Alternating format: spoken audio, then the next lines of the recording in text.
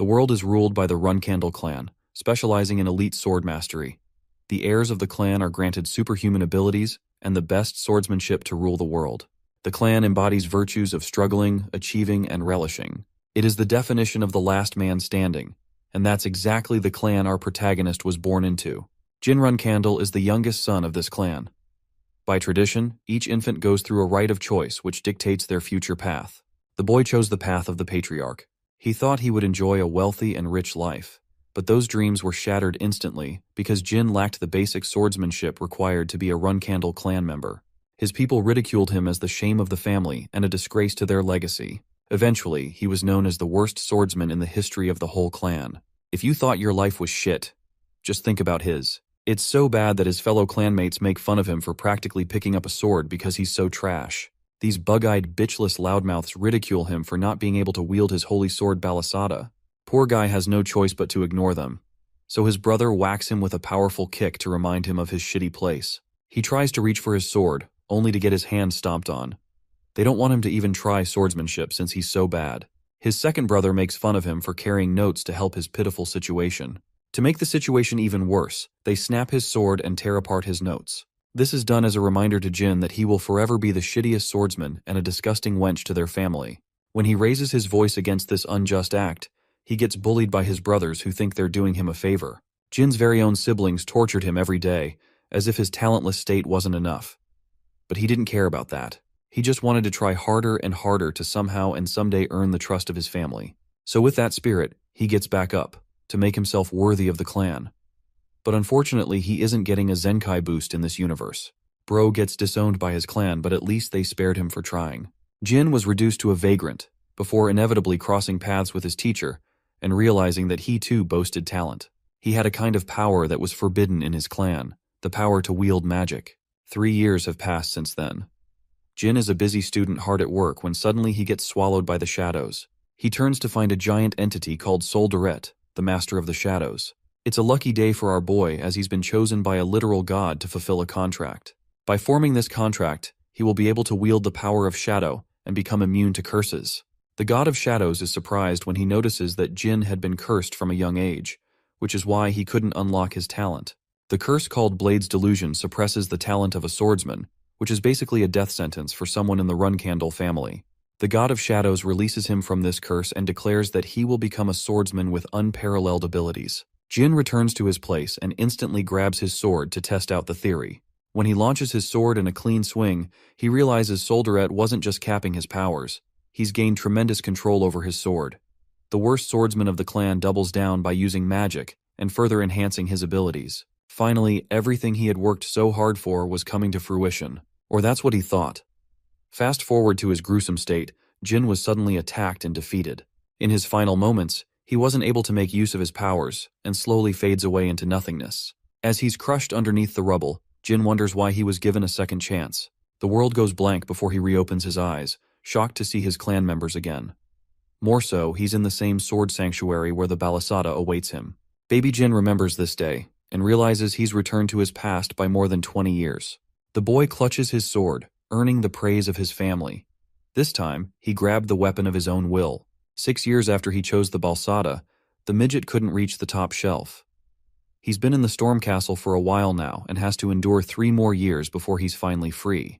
The boy feels caged when suddenly, one of the maids is horrified to find a dead bird in his room. Jin assesses the situation, realizing only 2 people could do something so audacious and brutal. The 2 people in question are his snickering brothers, the brats who have no regard for the poor animal. Daytona is 9 years of age, while the white hair punk is Haytona, sharing the same age. While they're laughing at the bird, Jin feels sad. These 2 clowns ended up becoming murderers in his original life. Right now they're children. But even then they killed a poor bird to scoff at their own brother. The shitty yin-yang pair has no limits. They're trying to get a reaction out of Jin, ridiculing him for not wielding the Balsada. Jin prepares to speak when Haytona reaches to attack him. When his punch is blocked, even he is stunned. Because Jin isn't playing around as he launches a powerful counter in his face. He gives Haytona a thunderous beating to remember, and even though Jin is barely exerting his powers, he still beats the crap out of his brother. Finally, our boy leaves his bratty brothers with a warning to stay out of his way. Khan arrives, surprised that our boy has defeated both his brothers. Jin simply told him that they got into a fight with each other, resulting in their defeated condition. Of course, this is far from the truth. But still, Khan wants to take them to the doctor. However, Jin refuses against such an act. He takes them someplace else. Jin leaves them vulnerable to a heavy storm. It may be cruel treatment, but he believes it is necessary to teach his brothers the consequences of their actions. Khan is in no authority to question the young master's orders. Strangely, he senses an unusual, sinister aura emanating from the young master. Khan wonders if Jin deployed the use of mana.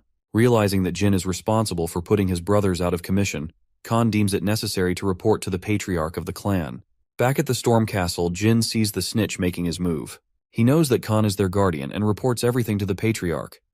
Jin concludes that he must have sensed the use of shadow force. In other words, the source of his powers after he made a contract with the god of darkness. It also implies that even in his second life, his latent powers of darkness are active, allowing him immunity against the curse he inherited in his first life. No longer subject to a curse, Jin has changed history as he will no longer be remembered as the worst swordsman. He's happy about that. His next obstacle is a confrontation with his father, the patriarch. After Khan's report, the patriarch tells the guardian knight to assemble the flag bearers. He senses the need to have a meeting with his son. With all 200 knights of the Runcandle family prepared, the legendary patriarch of the Runcandle family marches his return to the Storm Castle. Mary is surprised they were given a sudden order to assemble. Dyphus, her comrade flag-bearer, is also clueless. They were in the middle of an epic battle when it happened. Dyphus wonders if it has something to do with Jin. They can hardly piece together why it's necessary for the patriarch to see his son. Luna interrupts them both, gesturing to stay quiet. But Mary is still curious because she doesn't get all the hype behind Jin's specialty. Back at the Storm Castle, one of the maids informs Jin about the arrival of his father. The pipsqueak wonders what else the guardian knight told his father. He thinks that his father must be curious about the power that he used, since it's different from both mana and aura. The meeting is necessary to determine whether Jin's powers will benefit the clan or not. The patriarch arrives with his many knights, donning his beautiful blade. He demands both Haytona and Daytona to be summoned. After their summoning, he directly asks about their mistakes. The brothers try to act cheeky and answer that they didn't do anything. It was Jin who attacked them with a weird power like magic. But of course, they're only saying these words to trap their brother. But this level of manipulation isn't enough to persuade the patriarch, as he leaves both his sons with cold advice. Their survival in the clan will be short-lived with such a feeble mindset. He basically called them pussies, and then demanded Jin to be summoned. Jin stands before his father, Kiron Runcandel, the head of the family as well as the strongest person. So powerful, in fact, that he is classified as a divine star knight and a demigod. After reaching the heights of such power, Kiron's human emotions have been dulled. The only passion he shares is an obsession for his clan's greatness and prosperity. In his original life, Jin was treated like a nobody. He had nothing to impress his father, but in this life, the boy walks with confidence and stride, knowing that he can no longer be underestimated. He makes his entrance as the flag-bearers glance at the boy, kneeling before his father. Sieran questions why his son addressed him as the patriarch instead of his father. The boy responds that he thought it would be proper to address his father with respect. The Divine Knight proceeds to ask the same question he asked his brothers. Clenching his fist with frustration, Jin responds that their only mistake was revenge. He espouses the principles of the Runcandle clan to always take revenge, no matter the relationship. Hearing such words, Kiran commands the knights as well as the flag-bearers to leave the room. They're all shocked that Jin passed the patriarch's test. Mary is impressed by her little brother for earning a private meeting with their father. The door slams shut, as Kiran finally addresses the issue of magic. He reminds Jin that magic limits their potential for sword mastery.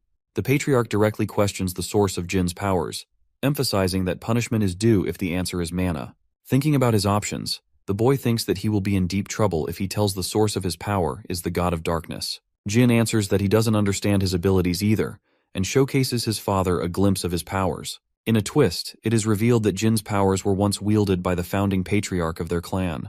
Sieran immediately takes note of Shadow Force, shocked that his son could not only wield Balisada, but also the Shadow Force. He wonders if it is Jin's destiny to become the next patriarch. Interestingly, Kiran already knows about the God of Shadows. He explains that Soldaret once made a contract with Tamar, who was the first patriarch of the clan, allowing their growth.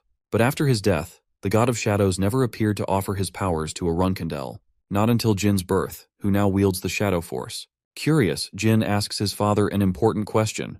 He wants to know if the God of Shadows is stronger than even him. Sieran thinks about it for a moment and claims that he doesn't know as he has yet to fight a god. But his words are laced with confidence, because only someone who is the most powerful man in the world can say something like that. Sharon likes his question and pats his son. He's proud of the boy and questions how Jin will use his powers. The boy confesses that he will use them for the prosperity of the clan. Kieran laughs as he sees through the boy's deception. He knows that his son is brutal, as he not only beat up his brothers, but let them suffer the wrath of a storm. That kind of answer was a blunder on Jin's part, so this time, he proceeds to give an honest answer, declaring that he will use the Shadow Force for himself. Sieran isn't frustrated with this answer, and even praises the boy for it. He would observe him for the time to come. With that, the meeting between the father and son finally ends. Jin is left exhausted but proud of the outcome. He no longer has to worry about concealing his powers, so it's a good outcome. The same boy remembers just how invisible he felt in his original life. But things were changing for the better in his new life. That night, his elder sister Mary brought him a special gift. She cooked him a nice meal as a parting gift. Jin doesn't remember her being so nice. When he opens the box, what lies inside is a burning heart of a phoenix. It's a crazy present to give to a 7-year-old boy, but Mary is just that kind of crazy. She's a flag bearer and a 6-star knight. She bears many names, but perhaps her most notorious one is the Mad Woman of the South. Basically, she's your average Hello Kitty girl but on steroids. This gift is an invitation to her brother to quickly become strong and challenge her someday. Devouring a phoenix's heart is greatly advantageous as it grants total immunity to fire and excels one's growth. Jin wonders if he can become strong enough to summon a phoenix someday on his own. The maid, Jilly, brings him the prepared soup. But before he could dig in, Jin's 2 bratty brothers are drooling over the meal. They want a bite out of it too, but aren't man enough to admit their intentions. Jin offers them a chance to eat the soup in exchange for a favor. The favor turns out to be an annoying job. Both Haytona and Daytona have to dig a hole to search for something. But these clowns are ready to risk it all for some soup. What rests underneath the ground is an incubation chamber that holds a body of a mysterious figure cloaked in darkness. After a fuckton of digging, the boys are finally done. They return in a wretched condition for their well-deserved soup. However, Jin has already finished most of it. He has left just a teaspoon's worth for them to enjoy. This dude is a savage. While his brothers are seething over his shitty tactic, Jin arrives at the site where they dug a hole for him. He's impressed by their work and thinks a simple spell should be able to penetrate what's left. Jin is glad as he can finally use his mana, shattering the hollow wall. Lo and behold, the secret library of the Runkendel clan, a place that was kept hidden from him in his original life. There's a passcode that lets you enter inside. Jin feels confident and utters his request to console Murakhan. The door opens after his chant. After dominating the world, the Runkendel clan preserved the relics of their fallen enemies. Only the flag bearers of the family are allowed to enter this area, and in his original life, he learned the phrase from Dyphus. It helped him unexpectedly in this life. But even Jin is surprised when he sees a murky figure preserved in a capsule. Seeing the man's scaly skin, he wonders if this creature isn't a human. Jin catches a sudden realization that this is the dark dragon Murakhan itself. According to the legends, the dragon was defeated by the first patriarch before falling to a deep sleep. Jin stands before the legend and tries to search for the ancient books. After locating them, he begins his research by learning the secrets of the Kungan clan. However, the words are too difficult for Jin. He wants to take the book with him, but it would risk getting caught. The boy takes out his materials, deciding to copy the content. Every day, he would study at home and copy from the library. One day, things became complicated. Someone else decided to come to the library at an unusual time. But this isn't just anyone. It's the dark dragon Murakhan who has suddenly awoken. Jin tries to remain calm as this monster is an ally of the clan. He tries to act polite with the dragon by calling him a dragon, but it goes to infuriate him as he viciously shouts at the young boy. Murakhan feels angered that he was reduced to a guardian for the Runkendels. He sulks at his current situation. The only reason he awoke from his slumber is because he sensed something from the boy. Murakhan is surprised to find remnants of Shadow Force lurking inside Jin. He claims that such a scent could only be produced by Soldere's contractor, so there's no mistake about it. Jin decides to test his luck and shocks him with a display of his powers. The dragon stutters before collapsing in defeat. He's disappointed to realize that the latest contractor is a pipsqueak. Murakhan is devastated to explain that he made a promise with the god of darkness, and because of that, his partner is apparently Jin. The dragon saves the explanation for another time. He decides to give the boy a proper introduction, as the monster manifests into its true form. Murakhan is an aide of the god of shadows, as well as the last descendant of the shadows. He made an oath a millennia ago. This gigantic beast has vowed to partner with the boy as he is Soldere's contractor. Jin introduces himself as the youngest Runkendel and greets the legendary dragon. The mountain where the storm castle stands was named after the legendary dragon, who reigned over the lands for millennia before losing a battle against the first patriarch of the Runcandle clan. It was clear that they weren't actually enemies. The contractors of gods are always assigned a guardian dragon, which is why people wondered about the disappearance of the dark dragon.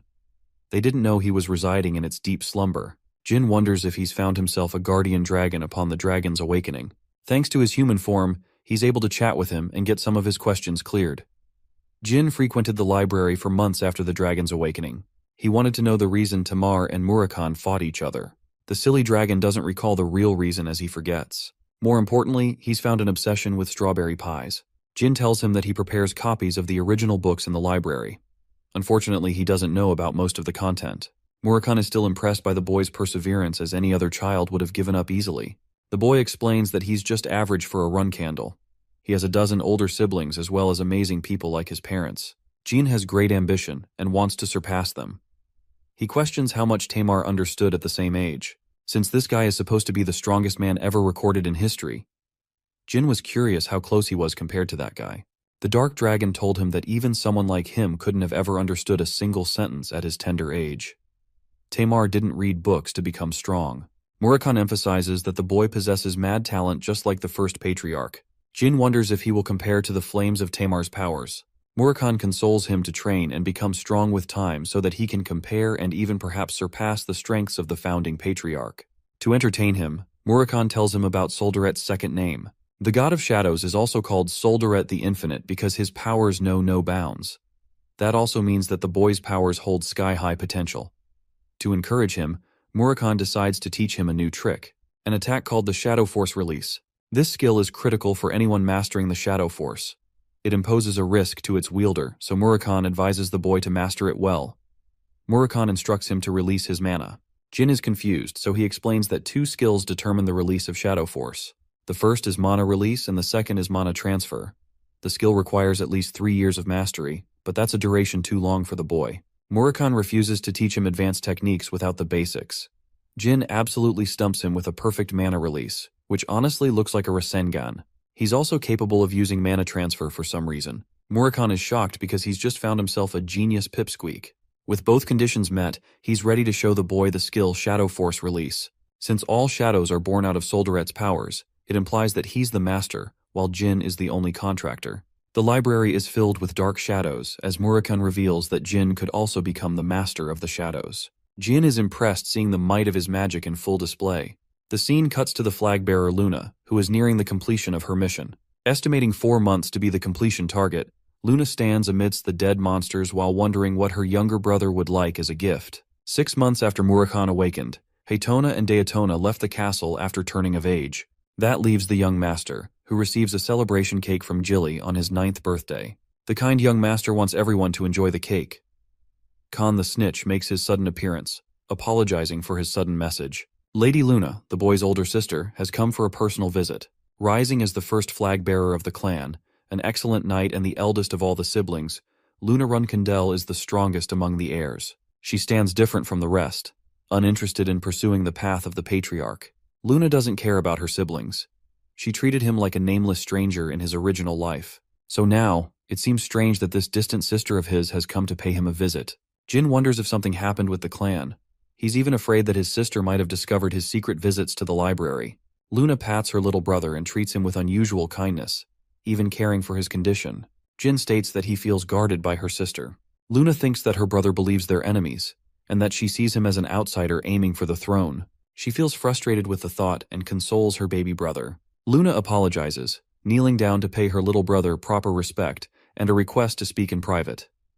Jin is stumped with such a request and meets her with a smile. When they're both alone, Luna states that she hurried home for an important matter. Since Jin's sudden rising, the rest of their siblings are keeping a strict eye on him. This means that they could act against the boy when he leaves the storm castle.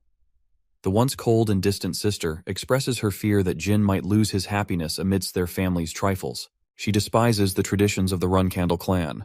Her words make Jin realize why Luna stopped pursuing the path of the patriarch. But she failed to mention such words in his past life. Jin wonders if he wasn't worthy in his original life to hear such consolation. But it's also because his sister is worried that Jin's siblings could threaten him soon. He forms his response, refusing to step away from the fight against his brothers.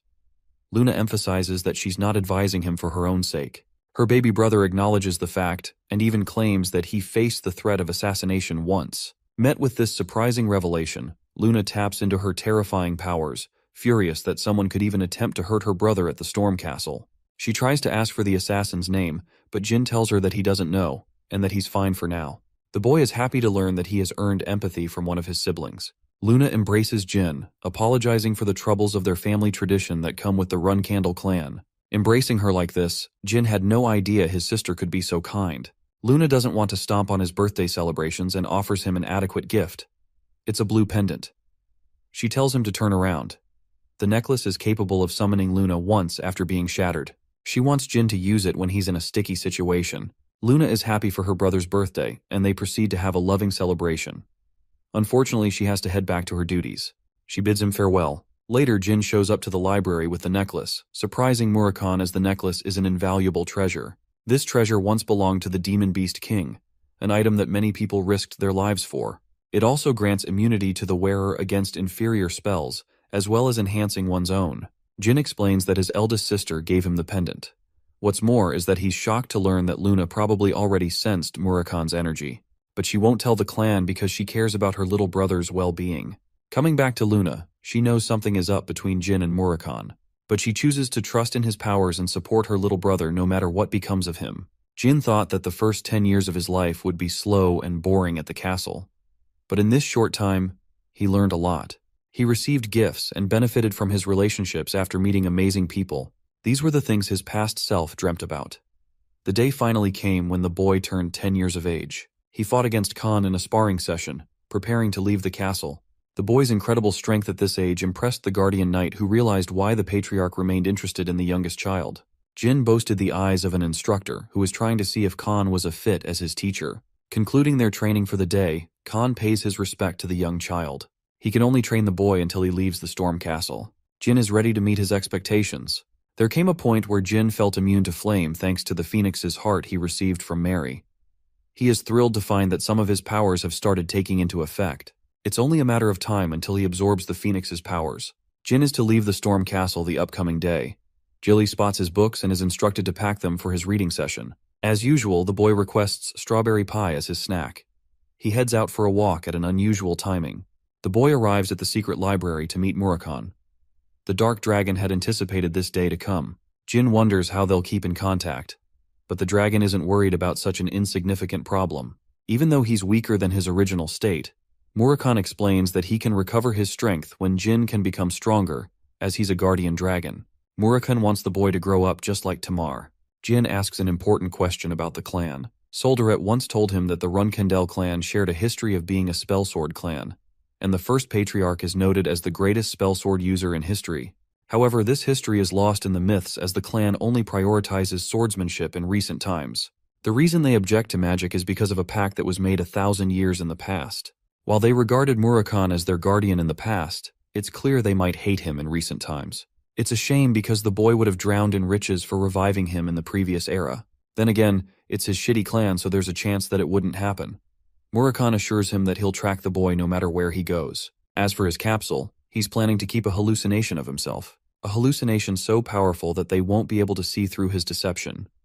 The hallucination isn't going to hold for long because of the dragon's waning powers. However, Murakhan plans to maintain the hallucination for until the time he becomes an adult. He's brought Murakhan a special treat for celebration. The Dark Dragon fawns over the invitation to get drunk and enjoy the party. He's even ready to become acquainted with Jilly if it means more strawberry pies. As Jin is preparing to leave for his clan's family home, he is warned how busy his life is going to get. Jilly can no longer service the boy with her delicious meals, but she's ready to serve him when the time arises. Jin is welcomed by the guardian knights Jerome and Holtz for his escort. They begin their travels. It's the end of the 18th century, as Jin finally leaves the Storm Castle to head to his family home, the Garden of Swords. They're met with heavy snowfall along the way. Unfortunately, they won't be able to use a portal under such a condition. Suddenly, the carriage comes to an abrupt stop as Jerome and Holtz warn Jin to stay inside the carriage. The carriage is under attack, but Jilly is confident in the strengths of the 7-star knights who will guard them with their might. However, they are outnumbered, fighting 20 men to 1. Jin realizes something critical and immediately tells her that they must leave as the Guardian Knights have secretly betrayed them.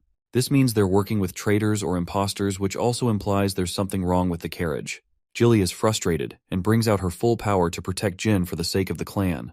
The carriage explodes as they make their narrow escape. Jilly wants to take responsibility for this incident, but Jin reminds her that more important things are at stake, starting with the fact that the people attacking the knights could actually be their allies instead of enemies. Jin is surprised that they let them escape, which causes much suspicion on their intentions. The Yuta clan, as well as the sorcerers of the Mytel kingdom, and the black mercenary group are all here to guarantee the boys' safety. After locating the two of them, Vice Captain Merca explains his duty to protect Jin. As for Jerome and Holtz, they're struggling to fight such a number. This is because they are imposters who aren't even 7-star knights. As they are surrounded by the group, the devious man states that he isn't going to say a word to a Runkendel servant. Jin, being cold as always, commands one of them to be killed to make the other one talk. Jilly charges with incredible speed, severing one of the men with her sharp attacks. With him defeated, she precisely slashes both arms of the second imposter, inflicting him immeasurable pain. With both his arms severed, Jilly stands the victor of the fight and drags him before Jin. They underestimated Jilly's protective powers. Despite being a maid, she is a loyal 7-star martial artist. Whoever targeted Jin's assassination should have sent higher-level knights for the job. The limbless punk warns them that the age of Runkendels will come to an end. Surprisingly, Jin agrees with him. Because this midget is so full of himself, he cares about making a name for his own good instead of the good of the clan. The imposter blurts out his association with Zyphals, a sorcerer clan that rules a big part of the world. They're the rivals of the Runkendel clan, and they only strive to reach mastery in magic. After Timar's death, the Zyphals clan forced them to sign a pact forbidding the use of magic. That ensured all magical powers of the family were permanently sealed. The Zyphal clan became the direct enemy of the Runkendels for more than 1,000 years. This clown imposter is one of their pawns. Jin doesn't think he's useful, so he lets Jilly handle the rest. The man is begging to be killed, but Jin isn't so kind. He's reflecting on what could cause such an attack. More importantly, the boy believes a Zyphal extremist attacked them instead of the clan itself. What's more is that Jilly was fooled by their disguise. It means someone else is involved in doing such dirty work. The boy offers his gratitude to the vice captain of the knights for saving his life. He's prepared to tell his clan everything so the man could be rewarded properly. Merca is stunned because the 10-year-old boy does not sound like a normal child. Thinking back on the boy's words, Merca wonders if Jin really wants to achieve the goal of becoming the best. He tells his men to behave around Jin. It is time to continue their journey. When asked about the imposter, Jin states that he wants his body to be a good reminder to his allies. Unfortunately, they have to travel 2 hours by foot to reach the nearest village. Jin doesn't want Jilly to share the blame of what occurred, as even Khan, who is a 9-star knight, failed to break through their deception. Jilly is still bothered about what happened and apologizes to the young master. For the Runkendels, their nanny is single-handedly responsible for taking care of the child. Jilly was the same in his past life, but unfortunately, they gave her slack for the talentless boy she was assigned to raise. Jilly was so kind that she never blamed Jin. She was expelled from the clan the same day he was, and even on that very day she apologized for failing him. She was the only devoted person he knew in his life. Jin wants to prepare her for the future to come. This woman can't stop blaming herself. So Jin takes a frustrated twist and emphasizes that she's the only trustworthy knight for his protection. Later, Jilly thinks about the boy's scolding. She recognizes that he didn't want her to feel bad. Fortunately, she's ready to perform at her best to impress him. Arriving at the village inn, Jin thinks that it's almost certain the Transfigurator got involved. Bubar Gaston specializes in exercising an ability of dragons called transformation. He performed a greater transformation ability than even monsters, allowing many crimes to occur throughout the world. Jin thinks that with that man's involvement, things could shape up to become problematic. He remembers Bubar's chaos coming to an end when he was arrested in his previous life. The boy wonders if he should try and recruit the man in this life, even though he was nearly assassinated by one of his schemes. Jin is exhausted and ultimately crashes in his bed. Jilly puts him to rest. When Jin wakes up, he realizes that it must be his harsh training taking a toll on his body. There is an annoying cat hanging around his window. My boy suddenly realizes that this dumbass is actually Murakhan. This dude turned himself into a damn cat to follow him around the world. Murakhan gets angry and hisses at him. Jin allows him to come inside, but he's still frustrated. He turns to his human form to scold the boy, but he's so clumsy the fool crashes into his desk. Jilly instantly barges in to check on Jin, and then she discovers the intruder. She's ready to kill this guy before our boy even has a chance to speak. Murakhan suddenly remembers it was Jilly who baked him strawberry pies. Basically, he's just found his lottery ticket. Jin is out here dreading his life. He decides to take the honest approach with her, introducing Murakhan as the guardian dragon of the clan. Jilly is utterly stumped and apologizes for attacking him. More importantly, she's curious why her nickname is Strawberry Pie all of a sudden. Jilly learns that throughout this time, Jin secretly had her bake pies for Murakhan. After a long explanation of what happened, Jilly is shocked to learn that the boy has the ability to wield magic and shares a contract with the god of darkness. She's actually supportive of his talents, which is why Jin decided to tell her everything. He emphasizes that his relationship with Murakhan, as well as the source of his powers, must remain a secret. At first, she trusts the guardian dragon, but after learning that he is clumsy enough to trip and fall, Jilly wonders if it's really a good idea to rely on him. They arrive at the portal, where Mirka's duty has come to completion. He is eager to explore the kind of person Jin will grow into. Mirka is curious why an excellent martial artist like Jilly left her clan to join the Run Candles. She refuses to elaborate and leaves with the boy. The staff at Mytel Portal learns that they're dealing with the high nobility of the Run Candle family. They allow them entry to first-class seats for a quick teleportation. Jilly shares her concerns for Jin's magic, as there isn't an excuse plausible to convince the Run Candle clan. The boy intends to keep the source of his powers hidden. Suddenly, he spots a noble mage of the Zyphel clan who is granted first-class seats as well. The noble shares his disgust openly, but finds himself fascinated by the cat. Murakhan is a gigachad as he slashes the pathetic noble, giving him what he deserves. The Zyphel noble is surprised that Jin is composed and quiet despite his provocative remarks. Varadine introduces himself and offers a hand to the boy. Jin remembers him. This man had gone on to become a gifted sorcerer and an incredible candidate for the next patriarch of their clan. Even though Jin also shares a talent in sorcery, his talent is next to nothing compared to Varadine. The boy is cautious of him and reminds Varadine that his men nearly pulled out their blades, and they would have been killed for that.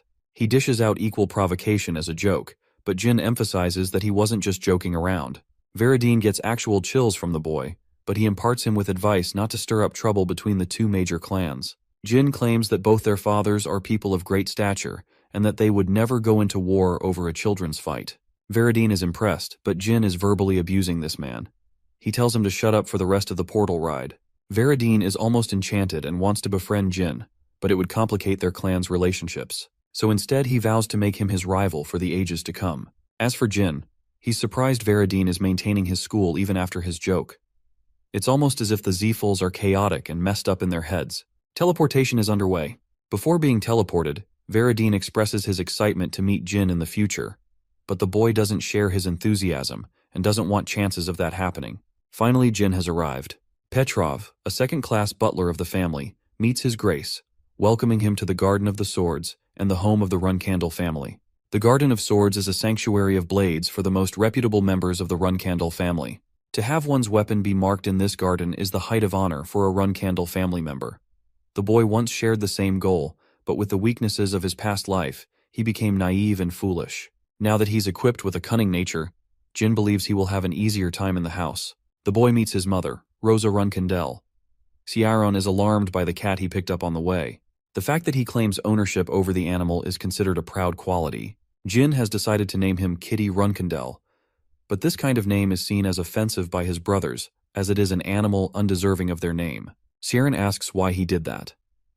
The boy counters that he wants to take responsibility for the cat, a creature that he claimed as his own. He wants to ensure he takes care of it, even though the Runcandle name is a heavy burden, as Jin will have to seek revenge should anyone bother his pet.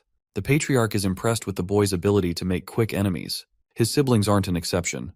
Jin emphasizes that he doesn't shy away from taking his enemies down. His father appreciates this kind of attitude and hopes his older siblings stay sharp and don't underestimate him. 4 years have passed since then. Jin is a 14-year-old classified as a 2-star knight. His training session is concluded with Garen, and his next training is scheduled with Luna. Jin doesn't want to share lunch with his family and prefers eating with the cats. Velop has brought him lunch. He's a commoner who is going to be expelled from the clan soon. Interestingly, he's so calm and always praises Jin's mightiness. Our boy tells him to stray away from the path of humility, as he often gets looked down upon. Jin encourages him to take some pride in his abilities, since he's also a Runcandel cadet. Velop sulks as he's got the lowest grades and his swordsmanship is trash. On the other hand, becoming a cadet of the Runcandel clan is a feat in and of itself. He might have the worst grades, but he's better than average. Jin really wonders how a meek and introverted boy like him could become a dangerous enemy in the future. What's more is that he ended up taking his own life. Velop's life might face a similar end. so Jin wants to prevent that future from occurring. This time he's hell-bent on making sure he stays in the clan. Later, the young master is assessing his current abilities.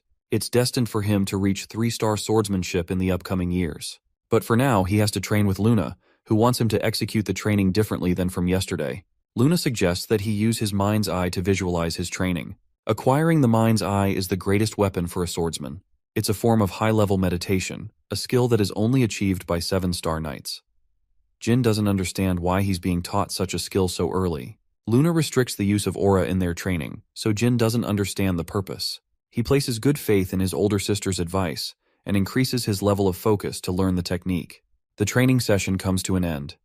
Luna thinks that Jin's focus is impossible for a knight at his level. It's only a matter of time until he unlocks even greater power. The scene cuts to a sparring session. It's an important day for Jin. If he beats all 10 cadets, then he will be able to join the intermediate class. While the young master is confident, his friend Velop is a nervous wreck. The coach instructs the cadets to spare 3 times going against different partners. Only the top 10 best fighters will face Jin. The competition begins with each cadet displaying a good level of swordsmanship. With the 10 cadets decided, the remaining fighters are left to be seated. Jin prepares to face them, and his most impressive record to date was defeating 8 fighters in a row. Jin is most worried for Mesa Milcano, the top brass of the cadets. This match will determine everything. She dashes to attack him, and Jin barely blocks, sensing that she's gotten even stronger since their previous battle. The real problem is that he has 8 more opponents to beat after defeating Mesa. She's overwhelmed by his choice of using simple moves instead of adopting complex variations. Mesa suddenly realizes that Jin is looking down on her. Offended by this treatment, she lunges to unleash more of her power. Mesa is determined to beat the young master. She lunges for a decisive strike, but Jin shatters her blade and remains the victor of the fight. Mesa is stunned that Jin was able to strike the same spot, making her sword chip and shatter. They have comparable strength and stamina, but it was his precision that crowned Jin the victor of the fight. Mesa declares that she will continue her training to impress him in their next fight. Though he's faced with 10 cadets, Jin is glad to have defeated Mesa and instills a sense of hopelessness among them. He quickly defeats the 10th cadet, fulfilling the challenge. As his reward, he will join the intermediate class next year, receiving actual training from a true run candle. Though the training session has concluded, Jin states that he wants to fight against a final cadet. He shouts Velop's name and calls him out to fight. The introverted nervous wreck refuses at first, but Jin reminds him that his time in the clan will be short-lived if he keeps up the act. Jin states his intentions to crush Velop in the fight. Fidgeting his way to the battlefield, Velop barely has the confidence to wield his weapon. He wonders if this is punishment from Jin, who claims that this should be an easy fight for Velop since he's tired after facing 10 cadets. But even then, Jin is confident that he can overpower the weakling. Without wasting another word, Jin dashes to beat the shit out of him. He's barely able to block the heavy attack. Jin is impressed by his parrying. Velop tries to hold on, but Jin isn't being kind with his attacks. He's giving him hell with his strength, stating that he could have even killed Velop with his last attack. He's given a second chance to redeem himself. Velop gets back on his feet, but something is different about him. A golden aura envelops his body as he's about to launch a deadly attack. Mesa alerts Garen that Jin's life is in danger. The young master commands everyone to keep this fight a secret. He wants Velop to use aura to heighten his abilities. Velop charges with his full strength, believing that he will defeat Jin in his weakened state. Even though Jin blocks his attack, his blade is shattered from the impact. He always knew about Velop's hidden potential, but Jin was completely unaware about his talent for casting aura. Even with his blade shattered, Jin counters with a heavy slam and catches Velop in a headlock. Finally, he lets go, surprising him with an act of mercy. Jin chooses to be honest, telling his friend that he didn't want to fight him like this. Even though he knows nothing about Velop, he wants him to become strong on top of his kind heart. Because in their clan, kindness isn't enough to survive. The young master shows a gentle side to himself, asking Velop to get along with everyone by becoming strong and protecting his beliefs. It's lunchtime. Jin decides to fetch them both a meal since it's usually Velop who brings them food. Sieran is shocked to receive a report from Khan about Jin's recent act of consideration for Velop.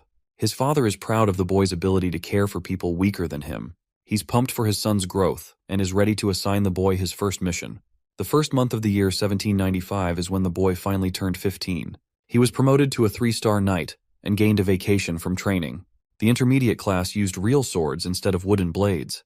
Each blade was handcrafted for every cadet, so some had to get their weapons made. Jin was also looking for a weapon, and more than him, Luna had been eager for this day to come. She was the one who would pick his weapon of choice, as she begged him to do so. Her baby brother trusts her choices and thinks she'll find the perfect weapon.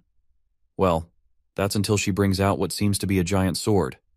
Even Jin is shocked. Luna states that she once used the same weapon at his age. She even came up with the design, and it's her prototype for her main weapon. Jin, however, has a difficult time accepting her choice.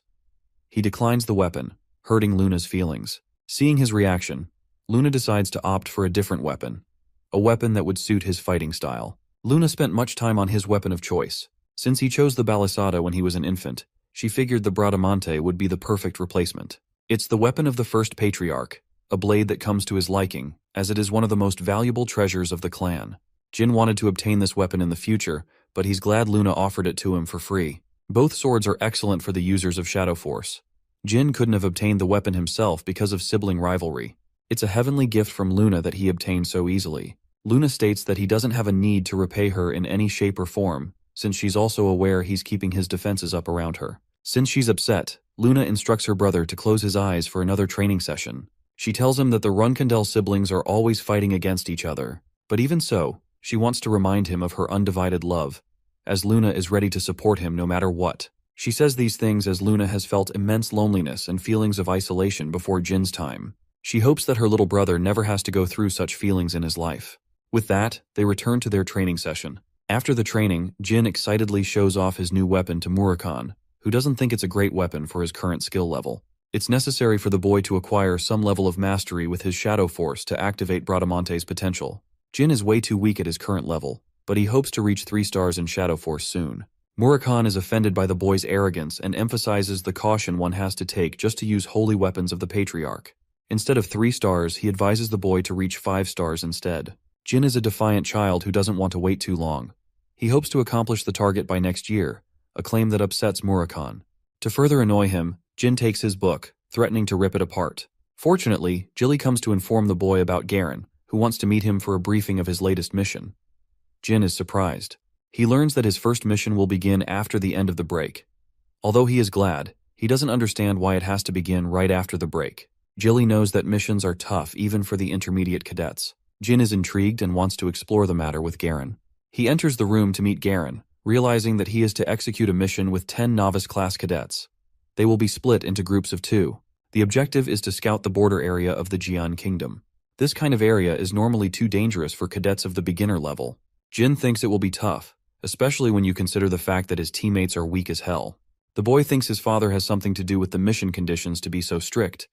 He wonders if Velop is related to the matter. Nevertheless, the boy is prepared to prove his skills to the Divine Star Knight, proving that his resolve is harder than steel. 4 days passed.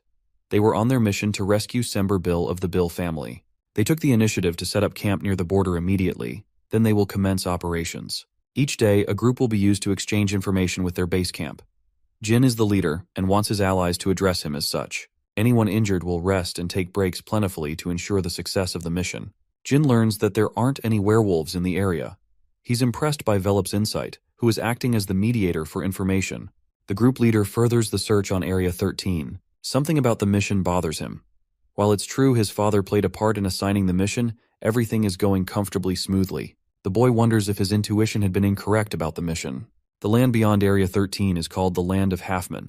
It's a dangerous area well beyond the skill level of the novice cadets. Jin wants a smooth victory instead of exhausting his resources. Suddenly, Velop comes with a striking development on the situation. Jin receives the alarming news of Group 2 succumbing to an enemy attack. He immediately prepares to move, and learns from Velop that they were attacked by 3 human assailants. It's possible there are more than 3 enemies. Jin tells his subordinates to return to the base camp. He leads the charge against the enemies while reducing their intentions. There are many questions troubling Jin, but he's prepared to exact his revenge against the enemy. Traces of blood terrify Velop. He fears Mesa's group got annihilated. However, Jin thinks there is hope as there aren't any pieces of flesh around. It's possible only one assailant is attacking them. Jin comes to discover a bloodied bandage. With this discovery, he deduces that Group 2 switched tracks after sensing another threat near the vicinity. He wants Sierra to go with Eddington and David, while Jin is to pursue Group 2 with Velop. They both manage to find Group 2 fighting against their enemies, but Mesa is nowhere to be found. He commands Velop to attack the one on the left. Jin coats his weapon with Shadow Force, increasing its attack potency. He launches the blade, instantly killing one of the assailants. As for the second, Velop launches his attack, but Jin is quick on the draw and slashes him from behind. With that, both assailants have been defeated. Jin learns about Mesa's capture. He gives the assailant two choices, both spelling his doom. This terrifying 15-year-old is ruthless and promises to kill every person the assailant has ever known. The man doesn't want his family to face doom, so he spills information about his connection to the Kinzalo faction. They're a terrorist group who became responsible for killing the king of the Jian Kingdom in the original timeline. Under the guise of revolution, they wear a secret intention to conquer the world. Jin inquires about their intention. Unfortunately, the assailant is one of their underlings, so he doesn't have much information about their main base. He tells him about a different base that houses 20 martial artists and sorcerers. As for his final question, Jin wants to know why they kidnapped Mesa. He learns that it was their order to capture the female cadets for a political goal.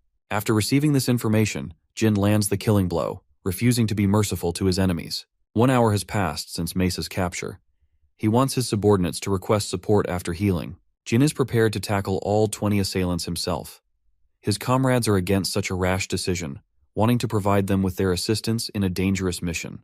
Jin emphasizes that it is his duty to protect the people of his clan. He believes in his strength to complete the mission, and doesn't prefer entertaining objections to his orders. Jin instructs Velop to be in charge in his absence. With that, the group leader dashes to save Mesa, hoping to reach her before it is too late. Jin has to defeat competent enemies stacked against his skill level. It's true that he's strong, but he's not strong enough to defeat all of them alone.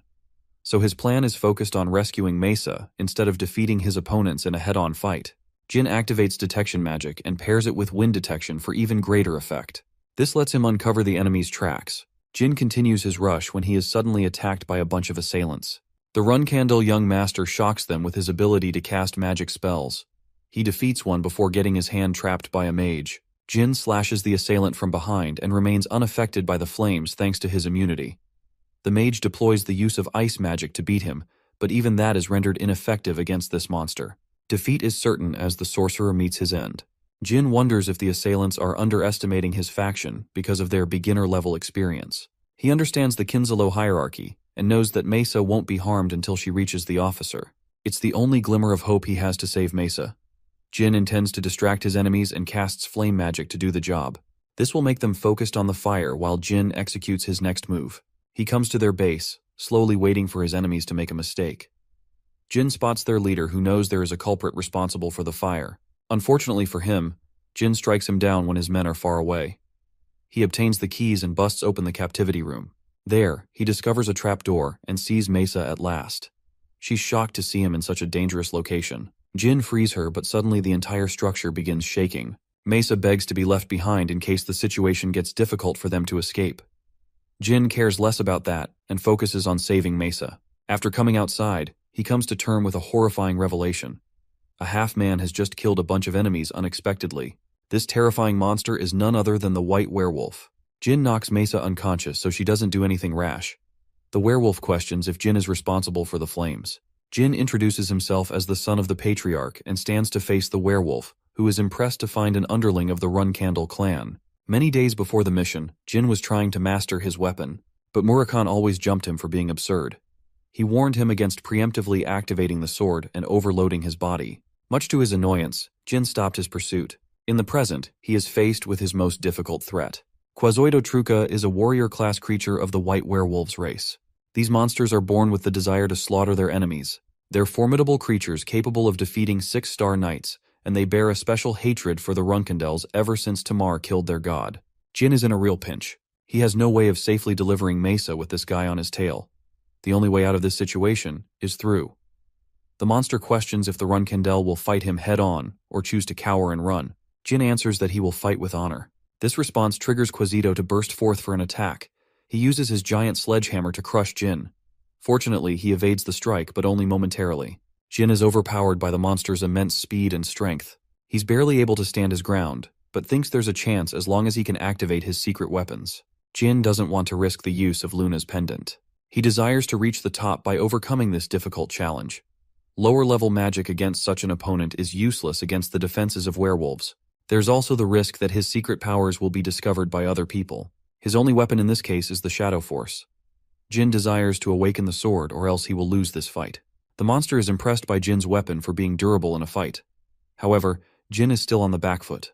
Clutching the sword in his hands, he tries to activate its power. Then suddenly, in a beam of light, comes the ascension of the blade that blinds the werewolf's sight.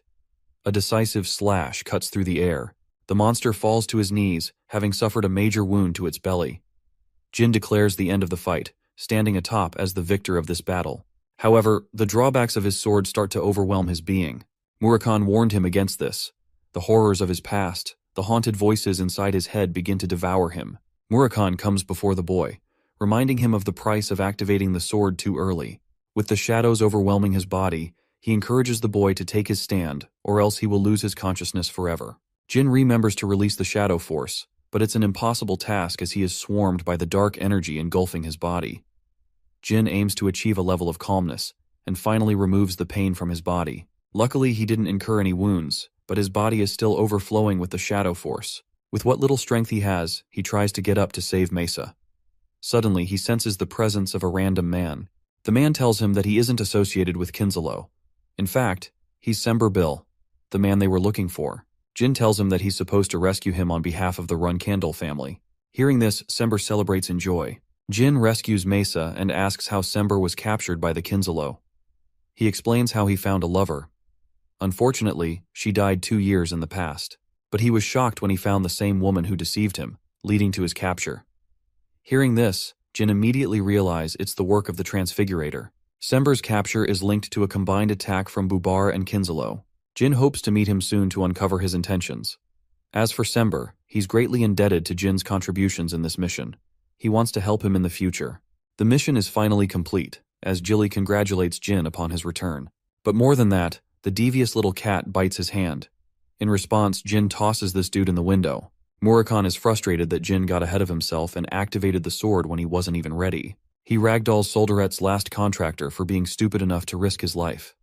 Jilly tries to intervene, but he shuts her down too. Jin counters that he didn't want to waste his pendant, especially when there are more powerful enemies waiting for them. More than that, he's curious how Murakami was able to tell about the sword's awakening. It's because Jin's growth in Shadow Force shot up by activating the sword. Shadow Force overload is no easy task. 9 out of the 11 users succumbed and crumbled. The only ones that didn't are both Murakami and Jin. Still, he fears having to go through such a terrifying level of pain.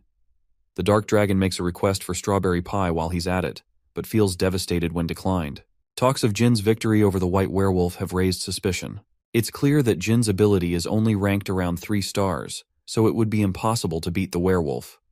Anna theorizes that the monster he faced must have been weaker than him. However, Miu doesn't buy that explanation. The both of them turn to the Tona twins for an explanation. They wonder if Jin truly defeated the monster out of his league. There's also the part where he's now in the intermediate class, which means both Haytona and Daytona are going to eat shit. Miu and Anne find their situation hilarious. Anne glares at them, giving them a sharp warning if they were to lie. The brothers confess that they're deathly afraid of Jin. Anne is prepared to help these clowns through their slaves. The intermediate class thrives on the survival of the fittest. Only the best of the best remain from cadets of 3 stars to 5-star levels. As for both Anne and Miu, they've made a bunch of these cadets as their very own slaves. They're ready to deploy them to Haytona and Daytona to beat Jin. The perspective shifts to our boy, who has reached 4 stars in Shadow Force as a result of completing the mission. There's an imminent risk of using his full powers, so Jin wants to reach 6 stars swordsmanship within the next few years of his life. He hopes to become an exceptional swordsman before climbing to rank 7 as a master. However, the strongest swordsmen are all 8-star knights or above. In fact, there are only 100 brilliant knights of such level on a continent with a population of 2 billion. But there's even more, one class that exists beyond even 10 stars. The divine star level of the patriarch Tieron, who has achieved the strength of a demigod. That's his goal. Jin aspires to climb the heights of a divine star knight to surpass his father. But for now, his current objective is to deal with the intermediate class. The Tona twins are going to pose him much trouble aside from the rest of his siblings. The novice class was easy and supportive because they were newbies. But when it comes to the intermediate class, things are different. The only measure of strength is power and skill. Jin's objective is simple. He will dominate the intermediate class and make his mark. He is summoned to a meeting with his mother, who congratulates him with the completion of his first mission. At the same time, she learned from her butler that Jin refused to stay in the new room. The special room is designed for the people who will become the patriarch. The room has been empty, so she wants Jin to use it. However, her son declines the offer, stating that it's just a room and that he doesn't fancy spacious rooms. He's satisfied with what he has. Hearing this answer, she tells him to take his leave. Rosa is confused about the ambitions of the boy, not understanding if he is full of ambition or devoid of it. It was clear that he would have been treated with brilliant support after acquiring the room, but at the same time, Jin would become the target of his siblings. The offer was a test, and our boy aced it to his mother's expectations. Jin returns to inform the novice cadets about factions that are linked in an intermediate class. Since these fresh cadets will be considered a part of Jin's faction, they're going to face scrutiny and harassment. But their leader isn't going to sit around and watch. He hopes to conquer the intermediate class immediately. As caution, Jin advises them to stay on their guard and be always accompanied by an ally. The following day, Jed Runcandle, an experienced 8-star knight as well as the younger brother of the patriarch, offers his speech to the cadets who are promoted to the intermediate class. Jed will not be involved in any serious events and exists only to evaluate their swordsmanship. He roars his message to remind the newbies of their cold motto. Strength is the only thing that matters, so anyone weak will be discarded from the clan. Jin senses that this is an attempt to intimidate the freshmen. He spots the Tona twins, and also spots an unusual-looking warrior next to them. For some reason, he guesses that Anne and Miu are operating from behind the scenes to intimidate the newbies. Mesa observes Jin, who is walking straight towards the Tona twins. He takes out his blade and slashes the man right next to them. To everyone's utter shock, the man loses his arm as Jin hopes to emphasize to his enemies that he's the one in control, instead of the other way around. When asked for his name, the cadet introduces himself as Kazin Romero. The Tona twins try to interfere in the matter, but Jin shoots them a warning to remember. One of the brothers gives in to anger and accidentally blurts out the cadet's allegiance to his faction. This is exactly what Jin was looking for. He further provokes them by stating he had a petty reason for slashing the man's arm. War between the Runcandle siblings has already started. Jed realizes that the twins' trap worked against them. With Kazin's allegiance to their faction, Jin's act is no longer seen as a selfish mistake. Instead, it is considered the War of Ranks, a tradition of the Runcandle clan. Right this moment, Jin shouts his name loud and clear, reminding the intermediate class that he will not hesitate to cut anyone down if they prove to be hostile. But this level of defiance has pinned him against the 8-star knight. His uncle Jed is infuriated by his words. Jin states that he's contesting the decisions of Jed. Offended, the 8-star knight materializes his weapon, vowing to kill the boy if his reason lacks conviction. Jin responds that Jed is responsible for leading the immediate class. He could realize from that moment that he is perpetrating the attack. Hearing this, the powerful knight thrusts his blade against Jin's face, grazing him as a warning. The young master emphasizes that he didn't feel offended. As for why he didn't contest Jed in a head-on match, it was clear that he would lose, else he could have attacked him from the beginning. Jed reminds the boy that he's unafraid of cutting him down, even if he is the son of the patriarch. Jin responds, prefacing his bravery, as though his opponent is far stronger than him. A Runcandle never backs down for his honor. Jed laughs at his words, but in a way finds them pleasing enough. He acknowledges Jin's place in the Runcandle clan, and reminds the young cadets of the best example of what a Runcandle is actually like. The session is at last dismissed. Jin walks away, but departs with a piece of advice for the Tona twins. He reminds them that there will come a time where they will fear him more than their older siblings. Back in his room with Murakhan, Jin tells Jilly about the War of Ranks. He's certain that Miu and Anne are secretly manipulating the strings of their conflict from behind. Jin slashed Tae Cadet, who stepped out of line. He was a man who was once part of Anne's faction, but somehow joined the twins' faction. It's impossible for them to have 5-star knights in their group, since the leaders aren't supposed to be weaker. Jilly fails to understand Anne and Miu's intentions, but the boy is glad that he's being seen as an enemy and a rival. They can abuse their power to manipulate the difficulty of his missions to ensure Jin fails. But apart from that, there's not much they can do, since Jin is capable of fending off their threats in individual operations. That's exactly what Jin is intending to do. Since he knows he will be forced to handle difficult missions, it will allow him to stack a number of wins and become stronger. He can also take Murakhan along for safety measures. Jin has a different role for Murakhan. The following day, the Tona twins and Jin share a meeting with their uncle. They are informed about the special training privileges they will receive as Runcandle pureblood heirs. The training will be difficult, but it will embody the character and motto of the Runcandle clan. The Runcandle's fighting style is deprived of standard swordsmanship. They have special moves reserved for flag bearers to learn. Since their fighting style is mostly unorthodox, it sets them apart from other clans. Jin predicts that it's because the physical abilities of the Runcandles are unique. The bloodline of these swordmasters allow them God-given talent for sword mastery. It's in their blood to be born with such special ability. Compared to that, Their training will be focused on simple movements. The task is to hold a steel ball. Jin senses that there's something inside. The steel balls are called singing stones. They generate specific sounds upon each strike. Jed demonstrates by striking the steel ball, which produces a sharp clang, deafening their ears. Then, the Commander Knight strikes a second time, but there's a twist. A beautiful melodic sound is created. Each sound depends on how hard the ball is struck. The objective is to strike perfectly to release a beautiful sound with each strike. Jin realizes that this is the most effective form of training for the run candles. But even so, it's still too easy and simple to be called a secret training method. Jed attempts to produce the third and final sound. Jin is curious. The blade hits the stone when he suddenly realizes the effects. Jin pushes his brothers away as the steel ball explodes to oblivion. The Tona twins are shocked while Jed is impressed by the boys' sharp senses. The stones will always explode when struck with too much power. This basically means their lives are at risk in the name of training. Jed explains that all of their previous siblings experienced the same effects of the explosion. Jin wants to know how Luna was able to dodge. Jed explains that she didn't even try to dodge and succumbed to the destruction of the blast. But she was so powerful in her defenses that it didn't even hurt her. This response leaves not just Jin but also his brothers completely speechless. The power of having a cracked elder sister. Jed assigns them their mission, which is to train until they can create the beautiful sound at will.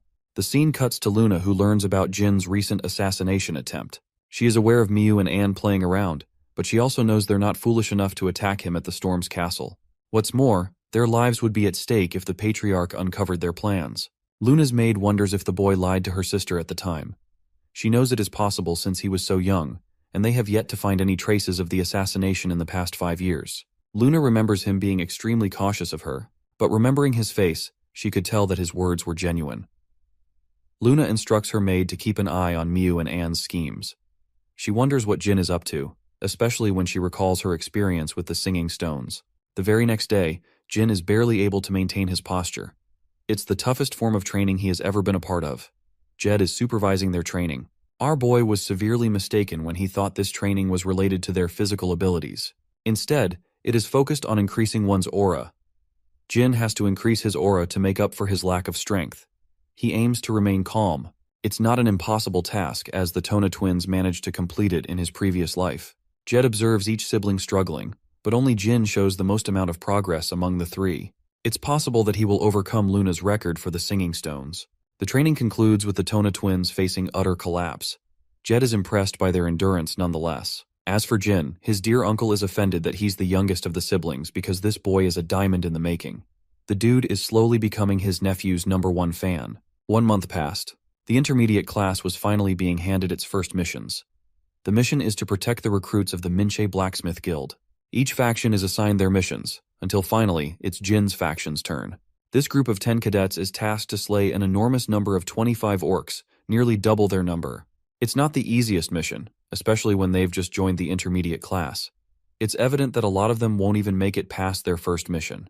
The other factions make fun of Jin's group, just like he predicted they would. Mesa stops her comrades from arguing, demanding that they maintain their composure as Runkandels. They have no choice in the matter of choosing their missions.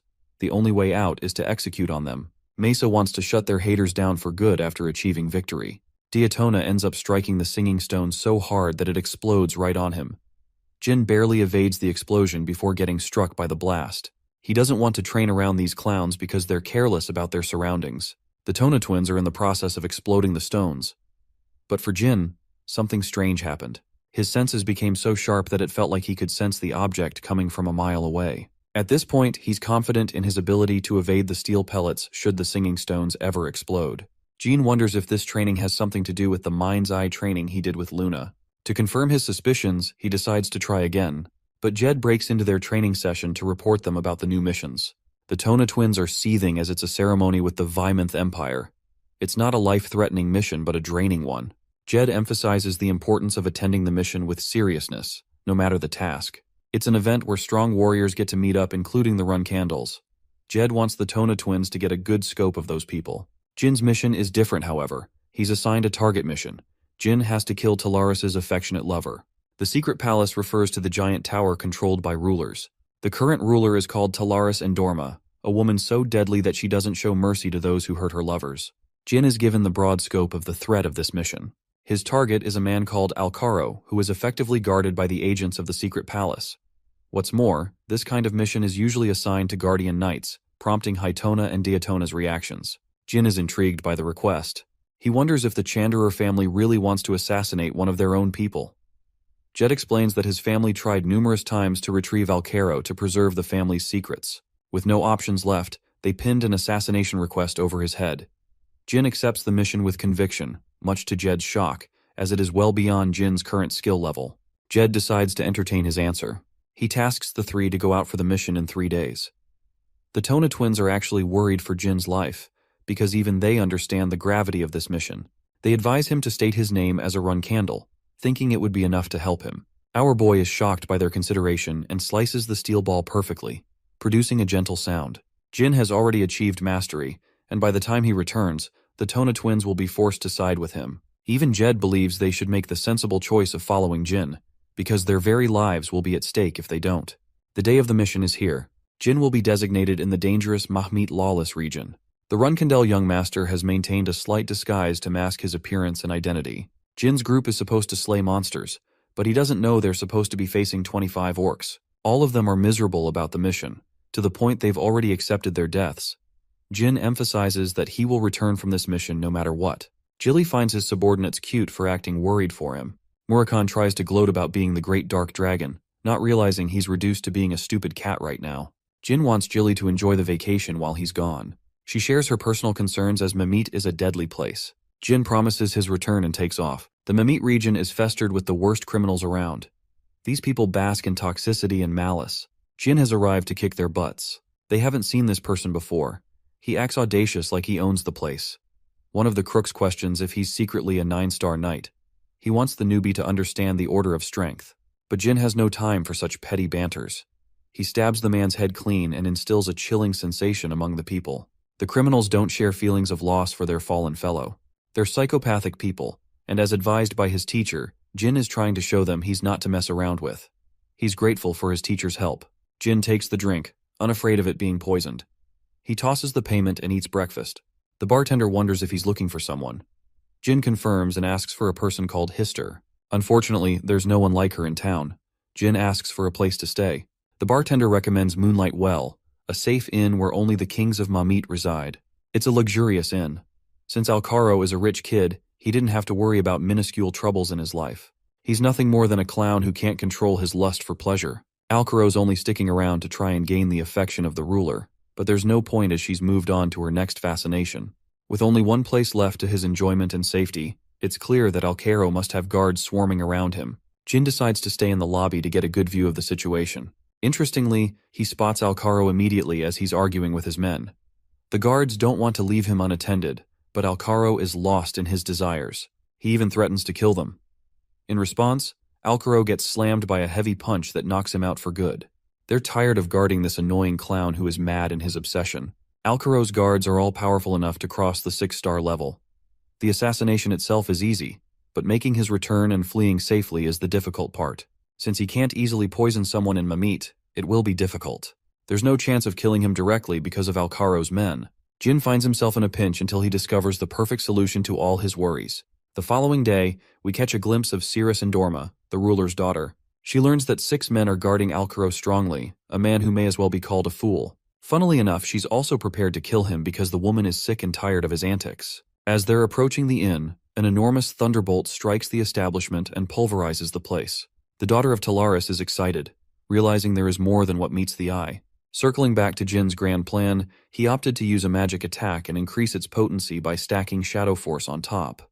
This would help create a powerful 6-star magic spell, strong enough to assert the idea that they're being attacked by a powerful mage. No one would suspect the boy, especially when the greatest prodigy of sorcery, Veradine Zyphel, also just reached 6-star level. Jin has to ensure the attack came from outside, which is why he decided to go for a lightning-based attack.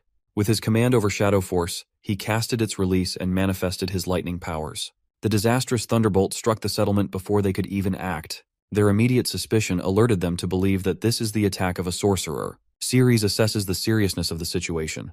She wants to protect her guards even if the scumbag died. But the moment they try to get close, the thunderbolt sends them flying back.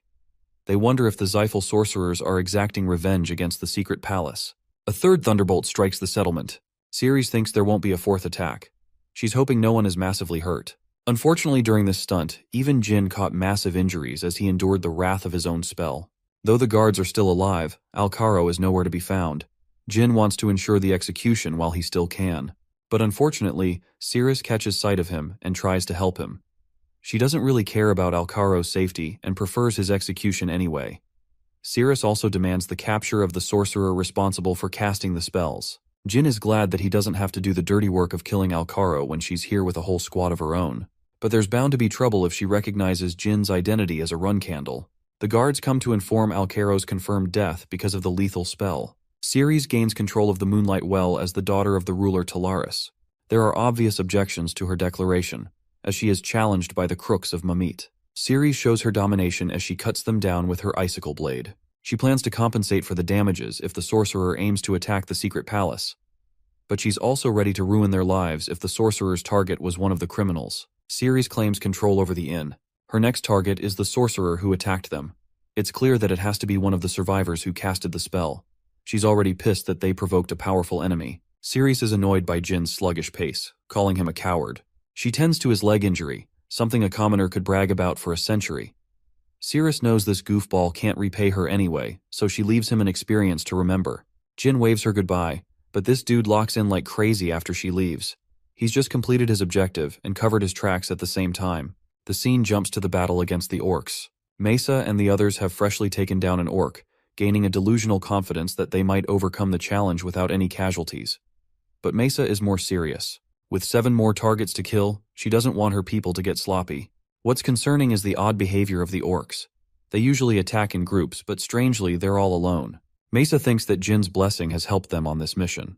While they're focused on completing the mission, Murakhan is glad that he'll finally be free after this. It's actually pretty easy as to why the orcs are behaving this way. Murakhan threatened to kill them if they did otherwise.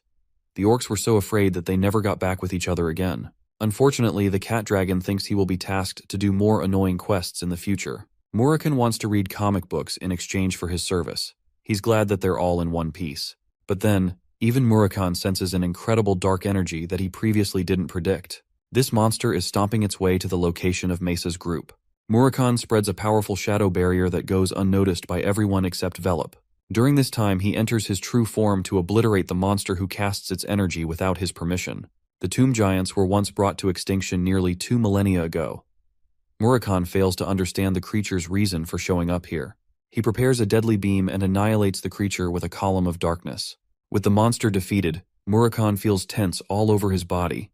He hasn't used this much power in a long while, but he's confident the Xiphals have something to do with the tomb giant's sudden appearance. These strange coincidences riddle him, but he's uninterested in informing Jin about the situation. Murakhan understands that there will come a time when Jin will face the Xiphal clan. The scene cuts to the Transfigurator, who is utterly shocked that his creation, the tomb giant, was instantly destroyed. He's frustrated at the outcome. But Bishkil is concerned about an even more pressing matter. The Shadow Dragon became responsible for destroying the creature, as if to warn them. Bishkek wants to meet with the Xiphals as soon as he can. Jed feels the weight of pride after Jin's fantastic return. It's a crushing defeat to the flag bearers responsible for assigning him an important mission. The intermediate class is dismissed as Jin catches up with his friends and learns they also succeeded in their endeavors. Most of the intermediate class knights are jealous that a pureblood run candle is armed with godly luck on his side. After all, they're hard stuck at their ranks. They make fun of Jin, who is a mere 4-star knight in their eyes. Despite his arrogance, they can't dent him because of his position as a pureblood. They're waiting for their next orders from Miyu and Anne.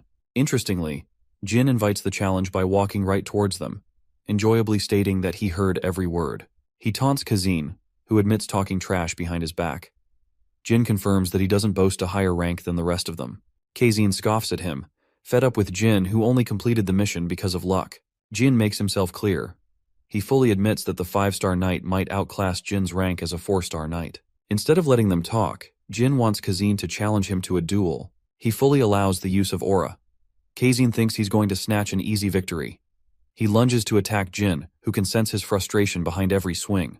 At the same time, Jin has experienced battle with far stronger opponents, so he's not feeling outclassed. Kazin tries to finish the fight, boasting himself as the stronger one of the 2 fighters. Jin blocks the attack but gets struck by his aura. Finally, he's able to keep up with the trajectories of his attacks. all possible combinations made with a sword. Jin is perceptive of every attack coming towards him. Thankfully, his opponent is fueled by rage, blind to his senses. With a clash of their swords, Jin prepares to end the fight with conviction. He hawks at his opponent for being predictable and bearing no chances of winning.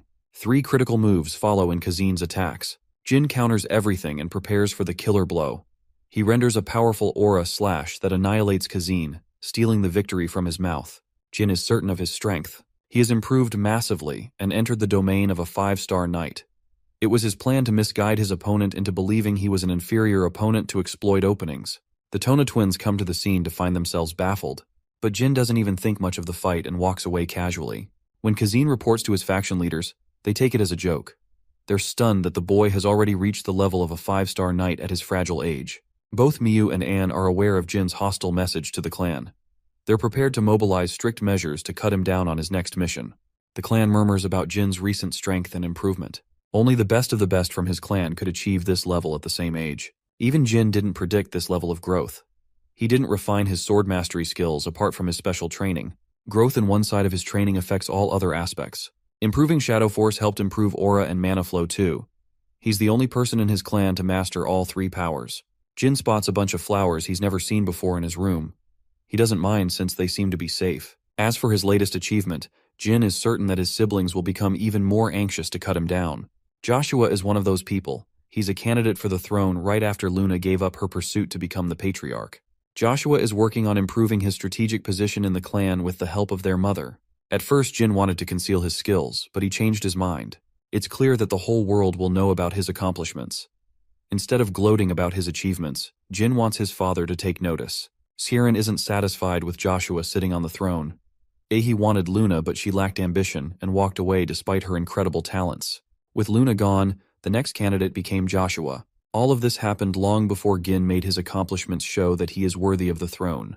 Jin is aware that his father will definitely test him with a difficult trial. What's more is that he might provide personal protection to safeguard Jin, in case he gets ambushed before the test. Thanks to his Kieran's intrigue, Jin will survive the wrath of his siblings. Knowing that a banquet will be hosted upon his father's return, Jin is expecting great things. A few days after this conversation, invitational letters from clans all over the world have come crashing in. Jin has maintained a peaceful life against the flag bearers. They don't want to risk attacking him while he's sharing the limelight. The Runkandel family reputation would be at stake in that case. Petrov suddenly comes rushing in with news of Jin's latest mission. Their mother is infuriated, disappointed by her children's actions. They were bold enough to send Jin right to his death by assigning him a mission in the Zyphal territory. Jin crashes the party with his appearance. Luntia, Ran, and Vuigo glance at their youngest brother. Their mother Rosa instantly cancels the mission, crushing both Anne and Miyu's plans. She roars at the scumbags who openly decided to plot their own brother's death. Miyu and Anne share extreme hostility, as if plotting their brother's death should be taken lightly. They're walking on eggshells. Conflicts were encouraged for the sake of competition when they grew up. They all had to face hardship while growing up during their time in the intermediate class. Rosa validates their concerns, confirming the necessity of competition. But at the same time, neither Anne or Miyu reached the achievement of a 5-star knight at a young age. Jin is literally built differently, basically. In other words, their mother does not want to lose an exceptional talent to their antics. What's more is that Luntia, Ran, and Vuigo are getting equal trouble for their involvement. They're punished by returning precious swords to the clan.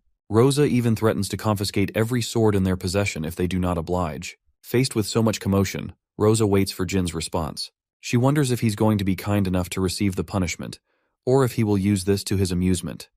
She wants to test the boy's resolve. Jin raises his voice, intending to take on the mission. Rosa is shocked that he fails to grasp the danger that comes with accepting the mission. The territory of Zyphals is terrifying, but Jin is confident of his victory.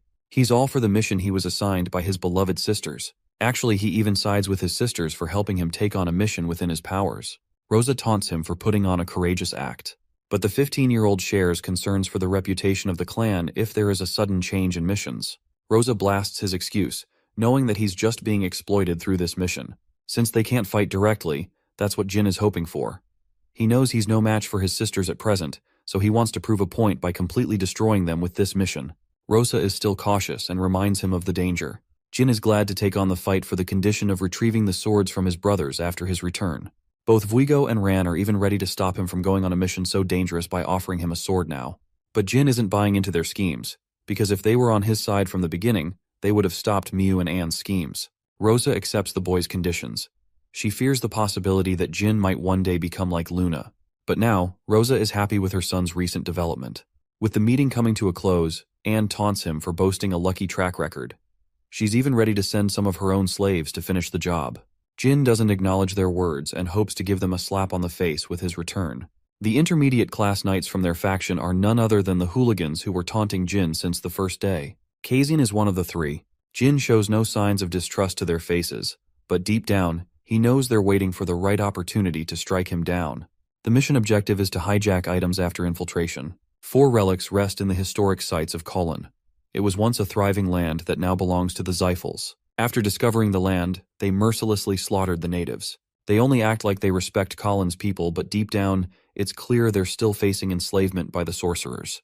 While the Xiphals generally try to play with reason, they are extremely cruel, and Jin knows from experience in his past life. Even the sorcerers were hunting a special relic in this land, a mirror that is boasted as a top-secret relic. One journalist was able to cover the mirror in great detail by investigating and testifying from Colin's people.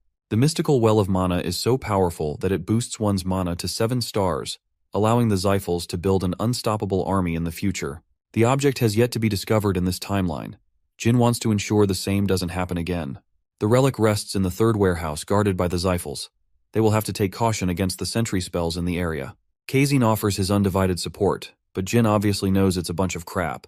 Kazin's men recommend keeping an efficient approach on the journey, but Jin has different ideas. He's not in the mood to play around, so he spikes their food with a sleeping drug. Their bodies flop to the ground. Jin thinks it was obvious they were trying to kill him from the start. He advances forth to finish this mission all by himself. Our boy immediately throws hands and sharply dodges the enemy's attacks. With 2 low-class fighters down for the count, Jin inspects the ordinary-looking lock. Jin cracks it easily to find a magic circle marked on the ground. Rumors suggest that only those with specific bloodlines can transport via magic circles. However, that technicality only exists for demons or humans. Jin slices the defeated guard's hand to extract the necessary blood. He could have used his own, but that wouldn't cover his tracks. The magic circle activates after coming in contact with the blood.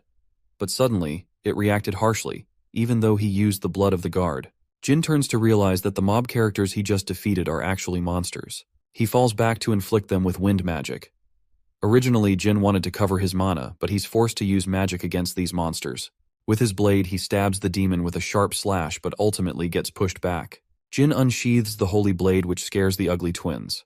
What's more is that they're capable of regeneration at an immense speed. Jin is confident that he isn't dealing with ordinary demons since they were humans only moments ago. The Xiphal territory is filled with sorcerers, and now there is the appearance of terrifying monsters with mysterious origins. The answer is clear, that they were forged biological golems. This implies that the Xiphals are using the people of Colin as their personal lab facility. These monsters only possess the speed and strength of a regular 4-star knight, so they're not impossible to beat. Jin narrows his focus on attacking the golem's core, as they are considered the greatest weakness. Jin thrusts this dude's head clean, but it's not enough to kill him. The monster is even more enraged than from before. Jin impales the creature's abdomen, but it's still not enough to defeat the monster. The final spot is the creature's heart. Jin defeats the golem at last, pitying the humans who were forced to become such creatures. He kills the second golem in the same manner, and with that, both creatures are subdued. The pitiable remains of the human begged for a release. Jin eased his pain by dealing the finishing blow. It's clear to him that there is an outside evil force turning innocent humans into bloodthirsty monsters. His heart is filled with anger after discovering the horrors of the Xiphals. The swordsman wonders if his sisters knew about this fact. And yet, Jin's spirit burns to complete the mission. He has no leverage against the Xiphals even if he exposes their shitty schemes. Experimentation and creation of biological golems is a taboo, so it would put incredible pressure on the clan's reputation. Jin safeguards what little evidence he has to use against the Xiphals in the future. What's more is that the sorcerers aren't jumping him to attack, implying that it's just a regular warehouse. Jin observes guarded relics. He has to overcome their spells before obtaining them. First, he wanted to try and solve each spell, but with the discovery of the biological golems, Jin takes a reckless approach by combining Shadow Force with his flame magic. He obliterates the site in the hopes of delivering a message for the Xiphals to remember. Back at the Run Candle Castle, both Anne and Miu are slapped around by their elder sister Luna. She is royally pissed that they sent him on a deadly mission. Luna questions if they're so bold as to wage a war against their youngest brother, who isn't even a flag bearer at his current level. Luna hopes they reflect on their shameful actions. Anne fights back against her sister, claiming that she shouldn't be the one to talk when she has never had an interest in ranks. Luna happily tells them the news of Jin's successful mission run. He has recovered the relics and reported its completion to their mother. That's why Luna was scolding their stupidity, as they've allowed Jin to seem even more capable than his rank. Before sending them away, Luna reminds her dear sisters that they're dealing with someone who loves to pay back double when it comes to revenge. She's literally fearing for their lives, knowing Jin could very well destroy them soon. Luna returns to her room after giving her sisters a verbal spanking of the century. Her maid shares the same concerns. If anything, Jin isn't the type to forgive and forget. He's going to become so powerful with his rate of growth that he will surpass his sisters, and probably even kill them. Luna asks for an update on the person who assigned Jin's assassination. It's clear that neither Anne nor Miu were responsible for such an atrocity. It couldn't be the Tona twins either. Luna shares her suspicions for Joshua, Daifus, and the others. They can't easily be investigated because of their rank. Luna recommends sitting back and waiting. Jin's growth is another reason she isn't too worried about him. Our boy has returned home at last. Jilly is teary-eyed because she was afraid of losing him. She loves him so much that she's ready to put down her life for him. Jin has submitted the report, making it seem like an outside force helped him this time too. More importantly, he shares his findings by presenting them with the heart of the golem. Murakun thinks he got way too lucky. But even the Dark Dragon receives a shock to his being when he learns that they were biological golems. Murakun fears the worst from the Zyphals, and seems confident that they're responsible for their creation. He insists on visiting the Kulin territory with Jin because he's got a bad feeling. Even though our boy is afraid of going back, he thinks it will be all right with Murakun guarding his ass. Jin hopes to arrange an excuse to venture into the Zyphal territory again. The 3 delinquents that he knocked unconscious returned after Jin's mission, but they were soon banished from the Runcandle clan. Jin's training continued as he mastered the singing stones. Jed wants him to stop training with the cadets as he's got a meeting with the Patriarch next week. The Tona twins are stunned. It's possible for him to become a reserve flag bearer to maintain his reputation until his role is officialized in the clan. Our boy was happy to operate on his own at last. He wears a happy smile as this will allow him to become even stronger. Kieran marched his army towards the Garden of Swords. He keeps coming back because of Jin's amazing progress. Khan admits that the boy's abilities were once exceptional, but now they're in another league of their own. Jin boasts the will to fight with ambition and determination. Siren remembers the day he provoked his dear siblings when he arrived in the Garden of Swords. He wanted to destroy his enemies in the long run. They tried stopping him in many ways, but the fact that he survived the Kulon territory proves that he can survive against his siblings' best attempts to kill him. He even fought a white werewolf and defeated the creature, not with the help of others, but standing on his own. Siren is proud of his son's determination to keep up with his promises. He's certain of the boy's ability to defeat the werewolf alone. He's still interested in asking how that fight went down upon meeting him. Kieran arrives at the Garden of Swords at last. Rosa welcomes him in kind, having prepared much for his return. Joshua has been actively handling most of her responsibilities behind their back. But Chiron still thinks Joshua is imperfect. The Patriarch emphasizes that their enemies fear him, but not his children. When he passes Jin, Kieran spots fancy new blades. He wonders if Ran and Vuigo happily extended their swords to Jin as a gift. The Patriarch roars in a sudden laugh when he hears that Jin obtained the swords by completing the mission. The little boy keeps on surprising him. Kieran shares a meeting with Jin in private. The boy has never been part of a banquet hosted by his own family. In his previous life, he couldn't even participate in these banquets. That's how worthless he was. But today, he's a guest of honor standing next to his father. It may have taken a cycle of reincarnation, but he has everything he wants. Kieran explains that the banquet is held in honor of the boy's extraordinary achievement. Jin assumes there might be a total of 1,000 guests.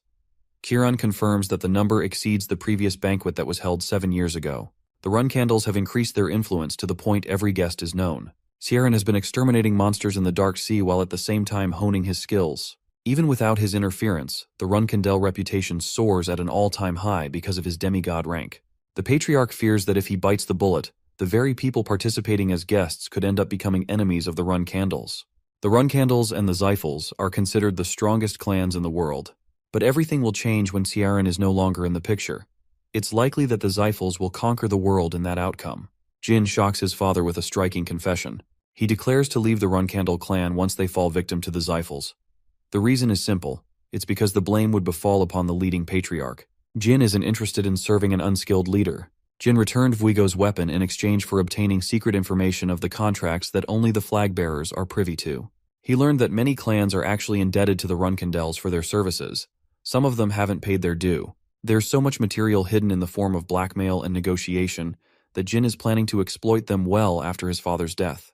The possibility of a Divine Star Knight coming into the picture is slim, so our boy is planning to become a negotiation mastermind to turn the tide in an unfortunate future. Sieran reminds the boy that the Zafels could do the same in response, but Jin believes that they can't exploit others like the Runkandels. Jin is firm on his decision to leave the clan if the next patriarch ends up incompetent, which will then lead to a solo quest to take apart the Zafels. Sieran is impressed by his strategy. The rest of his children are meek. They lack the vigor to discuss possible futures in front of him. Jin, on the other hand, is reasonably calculating. Kiran thinks the boy shares the strengths of Luna, Mary, and Dyphus. The patriarch doesn't have much more time left to maintain his position. He muses the possibility of Jin overcoming the ranks within that time span. Kiran wants to discuss one more topic after the banquet ends. Jin is confident that the conversation will be related to his promotion to a reserve flag bearer. He's very excited for that to happen. Suddenly, a Runkandel servant rushes to inform the patriarch about special guests who came uninformed. Sharon instantly realizes that it must be the Zafels. 5 Zafels have arrived along with the minor patriarch of the clan. Kieran accepts the others but refuses to welcome Andre's entrance. Jin is alarmed to see his father's humiliating response to the Zafel minor patriarch, but he agrees that it is necessary.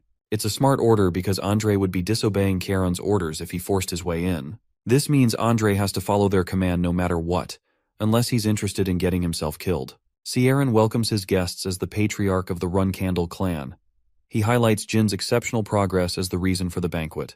The guests praise the boy's accomplishments. Sieran explains that only 2 rules exist in the banquet. The first is that drunk fighting is acceptable in the arena, and the loser will be forgiven if he concedes the victory, as this is nothing more than a banquet. With 1,000 enemies brought together in one circle, they can't do anything but follow the rules of the Runkandel clan's banquet. However, they can happily choose to beat each other in the arena as much as they please. It's a way of settling scores or accomplishing records. Even Jin thinks they're a battle-driven crazy clan. Shirawan tells the boy to enjoy his time fighting anyone who dares challenge him. However, he's only supposed to fight the strong instead of picking on the weak. Kiran emphasizes that if he loses even a single fight, he will be stripped of his privileges. It's a scary thing to say, and the stakes are high. Then again, Jin never shared the privilege of speaking to his father in his previous life. But now, they are closer than ever. Despite that, Jin doesn't hope to foster a happy relationship with his family. His lifelong goal is to surpass his father instead. Jin joins the banquet. The Tona twins merrily stick around him. They inform him of their progress with the singing stones. But Jin knows they're here to just steal some of his attention. The first flag bearer of the Ken clan extends his gratitude for the Runkandel prodigy. The Tona twins exit the scene, while Jin talks highly of Ken's accomplishments, viewing him as a hero. Suddenly, an arrogant imbecile interrupts their conversation. Ugur disrespects Jin, who maintains his calm despite the provocation. Despite being the asshole, he accuses Jin of a case of disrespect. Our boy confidently responds that what he did could have ended very badly for him. The flag bearers of the Ken clan, among others, treated Jin with immense respect, and then this nobody chimed in acting like he owned the place. Ugur instantly realizes that he's making himself seem like a target. He does as he is asked, apologizing for getting ahead of himself. Jin forgives him promptly, while the gorgeous Luna comments how Jin loves making enemies. She wants him to take it easy, and wonders what would have happened if the man challenged him to a duel. For Jin, it doesn't seem like a problem. He was betting on Tuco clan's patriarch to stop his foolishness before that happened. Luna is impressed by his quick thinking. Jin emphasizes that he has to learn a fuckton of things to make sure he survives in the family, especially when he's the youngest of the bunch. He's a prodigious boy who was targeted even at the safest castle. Luna is curious about the identity of the man who tried to assassinate him. She doesn't fancy such parties and hopes to leave. She refuses to dance with her brother for now, calling our boy a short king. Before leaving, Luna dearly embraces her brother as a display of affection. This would make them fear interacting with Jin, since they're even more afraid of the legendary white whale of the Runkandel clan. Some of them grow furiously jealous. Bubare is actually a die-hard fan of Luna and simps for her like a creepy maniac. Bishkel is disappointed by this dude, while his sister Margiela is spoiling the man for having his type. Jin is most tired of his role in the banquet. He wonders what happened to the Zyphel intruders. In unexpected suddenness, Jin spots the icy Cirrus Endorma. She greets him with conviction, as if she has already met him from somewhere. Jin behaves as if they're encountering each other for the first time. She thinks highly of his accomplishments for reaching 5 stars at a nimble age. Jin returns the compliment and thinks that Cirrus is doing well as an heir to the secret palace. She taunts him for having one too many siblings. Instead of feeling offended, Jin agrees. He's actually certain that Cirrus knows about his identity from the time he infiltrated Mamit. The sharp woman finally gets to the main topic if his leg is recovered. Jin simply smiles and returns the assertion that he remembers their interaction. Cirrus wants to know the identity of the man who led the attack. The sorcerer was nowhere to be found. Meanwhile, suspicions rose regarding Jin's identity. The Runkandel prodigy uses his clan's reputation to imply that he can't possibly use magic. Cirrus knows that. But she thinks he must have used an outside sorcerer to do the job instead. Cirrus gets insistent in her demands, dying to know the answer. But she's misinformed and thinks that Jin targeted her guards instead of Alcaro. The Runkandel prodigy maintains his stance of innocence. Cirrus predicted this would happen. She challenges him to a duel to humiliate Jin. In utmost savagery, Jin tells her that he can't fight opponents weaker than him, but he's happy to take on her offer. This man knows how to roast. The preparations for the duel are underway. Jin asks for 2 swords for their fight. The arena will be locked for the time being. Jin doesn't want her to suffer a humiliating defeat in front of the entire party. Cirrus is hoping that he will spill everything about his mission when she wins. Jin places his condition that if he wins, she will never speak of their interaction in Mamit. The fight begins with Jin rushing to attack, but he's blindsided by the special ability of the Endorma bloodline. Cirrus has brought out the big guns and the fight has only just begun. Jin is sad that he can't learn special moves of his clan because he's the youngest one in the family. Cirrus goes on a heavy attack, but she's equally impressed to see Jin countering each of her blows impressively. But even so, Cirrus is certain of her victory thanks to her Sword of Ice. While Jin specializes in attack and stamina, she is expecting to finish him with a counterattack. Acknowledging Cirrus as an impressive martial artist, Jin figures out her strategy to deploy a secret move. He plans to counter with a secret move of his own when the time is right. Based on his knowledge from the ancient library, Jin has a weapon of his own that he has been hiding. Cirrus finally activates the 3rd move of the Sword of Sea Ice. The avalanche catches him with its sharp burst of aura. Cirrus is the embodiment of the harsh snow, but Jin confidently laughs in her face. He cuts through the avalanche with his sword, shocking Cirrus as he barely missed her face. But that was the intent as it caused an explosion. Jin is worried for Cirrus's condition, as he didn't anticipate such a powerful finishing move. He is desperately hoping she survived the attack. Jin finds her kneeling in defeat, completely lost and stripped of her confidence. She had just encountered death. Jin consoles her and even apologizes for getting ahead of himself. The 15-year-old dodged, but only because her opponent instructed her at the final moment. She's deeply scarred in her pride, and Jin acknowledges her feelings. Instead of getting angry at him, Cirrus tends to the wound on Jin's face. She is humiliated that Jin had to save her life just now. Accepting her defeat, Cirrus turns away, honoring their promise. The following day, even fewer people arrived than yesterday. All eyes are set on Jin, who is eager to get in touch with the Zephyls. They're supposed to be just as young, so Jin is curious how he stacks up against their prodigies. He's juggling his thoughts regarding becoming a flag-bearer and investigating Colin with Murakhan. There's also an incredible chance of his success if Murakhan helps him locate the Well of Mana, preventing the Zephyl clan's growth. Speaking of the devil, Murakhan enjoys being pet by Cirrus. She laughs, realizing Jin named his dumb cat. An unexpected visitor comes to meet them. It's Veridine from the Zephyl clan. Jin doesn't even remember this clumsy fool, while on the other hand, Veridine thought of him every day. Jin doesn't remember the clown even with 2 hints. Veridine thinks our boy must have a serious case of dementia so as to not remember him. Jin breaks his teasing and emphasizes that he was messing with him. What he can't believe is this same guy ends up becoming a 9-star sorcerer in his prime and rises as the patriarch of his clan. And here he couldn't even find Jin after looking for him the whole day. Jin is disappointed because this guy can't even navigate in a small hall for the life of him. Veridine is impressed by his amazing achievement, but tries to one-up him by stating that he rose to 6 stars in his magic. Jin isn't actually impressed. Instead, he's disappointed. Because with the way his magic improvement is going, he'll even surpass Veridine's magic by the time he reaches 18 years of age. Jin is almost certain of the fact that he will become the strongest sorcerer in the entire world in his quest. Jin curiously asks why the Zephyls popped up out of nowhere. Veridine explains that he begged to come along to see Jin. The entire shit show at the beginning happened because one teenager wanted to meet another teenager. Veridine promises to welcome Jin to his clan's banquet without any harm. He doesn't care if Jin goes on to attack the Zephyl territory if that happens. Jin thinks he's being stupid for allowing his enemy such an easy advantage. More importantly, our boy has noticed Bubar secretly eavesdropping their conversation. Jin calls him out, so Bubar turns into a simp and asks for Luna's return. This man was writing love poems for her all night. The dude thinks he's Romeo, but all he needs to do is take a look in the mirror. Even Veradine spits out his drink. Jin is met with so much anger that he obliterates the present. He finds the man's very suggestion offensive. Jin orders the man to be sent to the arena for his insolence. Bubar feels mistreated. After all, he simply wanted to earn the love of the Runkandel family's beautiful goddess. Bubar shouts his complaints, but Jin is so pissed that he wants to beat the shit out of him with his own hands. The Transfigurator fails to understand what he did was so wrong that earned him such punishment. Bishkal and his sister are both stunned to see such an unexpected development. Ceres is annoyed that she can't fight Jin in place of the fatty. Veradine tries to butter up to her and gets told off in return. Unlike yesterday, this match is held before the eyes of the public. While everyone knows about Jin's identity, Bubar is a mystery. He begs for a chance to introduce himself. But before he could even state his name, Jin obliterates this meatball's face with a punch. Bubare shows a display of confidence by commanding his aura. Basically, Jin is facing someone a level stronger than his own. Bubare actually manages to punch Jin across the face. He easily gives into arrogance, which becomes his undoing. Jin slams his fat ass to the ground before hammering him with hundreds of punches all over his body. The fight is supposed to be over, but Margiela fails to comprehend the Runkandel's actions. Bishkal explains to her sister that Bubar is actually pretty strong himself. She wants Bishkal to go ahead and defeat Jin in a one-on-one fight. He accepts to honor his sister's desires.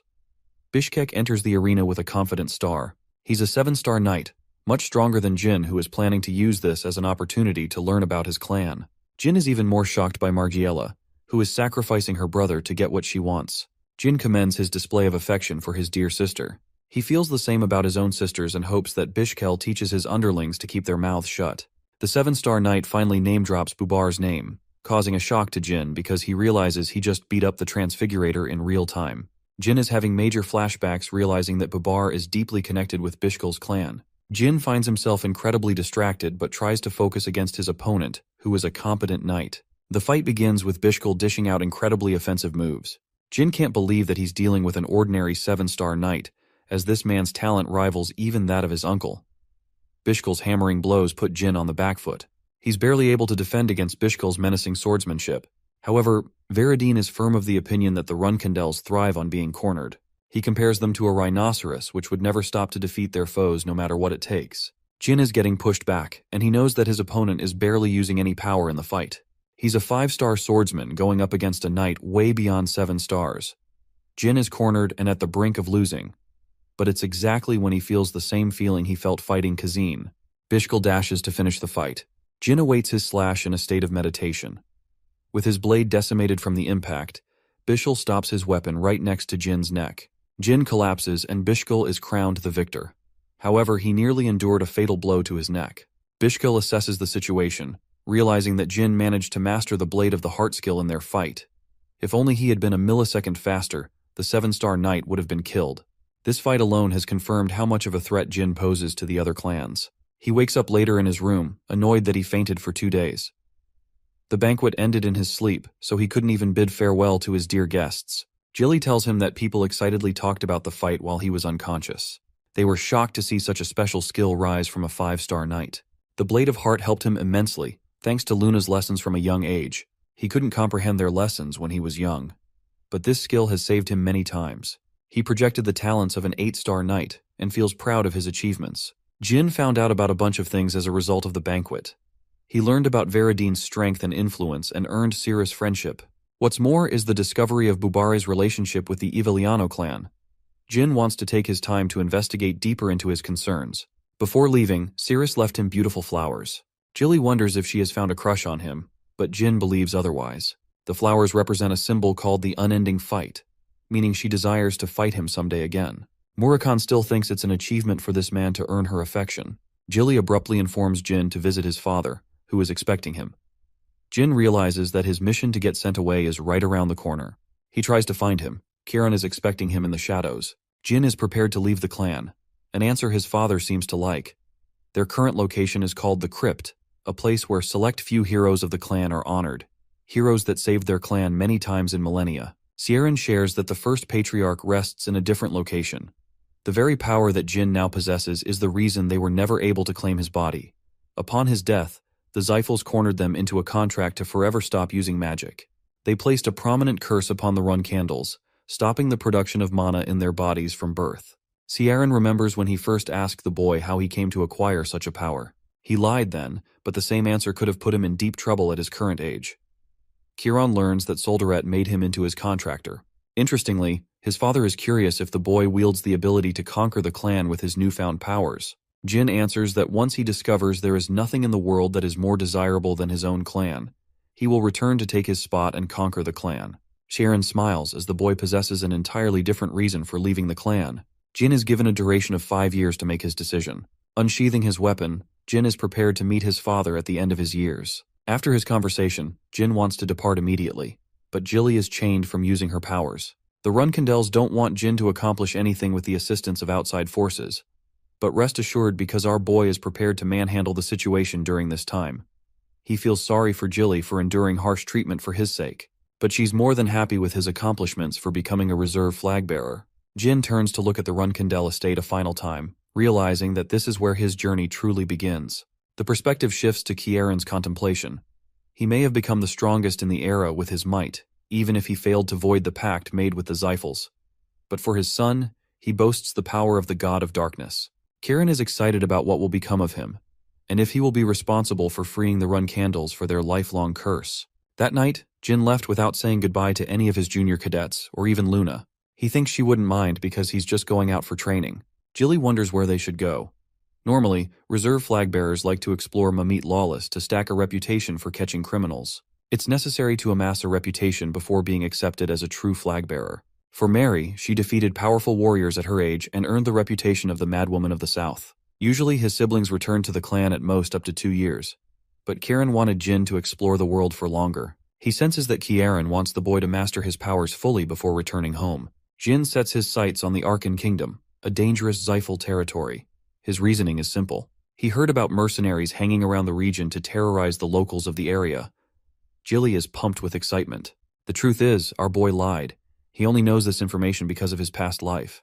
A criminal syndicate called Tessing runs an underground auction, full of mysterious secrets. The valuables are what Jin is after. Since they can't use a portal to transport to the kingdom instantly, it's going to be a problem. Jin isn't supposed to reveal his identity or make use of his status as a member of the clan. He tells Jilly that they don't have to worry until they reach the Jian Kingdom. Our boy wants Murakan's help as his private escort. He ignores the risks as Murakan transforms into a beautiful dark dragon. Back at the castle, Luna suddenly feels a sharp sensation. She's shocked that Jin would take such absurd ways to travel right after exiting the clan. She's hoping the best for his success, despite feeling butthurt that he didn't even come to say goodbye. Having reached the Jian Kingdom, Jilly feels travel sick because of how fast they were going. Murakan is deeply worried about her, despite being a dark dragon of mysterious origins. Jin goes out to collect money while Murakan is taking care of his nanny. Remember Semberbil, the dude he saved in his first real mission? He's sad that he didn't get invited to the Runkindel banquet. Fortunately for him, Jin is right here. He creeps him out with a silent entry and wants his help. Jin requests that he obtain a good amount of money for them, surprising Sember. Unofficial flag bearers are told off against revealing their true identities, because their mission is to survive with their own powers instead of using the Runkindel family's name. This becomes a major problem for them when it comes to obtaining wealth. They spend the first few months grinding out funds for travel. This way, they live through the life of poverty and experience what it feels like to be a commoner. In Jin's case, this never happened. They got a good head start thanks to the wealth Sember promised. He returned the favor in kind. As they're preparing to teleport, Jin hopes that Dragon Boy over here doesn't just throw up like last time. The reason they didn't just fly their way to the Arkan Kingdom is because the Xiphals control many dragons of their own. That flight would become a declaration of war. Murakan is seriously annoyed that those pesky sorcerers have marked their control over the skies as well. The clan boasts powerful dragons as well as the gods that created them. On the contrary, the Runkindels have one dude with one dragon that not even his own clan knows about. The Xiphals would have gotten an easy victory if Jin's father wasn't in the picture. In the midst of his contemplation, Jin reaches an epiphany. It's impossible to bring so many contractors and tie them into a single generation. His train of thought is broken when they reach the entrance. Jin has altered his identity to fit their travels. They await the teleportation to activate while Jilly comments on how impressive their clan's forged documents are. They're able to bypass any security with ease. The teleportation commences with Murakan being scared for his life. Jin recalls that it's been 15 whole years since his last visit to the Arkan Kingdom. They're here at last. Jin spent his final year in the same capital, Not much has changed since then. The people are lifeless as they used to be. Even Jilly senses the dark atmosphere caused by the crime syndicate Tessing. Jin prioritizes them to acquire lodgings before hunting down targets. They come around an ordinary-looking house. Murakhan is salty. He chose a broken crib instead of investing in a nice apartment. Jin explains that he wants to keep low on his spendings for now. Murakhan doubts his reasoning but ultimately accepts. As they enter inside, the lousy innkeeper is surprised that he received any guests at all. He presents them with drinks, welcoming his guests. But get this, here's the plot twist. The juice is spiked, and Murakhan knows that. He smashes the glass in his face for pulling such a measly trick. Dragon Boy kicks him across his face for having the balls to mess around with his group. Murakhan kicks him around mercilessly without remorse. Jetu, the information merchant, was actually a great buddy of Jin in the past. He helped him find a place when he was freshly thrown out of the Runcandle clan. However, Jetu was secretly a scumbag who betrayed Jin in his past life. He was tricked and lost all his wealth. It makes him frustrated just thinking about his stupid past life. That's why he's nonchalant about Jetu getting his ass beat by Murakhan. He will squeeze him to get everything out of the guy. Jetu grows frustrated and shouts that he's a 5-star combatant. But Murakhan legit does not give a flying fuck. He's just beating him black and blue. He had no plans of stopping either. But Jin intervenes as Jetu is nearing death, begging for mercy. Jin is in the mood to interrogate and emphasizes that he will kill the merchant if he fails to give an insufficient answer. Jetu answers Jin's first question, all the way up to the part where he reveals his disgusting business dealing in human trafficking. He begs to be spared to help them, as previously his plan was to take advantage of the newcomers by selling them off while unconscious. Jin stomps his hand, crushing his fingers as he reveals his association with the underground auction house. Now that Jin has gotten him to testify about Tessing, he's ready to work with the merchant. Much to the dismay of his friends, Jin wants to patch him up. He explains that they're dealing with a crime syndicate as well as an underground auction house. It's the perfect target to crush and make a name for themselves. They need an adequate guide working under their heels. Jetu happens to be that person, so Jin personally ventures out to get a healer for the snob. Arriving outside, he feels suffocated concealing information from Jilly and Murakhan as they are unaware of his reincarnation. The doctor patches the merchant to health. He's incredibly annoyed and wonders what kind of person he's dealing with. More or less, Jetu doesn't want to betray Jin's expectations. Speaking of Jin, he wants him to lead the way to the auction house. Arriving in front of the grandeur of a beautiful estate, the guards are surprised to see Jetu with his so-called guests. They're given an easy entrance thanks to his name. Jin enters the house to find a bunch of musicians and waiters enjoying a premium party. One could hardly consider them criminals of a syndicate. Jetu explains that the organization has a cover leader called Salka, but their real leader is hiding elsewhere. He's called Spider-Hand Alu, and he's the one who decorated the place to hide his dirty professional life. Alu isn't just your average thug, however. He's got the influence to crush the underworld. He's also a powerful martial artist, stronger than Jin's current rank. Jetu reveals that the Runcandels are also associated with him. While Jilly and Murakhan treat this rumor as a silly joke, Jin thinks that it's possible that one Runcandel could in fact be responsible for this deed. This person might be the same one who cursed him at birth. After all, the curse he suffered from is a 9-star curse that strips the talents of the swordsman completely. In the past 15 years of his new life, this is the first connection Jin has discovered relating to his lifelong curse in the previous life. He wants to investigate Alu and destroy the crooks under his reign. The master plan is to defeat their enemies in one day. Jilly raises caution about the skill of their enemies. There's also a problem that they're dealing with a platoon of sorcerers in the enemy territory. Jin still wants to take on this challenge. He has a plan. A plan that sounds so crazy that Murakhan doesn't even understand it one bit. Jilly doesn't think it's a great idea since he's a Runcandle, but Jin is ready to drop the plan if their plans end up backfiring. Jetu leads them right to the underground auction house, which is undergoing its current trade of human beings. Jin sees this and realizes this dirty little Jetu wanted to knock them out and do the same. He's happy that there aren't any children among the people. Murakhan is anxious, but Jin is playing out his plan with patience. He wants to wait for a useful auction item. The item he's looking for is a ring artifact. A week passed. They've been coming here all the same without making any purchase. Jetu states that it's necessary to buy something, or else the criminal organization might pose some trouble. Jin leaves that problem in the merchant's hands. Jetu accepts on the outside, but he faces immense internal conflict because Tessing won't forgive them for refusing to purchase. Luckily for him, a magic book artifact is presented at last. It's an invaluable item once belonging to the sorcerer who ruled the world. Jin immediately recognizes the fake artifact. After all, the Zyphals would never allow such a treasure to get traded openly. Everything in this auction has been the same. The items are always fake, but foolish sorcerers keep purchasing them anyway. But something about Chen Mi's artifact is different. Even Murakhan vouches for the valuable object and insists Jin to purchase it. Jin puts up 150 gold, an amount no one is able to match. After making his first purchase, Jin makes a second purchase for another relic. Murakhan doesn't understand why he's playing for such an expensive purchase. Jin feigns ignorance, but he knows that the object belongs to the Hister clan. It's a memory of his teacher in his past life, so he wants to give it to her as a gift if they ever encounter each other. After the purchase, Murakhan inspects the legitimacy of the book. He's pleased with the results, but he certainly can't understand the second book Jin purchased. It's in a special language that only a few people can understand. Jin immediately calls for his next objective. He wants to meet with the leader of the syndicate immediately. Jetu explains that it is beyond his powers to do such a thing. Jin comes up with a sinister plan, forcing the merchant to name-drop Veradine Zeifel's name, fooling him into a meeting with Jin. Jetu goes crazy because he thinks it's the real Veradine in the flesh. He happily crashes into Alu's place to tell him to meet Veradine. Alu's men come around to escort the so-called Veradine. Instead of complying, Jin bashes him with a punch before casting a strong fireball. The poor guard tries to clear the misunderstanding, but Jin blasts his ass for a case of disrespect. He wants Alu to come meet him in the open on his knees.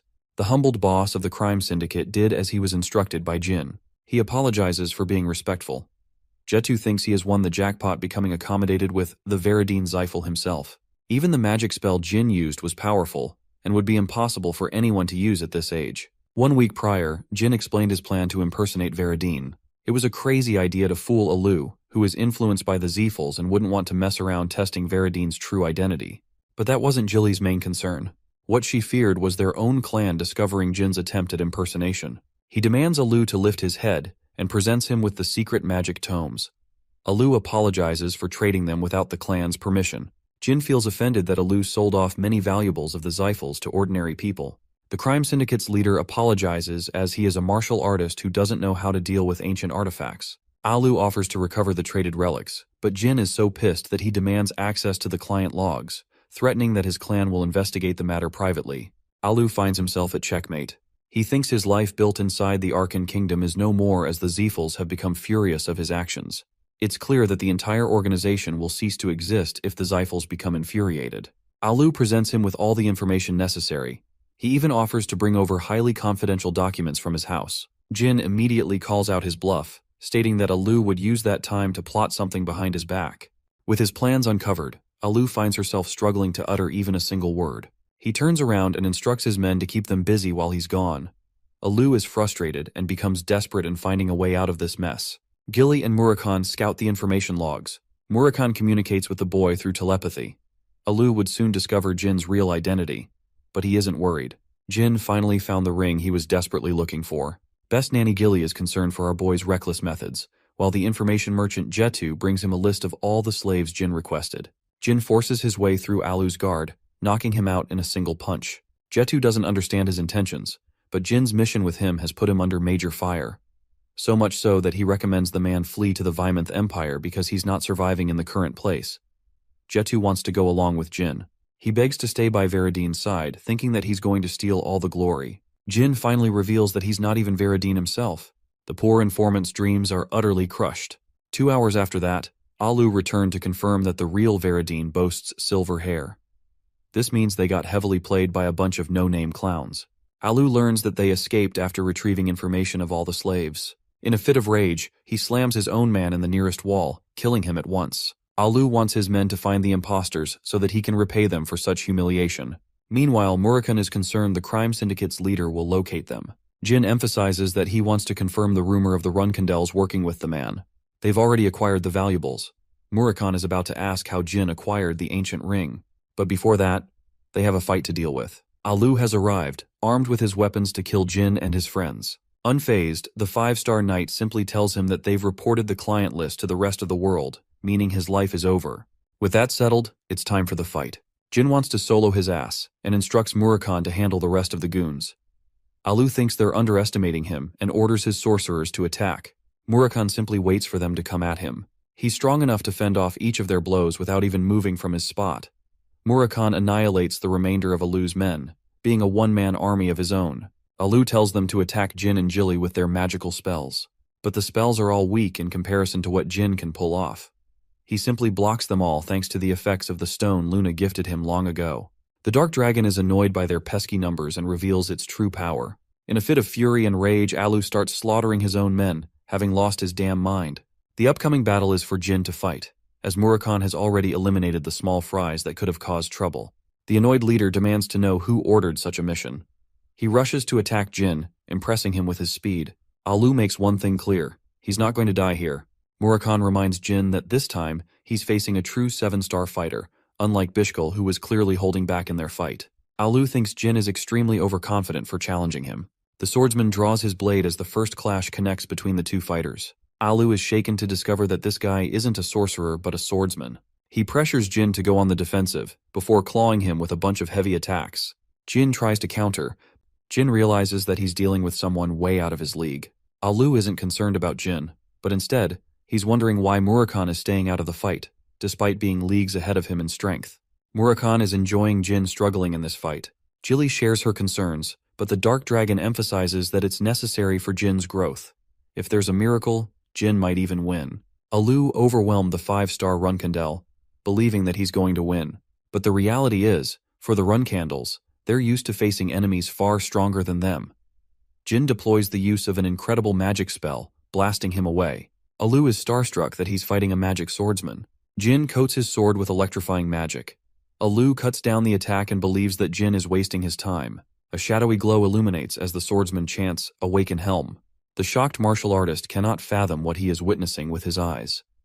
A dark swordsman coated in shadows has taken form. Jin is using this special form to close the gap between their skills. With a few slashes, the fight has already ended. Murakhan explains that Jin activated an artifact called the Myolta Rune. It's an incredible defensive weapon that defends the wielder from all attacks below 7 stars. That's the power of the ring that Jin sought with desperation. It's an object that was going to be revealed several years into the future, but luckily he has acquired it now. With Alu's cut-down body resting on the ground, Jin inquires about his connection with the Runsnadels. The Dark Dragon questions why he's so desperate to find out the man's connection. Alu, in his last breath, realizes that he just faced the youngest pure-blood Runcandle. He seems to know about the assassination that took out Jin as a child. Alu leaves with an ominous warning to be fearful of the person he's looking for. Murakhan still doesn't get it, while Jin figures that this guy's identity is more important than he thought. He's confident that he's connected in some ways to their family. Murakhan doesn't get his intrigue. Jin wants to hunt down the mysterious person, and it is critical he finds him for his clan's safety. Jin meditates on the man's words. He's confident that it's one of his siblings from the clan, but the question is who? It has to be someone who figured out Jin's talent from a young age and wanted to eliminate the threat. There's only one person: Joshua Runkandel, the candidate patriarch to lead their clan. The following few days, Tessing's destruction is publicized to the whole world. This is thanks to Jetu's help, and though he was still interrogated by the Xiphals, it's fine because Jin profited the most from the situation. He obtained ancient books, found the special ring, and even defeated a 7-star knight with his own powers. Jilly shares her obvious concerns that he's still underestimating the capabilities of what a 7-star knight is like. This is confirmed by Jin himself, who thinks he's weaker than his nanny even at this stage. Their tracks are covered thanks to the merchant, so it's time to move on to the next location, the free city of Tikan. Murakhan is confused while Jilly instantly realizes Jin's intention to hunt down the 7-colored bird. Don't get it twisted, it's not a rainbow-ass bird. It's like a CIA unit, a trusted agency that has a lot of reputation. But Jin thinks they're the bad guys, so he wants to hunt them down. They travel by sea as Jin is starting to realize that he can't find a good excuse for claiming the things he does. His knowledge of his past life is helping him, but he doesn't know how to explain it to Jilly or Murakhan. What's more is that he has to carry out investigations into many different groups and clans. He's still bothered by Alu's connection, as well as the forbidden magic discovered in Colin. Since he has so much to investigate, the Tikan city is the best way to lie low. Murakhan talks about Chenmi's spell, which is placed on the ancient relic. It's a form of light magic that was used to protect against the Xiphals. The Xiphal clan made sure to eradicate anyone in their path. That's what happened to Chenmi too, and thus it will be the fate of the Runkandels if Jindones end up mastering Shadow Force. It's a heavy burden. Murakhan insists that he learn a bunch of spells. He casts a shadow spell, causing confusion to Jin, who was expecting light magic instead. Suddenly, the room illuminates in a bright flash, blinding the boy's eyes as Murakhan gets a great laugh. Blinding magic can be used offensively and defensively. It's one of the spells Chen Mi came up with, so Jin thinks it's a valuable find. Murakhan is more or less curious about the second relic from the Hister clan.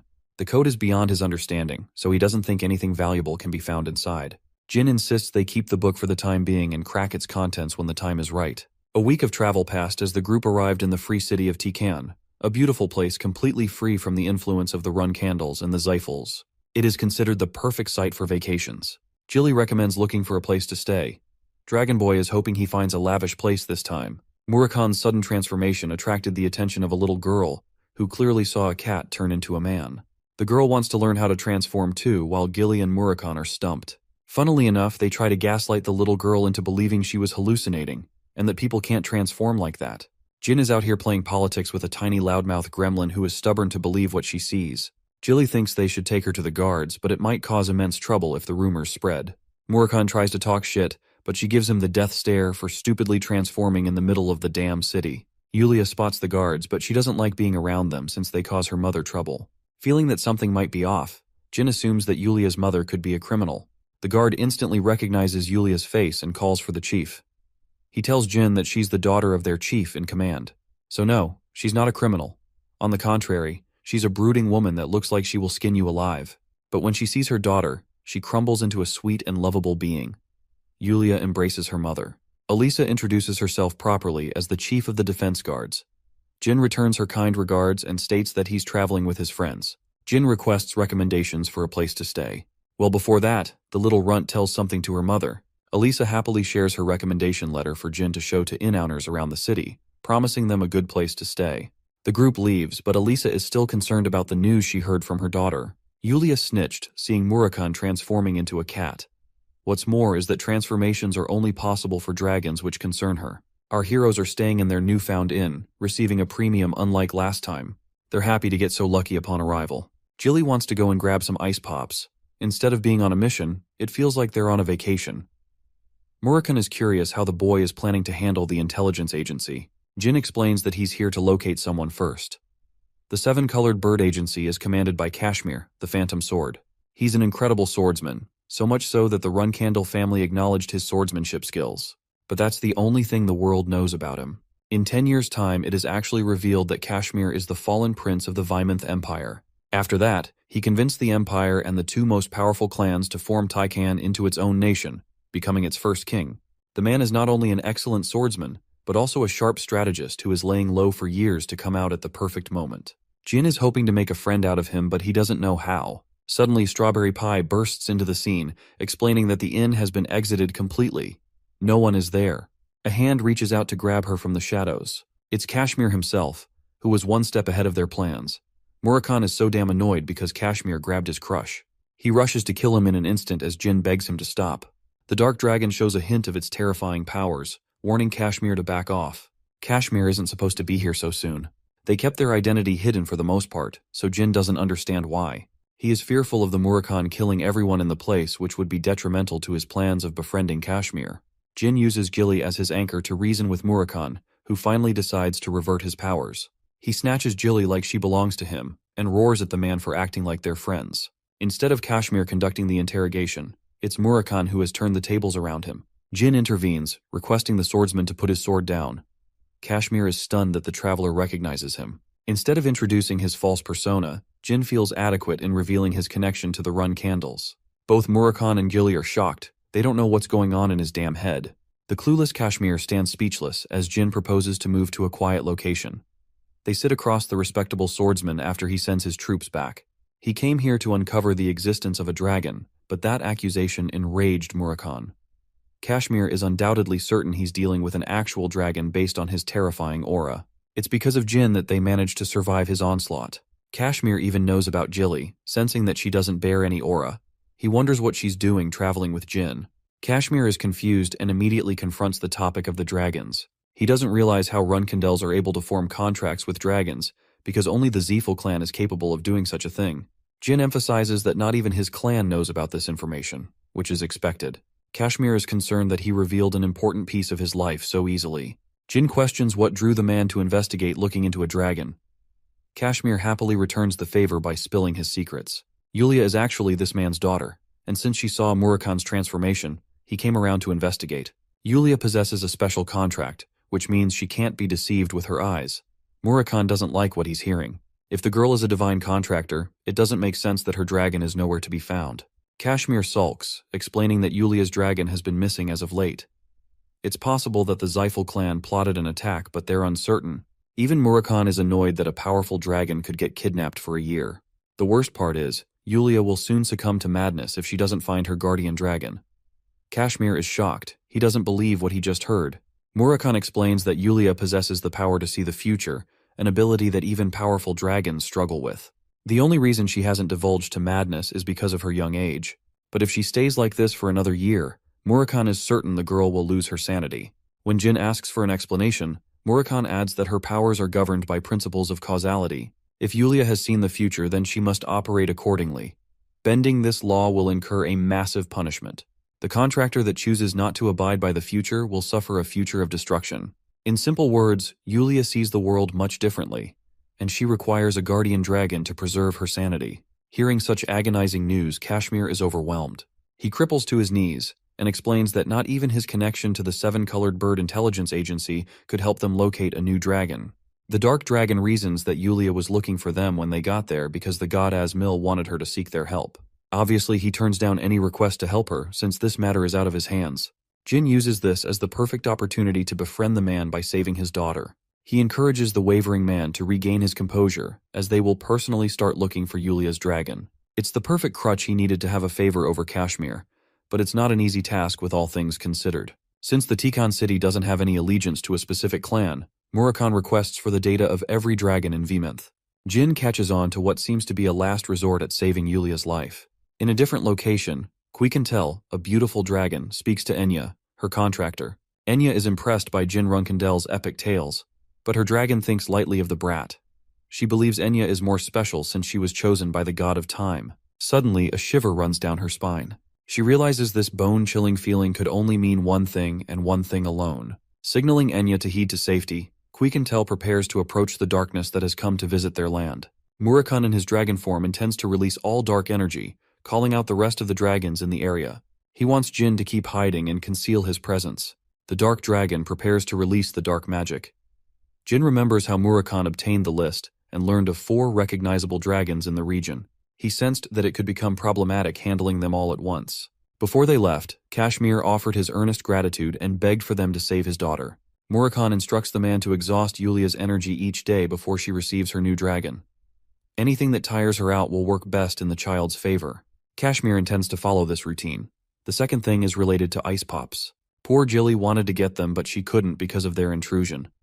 This man is rizzing her with ice pops, and even earned her affection for comforting Kashmir. Jin acknowledges that deep down, the Dark Dragon is a really good guy. He warns the boy of the incoming dragons. Rabus and Untiel are rushing at a considerable speed. Jin wears his armor to conceal his identity. Murakhan explains that he used to beat these guys for entering his territory. Dragons worked like that, so now he's acquired enemies. While he's making his fancy introduction, the Earth Dragons are begging for him to leave at once.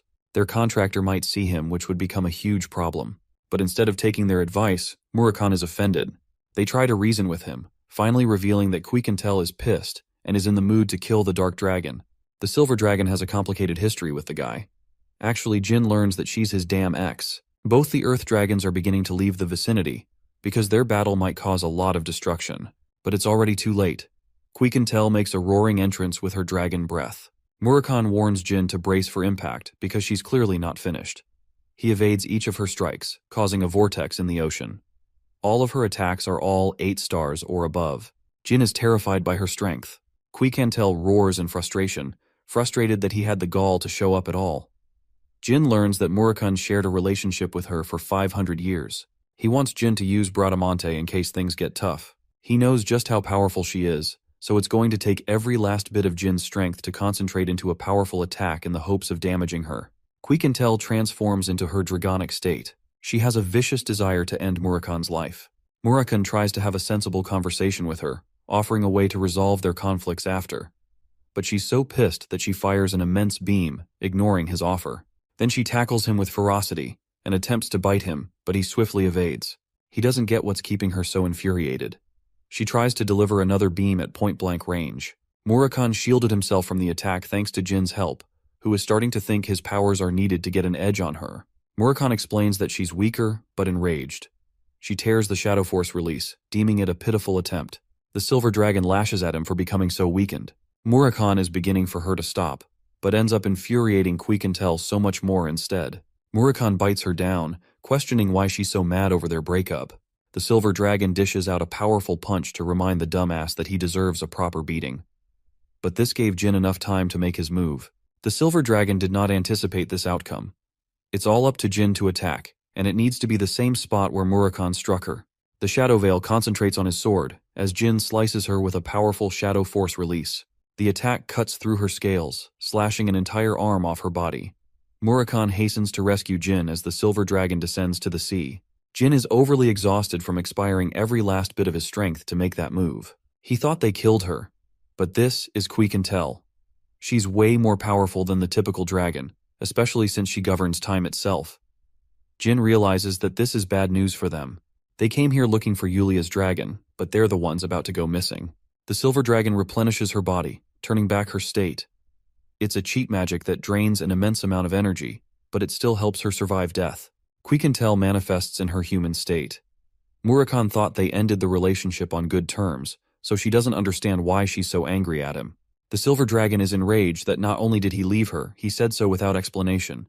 Murakami shouts back, roaring that he isn't at fault for thinking they weren't meant to be. This couple's quarrel surprises Jin. Quiquintel recognizes Jin as the newest contractor of the God of Shadows.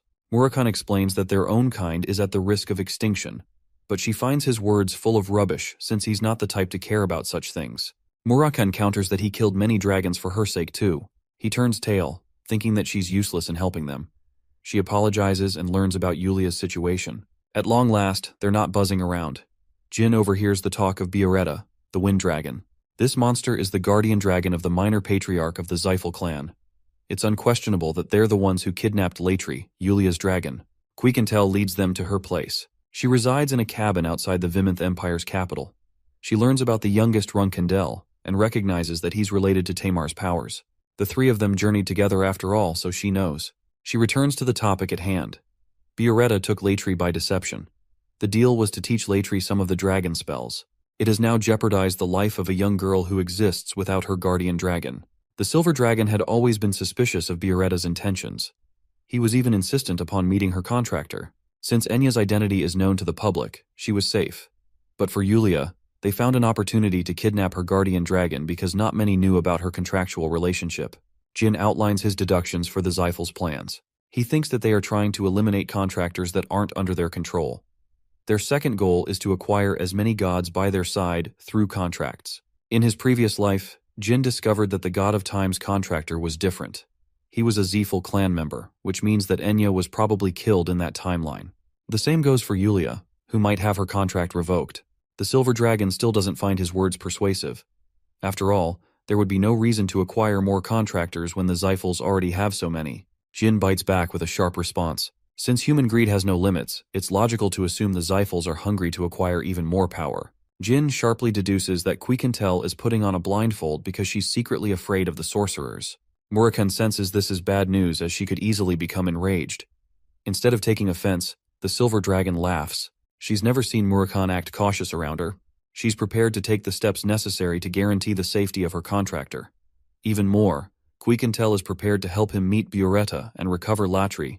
Grasping Jin's shoulder, she reminisces on her memories with Tamar. She wants to swear loyalty to his descendant, and even comments that he's just like the first patriarch with his provocations. While they're talking, Enya bursts into the scene, ignoring Quiquintel's warnings to leave the house. She's a clumsy and shy fool who just so happens to fawn over Jin Runkandel. The boy is desperately asking for an explanation out of this mess. Quiquintel sulks, explaining that she's his #1 fangirl. Enya, the #1 simp, can't contain her excitement in front of her star and model Jin. She's surprisingly a commoner, which makes Jin assume that she must be really talented in some other aspect. The Silver Dragon is annoyed that she rebelled against her order to stay put. Quiquintel is barely containing her composure, while Jin thinks that Enya must have faced some serious bullying at the academy because of her rank. Jin states that he came to address Enya's safety. His kind and cooperative ask is enough to swoon the girl. She literally thinks her Prince Charming is here to rescue her from the bad guys. She's more than ready to go with him. That's just how excited this purple-haired midget is. Quiquintel whacks her unconscious. She's afraid that her obsession for Jin might take her to the ends of the Run Candle clan. The boy is shocked to learn that his own clan has dungeons and even dragons. As for Murakhan, the dude is out cold. With the two of them alone, Quiquintel emphasizes that she's only helping out Jin because of her ex-boyfriend, especially when he's become a sorry loser compared to his original strength. He would get destroyed by the Wind Dragon at his current level, so Quiquintel wants to take charge if it ever comes down to that. Jin is curious about the Bureta's dragon. Just how powerful is this dragon? Quiquintel explains that if Murakhan regained his original powers, then they should have been annihilated in their battle. The Silver Dragon wants Jin to stick around in the cabin until they can locate the Wind Dragon. Jin is surprised by how much she cares about them in secret. He's ready to handle Murakhan from his side. Quiquintel explains that Enya will soon regain consciousness, so he has to handle her carefully this time. Jin is stumped when he sees her actually wake up before his eyes. She's like a damn zombie for this man. After explaining the situation to Enya, she understands that she could be a potential target for the Xiphals. She trusts in his powers completely and offers to leave tomorrow. Quiquintel instructs her to start packing. She will take care of the academy by calling in a sick leave for her sake. The only thing left is to take care of the Wind Dragon. Suddenly, a strange man calls out from outside. The Silver Dragon can't fathom how anyone would come in the middle of nowhere for firewood. Jin immediately realizes that it's a trap. He's confident that the guy outside isn't a nobody. In fact, he's a spy who has probably been keeping watch. Hearing this, Quiquintel instantly opens the door before lifting the man by his throat. She's ready to crush him if he dares not to speak. Then from within the cabin emerges another figure, the real perpetrator hiding in the shadows. He threatens to summon the entire task force if Quiquintel fails to let him go. But this girl is mighty pissed. She dashes headfirst to beat the shit out of this guy. Her thunderous punch sends a shockwave, but it's not nearly enough to even affect this man. He didn't move an inch and simply ate her attack. An incredible punch with the power of a dragon was blocked by this dude. It's clear that he's someone distinct, someone more powerful than the task force captain. He's the Emperor's right-hand man. Latz is another capable swordsman whose skill is acknowledged by the Run Candle clan. He's strong enough to pose immense trouble. Jin is lucky to have his identity concealed with his armor. Latz apologizes for his intrusion and states his true purpose. He came here to check on Jin and Murakhan, who had recently entered their empire. Quiquintel isn't one to let him off so easily. Latz swiftly threatens her, reminding the Silver Dragon that her contractor is out in the open, defenseless by herself. Even if she kills him, Enya won't survive the encounter. With that warning, he hastens to leave. The murderous Silver Dragon reminds Latz that she will return him this favor by taking away everything precious to him in his life. With such an imposing warning, the man takes his leave. He fucked with the wrong dragon. He's already fulfilled his purpose. Apart from the mission, he wants his squad to stay away from Quiquintel as much as possible. Because if they ever dare to try to mess with her, it'll be hell. In fact, that punch alone caused his face to bleed. This man knows he's getting crushed. He's smart and refuses to endanger his squad by provoking the Silver Dragon. Quiquintel is enraged that she made a stupid decision to keep Enya tangled under the roof of the Vemonth Empire. They could have done so much more if not for Jin's warning. Thankfully, they can still make amends and evacuate her to safety soon. The next morning, Jin assures Quiquintel regarding Enya's safety. They've made sure nothing happens to her, and Murakhan is also there to secretly protect her in case things get worse. With her safety guaranteed, it's time to handle Bureta. They will await Murakhan's return and make their move. 1 week has passed. He finally returned with a fine complaint. Quiquintel actually made this cabin in the image of their previous one. He's not planning on going back to her, but those days were truly something precious to him. They lived in harmony with the first patriarch. It was so much fun back then, but reliving those memories now is giving the Dark Dragon a headache he can't get rid of. Quiquintel makes fun of him for being so weak-minded. She informs the group about Bureta's response. They're to hurry to the uninhabited island soon. Having arrived at the location, Jin and Murakhan are observing in secret. When discussing a battle strategy, Quiquintel recommended that they adopt a direct approach and beat the shit out of him if he lies about Latri. Murakhan fancied the idea and thought it would be best if he could join in and double-team the Wind Dragon. However, the Silver Dragon took offense to the idea. It's a matter of honor for the dragons, implying Bureta won't bring anyone to jump them either. Quiquintel is more than confident in her victory, which is usually a bad sign if you ask me. Though Jin believes that Bureta will likely bring backup to take her down. The Wind Dragon finally emerges, and he's brought Andre the minor patriarch of the Xiphals alongside him. Quiquintel hollers at him for being a coward and going back on his word. Bureta remarks that his contractor received the letter in his place, so he's just going along with the situation. He wastes no time in talking pretty and wants her to get to the point. Quiquintel immediately brings Latri to the discussion, which makes the wind dragon burst out in an uproarious laugh, almost if it is to ridicule her foolishness. Quiquentel is further annoyed and emphasizes the seriousness of the situation. But the wind dragon isn't interested in giving straight answers. She's getting provoked to a corner with each response. The wind dragon warns her not to rebel against the Xiphals. Jin and Murakhan are still hiding. Buretta is done with playing around and threatens her life. But of course, she has been waiting for this moment. The epic fight begins as the wind dragon unleashes its furious cyclones to overwhelm Quiquentel. Transforming into her dragonic state, Quiquentel commands a bone-chilling order to free Latri if he wishes to avoid suffering. The maniac Andre grows excited with her powers. Unfortunately for her, she's dealing with a powerful sorcerer as well. A 9-star sorcerer, in fact, the same minor patriarch who wasn't granted entry into the banquet. Jin finds this opportunity a learning experience for the future. Andre prepares to strike her down. Quiquentel attempts to dodge, but all of a sudden, she has lost her ability to fly. This is one of the specialties of serving the god of the wind. They can negate flight of any creature at will. With Quiquentel stranded to the ground, Buretta prepares a powerful beam to attack her. Not like it matters to the silver dragon, who is overconfident in surviving the attack. Andre pairs his powerful lightning storm with the dragon's beam. The attack is powerful enough to cause Jin to worry, but Murakhan wants to believe in her strength. He knows that they're the ones who underestimated her true strength. In this pivotal moment, the silver dragon responds with her overwhelming control, stopping time dead in its place. She managed to stop the spell from hitting her, impressing Andre. What's more, she intends to rip him apart by the end of this fight. Andre orders Buretta to initiate his next attack, but to his shock, the dragon has been frozen in place. The silver dragon's incredible control has given her the upper hand in this fight. She beats the shit out of Buretta while he's still immobile, cutting him down limb by limb. Quiquentel encourages him to talk more shit like he was doing just a moment ago. Buretta's wing is torn from its body as the silver dragon delivers her onslaught. She's prepared to kill his precious dragon before the sorcerer's eyes. But even Quiquentel has exhausted too much of her divine strength. She is going to need her friend's help to stop the minor patriarch. Pushed into a corner, Andre threatens to use the Origin Stone, a powerful stone that was once destroyed ages ago. It's impossible for the Xiphals to possess this cursed object. The monster unleashes its wrath, shocking even the likes of the silver dragon. The Xiphal sorcerer commands the Age of Domination for his clan. The creature from the Origin Stone inflicts a major wound on Quiquentel's body. The Origin Stone is a safety measure created by the gods to prevent the destruction of the world. It has the shared power of all the gods combined into a simple object. The Origin Stone was destroyed because even they feared it could be used to destroy the world instead. Murakhan can't believe that an item so ancient has resurfaced from its destruction. Quiquentel is severely injured and in no position to fight.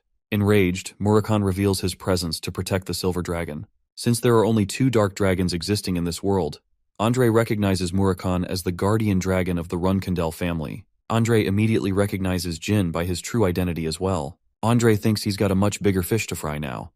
The wind dragon regains its powers as the Origin Stone corrupts the dragon with its might. Even Murakhan is shocked to see Buretta's resurrection. Both dragons commence a head-on brawl against each other.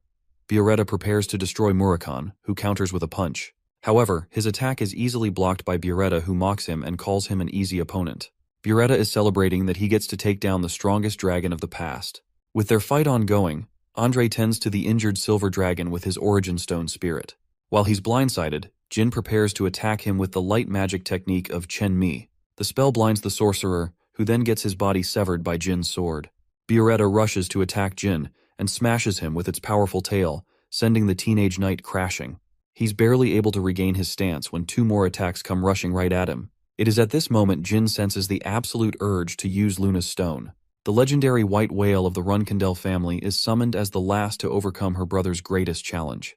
When Jin entered the fight, he calculated slim chances of survival against Buretta, and instead made Andre his target. He was able to land a critical slash upon the 9-star sorcerer's body, but it wasn't enough to deal the killing blow. Jin wanted to finish the fight, but he unexpectedly got attacked by Buretta before being overwhelmed by 2 godly attacks that he would never have survived.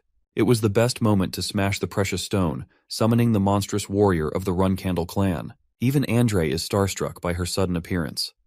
Luna is happy to have been called in an important fight. She's even impressed by her brother's ability to keep up with such strong enemies. Jin is truly grateful for her help, as it would have spelled the end of him. Luna, who is now pissed more than ever, hopes that Andre has a really good reason for attacking her baby brother. Since they're fighting the minor patriarch of the Xiphals, as well as a wind dragon armed with a divine artifact, Jin was wondering if they could survive this fight to begin with. But ever since she arrived, the outcome of the fight had been set in stone. Luna is single-handedly more powerful than everyone on the battlefield. Murakami recovers Quiquintel and recommends that they stay away from the fight. He's thoroughly impressed by Luna's entrance, who saved him at the last second. Andre is happy to find a living proof of the Run Candles breaking their pact against the Xiphals. He's certain to report the use of Jin's magic to his clan. But the confident Luna isn't worried. She's going to make sure he never leaves this fight alive. Andre sends the cursed spirit to attack Luna. The result? It gets annihilated to pieces. Luna has had a wide history of fighting the Xiphals, and she's never been impressed by a single sorcerer. In a flash, she cuts down Bioretta's dragonic form. She's happy to have such an easy target, and inflicts so much damage that he's forced to return to his human form. Bioretta prepares to take the fight in combat. His powers are strengthened by the cursed demonic energy. Luna realizes that the Origin Stone comes at a cost of a recharge. She thinks it's pathetic to see the minor patriarch backed into such a corner that he has to become slave to a pitiful strategy. Bioretta rushes to attack her with his spear. The white whale swiftly dodges and happily counters without struggle. She tears apart Bioretta's defenses, sending him on the back foot. Even the Wind Dragon is no match for her cruel and sharp attacks. Luna has had enough fun. She's ready to finish the fight using the finishing move of the Run Candle clan. Luna calls forth the meteor shower.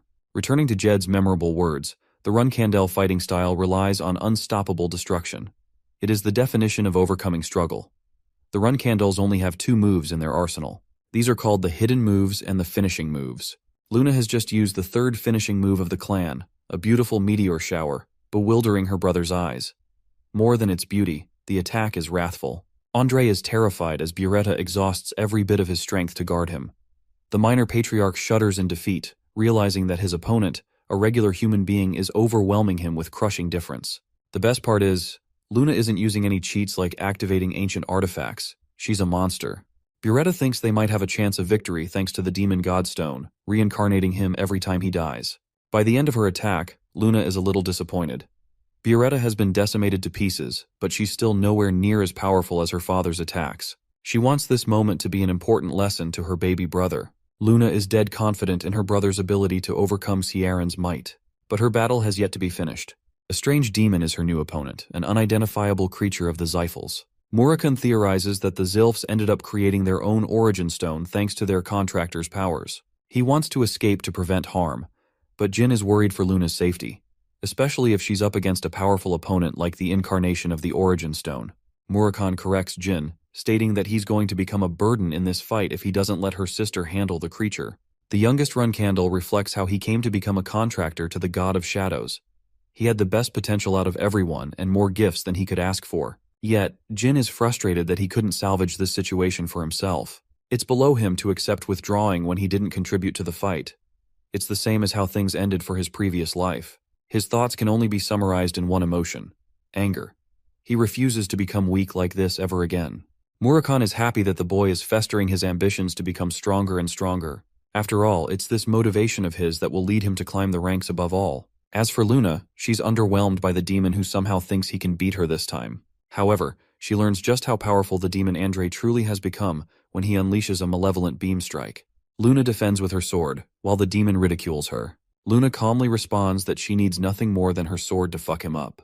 While she's uninterested in showing him just how powerful she truly is, Luna hopes to demonstrate true mastery over the sword. She's the first knight to have worn a red aura. Andre is arrogant in his demonic state, believing that he has an edge in this fight with his godly powers. He prepares to unleash a final attack, hoping to end the Run Candle.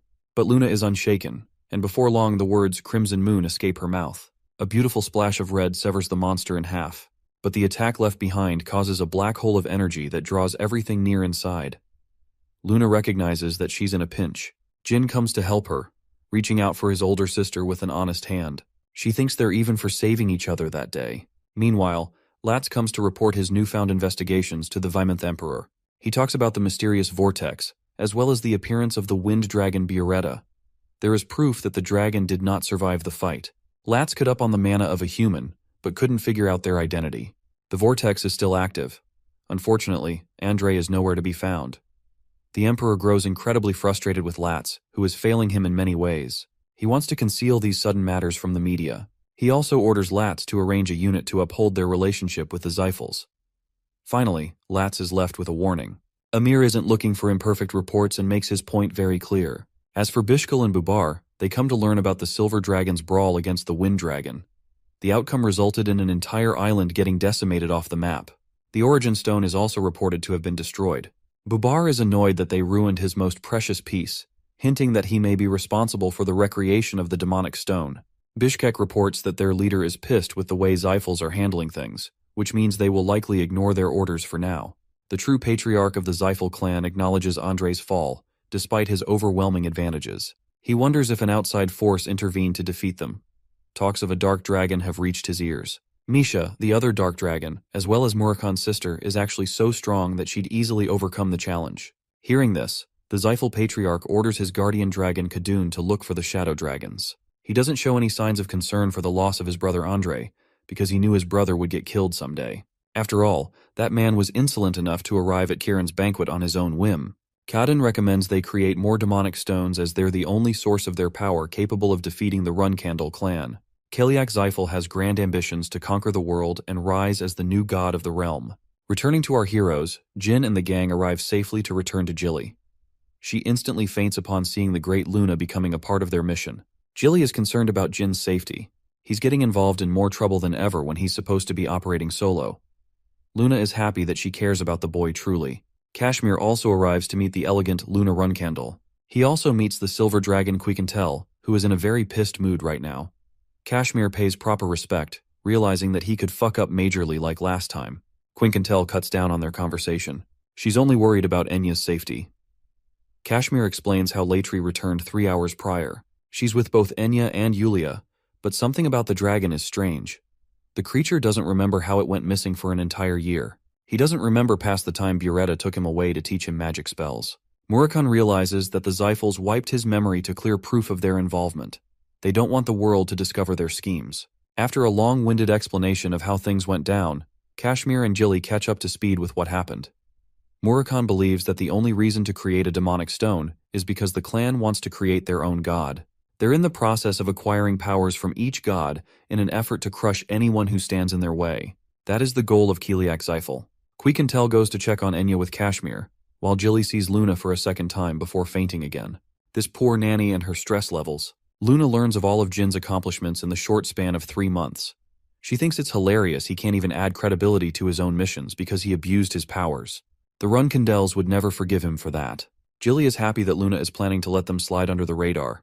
Luna shocks them all by revealing that Kiran already knows everything by now. He's only moments away from uncovering Luna's involvement too. While Jilly is fearing for her life, Jin explains he has the perfect story. He wants to go meet his father with Luna. Sounds like a great plan at first, but it's actually crazy sounding to both women. They think he's taking his father lightly. Jin explains that he's just going to warn him about the Zyphal scheme to destroy the Runcandle clans. It's ideal that he knows about the existence of the demon creation stones too. Luna reminds the boy that he's going to fail the test automatically if he returns home before his term ends. Jin doesn't care much about that. He's hoping to score a deal out of his father. For the first time, Luna delivers her words with emphasis and bluntness. She actually fears for the boy's life. Jin thinks that she'll step up before that happens. Hearing such words coming out of his mouth, Luna approaches him with a menacing stare. Testing his conviction, she's pissed. Luna realizes just how worried Jilly must feel for him. She agrees to comply with his plans. They are to leave tomorrow. Confused, Jilly questions why Luna is accepting to help her brother. It's simple. She doesn't like the way of the clan and how it thrives on killing each other. Luna hopes to become a reliable sibling to Jin, his one form of defense. She's hoping he has something good in mind to win this encounter. The next day, both Luna and Jin return to Storm Castle. They're met with scrutiny and frustration. Jin's big sister owes him big time for doing so much for him. Vuigo and the rest of the Runcandle flag-bearers stand to oppose Luna's decision strongly. They're all ready to confront so easily, which also implies Kiran is aware of their return. Mary is mad and pissed that Jin is halting his growth by choosing an early death. Luna explains that Jin returned of his own volition, but then her own judgment is questioned for being unable to stop him. Luna can't argue with Luntia's clever arguments. Luntia is shocked when she learns that Jin is personally going to see their father. The rest of his siblings even try to warn him that he's definitely getting himself killed. Luntia takes a breath and allows entry. However, she is quick to draw her sword against Luna, demanding her weapon. Kiran wants to see Jin in isolation. Luna ferociously rebels against the decision with her anger, so the rest of the flag-bearers all gather to beat her upon the orders of Kieran. Jin assures Luna that he's here to inform his father about something important. He's unafraid of what is to come, so he walks away without any fears. As he's making way inside the castle, Jin reflects that not even one of his siblings understands the patriarch. He thinks it's possible to earn his father's trust so long as he keeps a cool act. Jin takes a deep breath, gently knocking on the door. The result? Well, let's just say his aura alone decimates the door. For the first time, Kieran is violently pissed against the boy. Kieran literally made a blade out of aura just to demonstrate how powerful his sword skills could become someday. It's actually a learning experience instead of a demonstration of fear. Jin knows that he shouldn't apologize and act boldly. The boy utters words that none of his children ever even spoke of, that he missed his father. Kieran is affected by his sweetness, but still calls him out for being weak. Jin emphasizes his affection, but it doesn't get him very far. Kieran unleashes his sheer intent to kill, overwhelming Jin from the very place he stands. Kieran knows that he's here for a reason. Jin reports that the minor patriarch of the Xiphal clan has been defeated. He is honest about Luna's involvement in the situation. Jin tells him that he has more to state other than what he just said. Kieran takes intrigue and allows his son the chance to speak. Kieran learns of the many adventurers Jin has had along his journey as a reserve flag-bearer. He wonders if Jin was here to tell him about the defeat of the second most powerful Xiphal. Jin argues that Andre is far from the most powerful Xiphal they have, because despite Luna's strength, it's unlikely for the Xiphals to have been defeated so easily. The patriarch confirms the boy's suspicions, adding that there is someone who is even stronger than Kiliak, being more powerful than the patriarch of the Xiphal clan. But Jin has yet to mention the most valuable detail: the artifact that was used in his battle against the Xiphals. The Stone of the Demon God, a mystical replica of the Origin Stone which the gods themselves created. Kieran interestingly mentions Murakan, revealing that he's always known about the Dark Dragon as well as the boy's ability to control mana.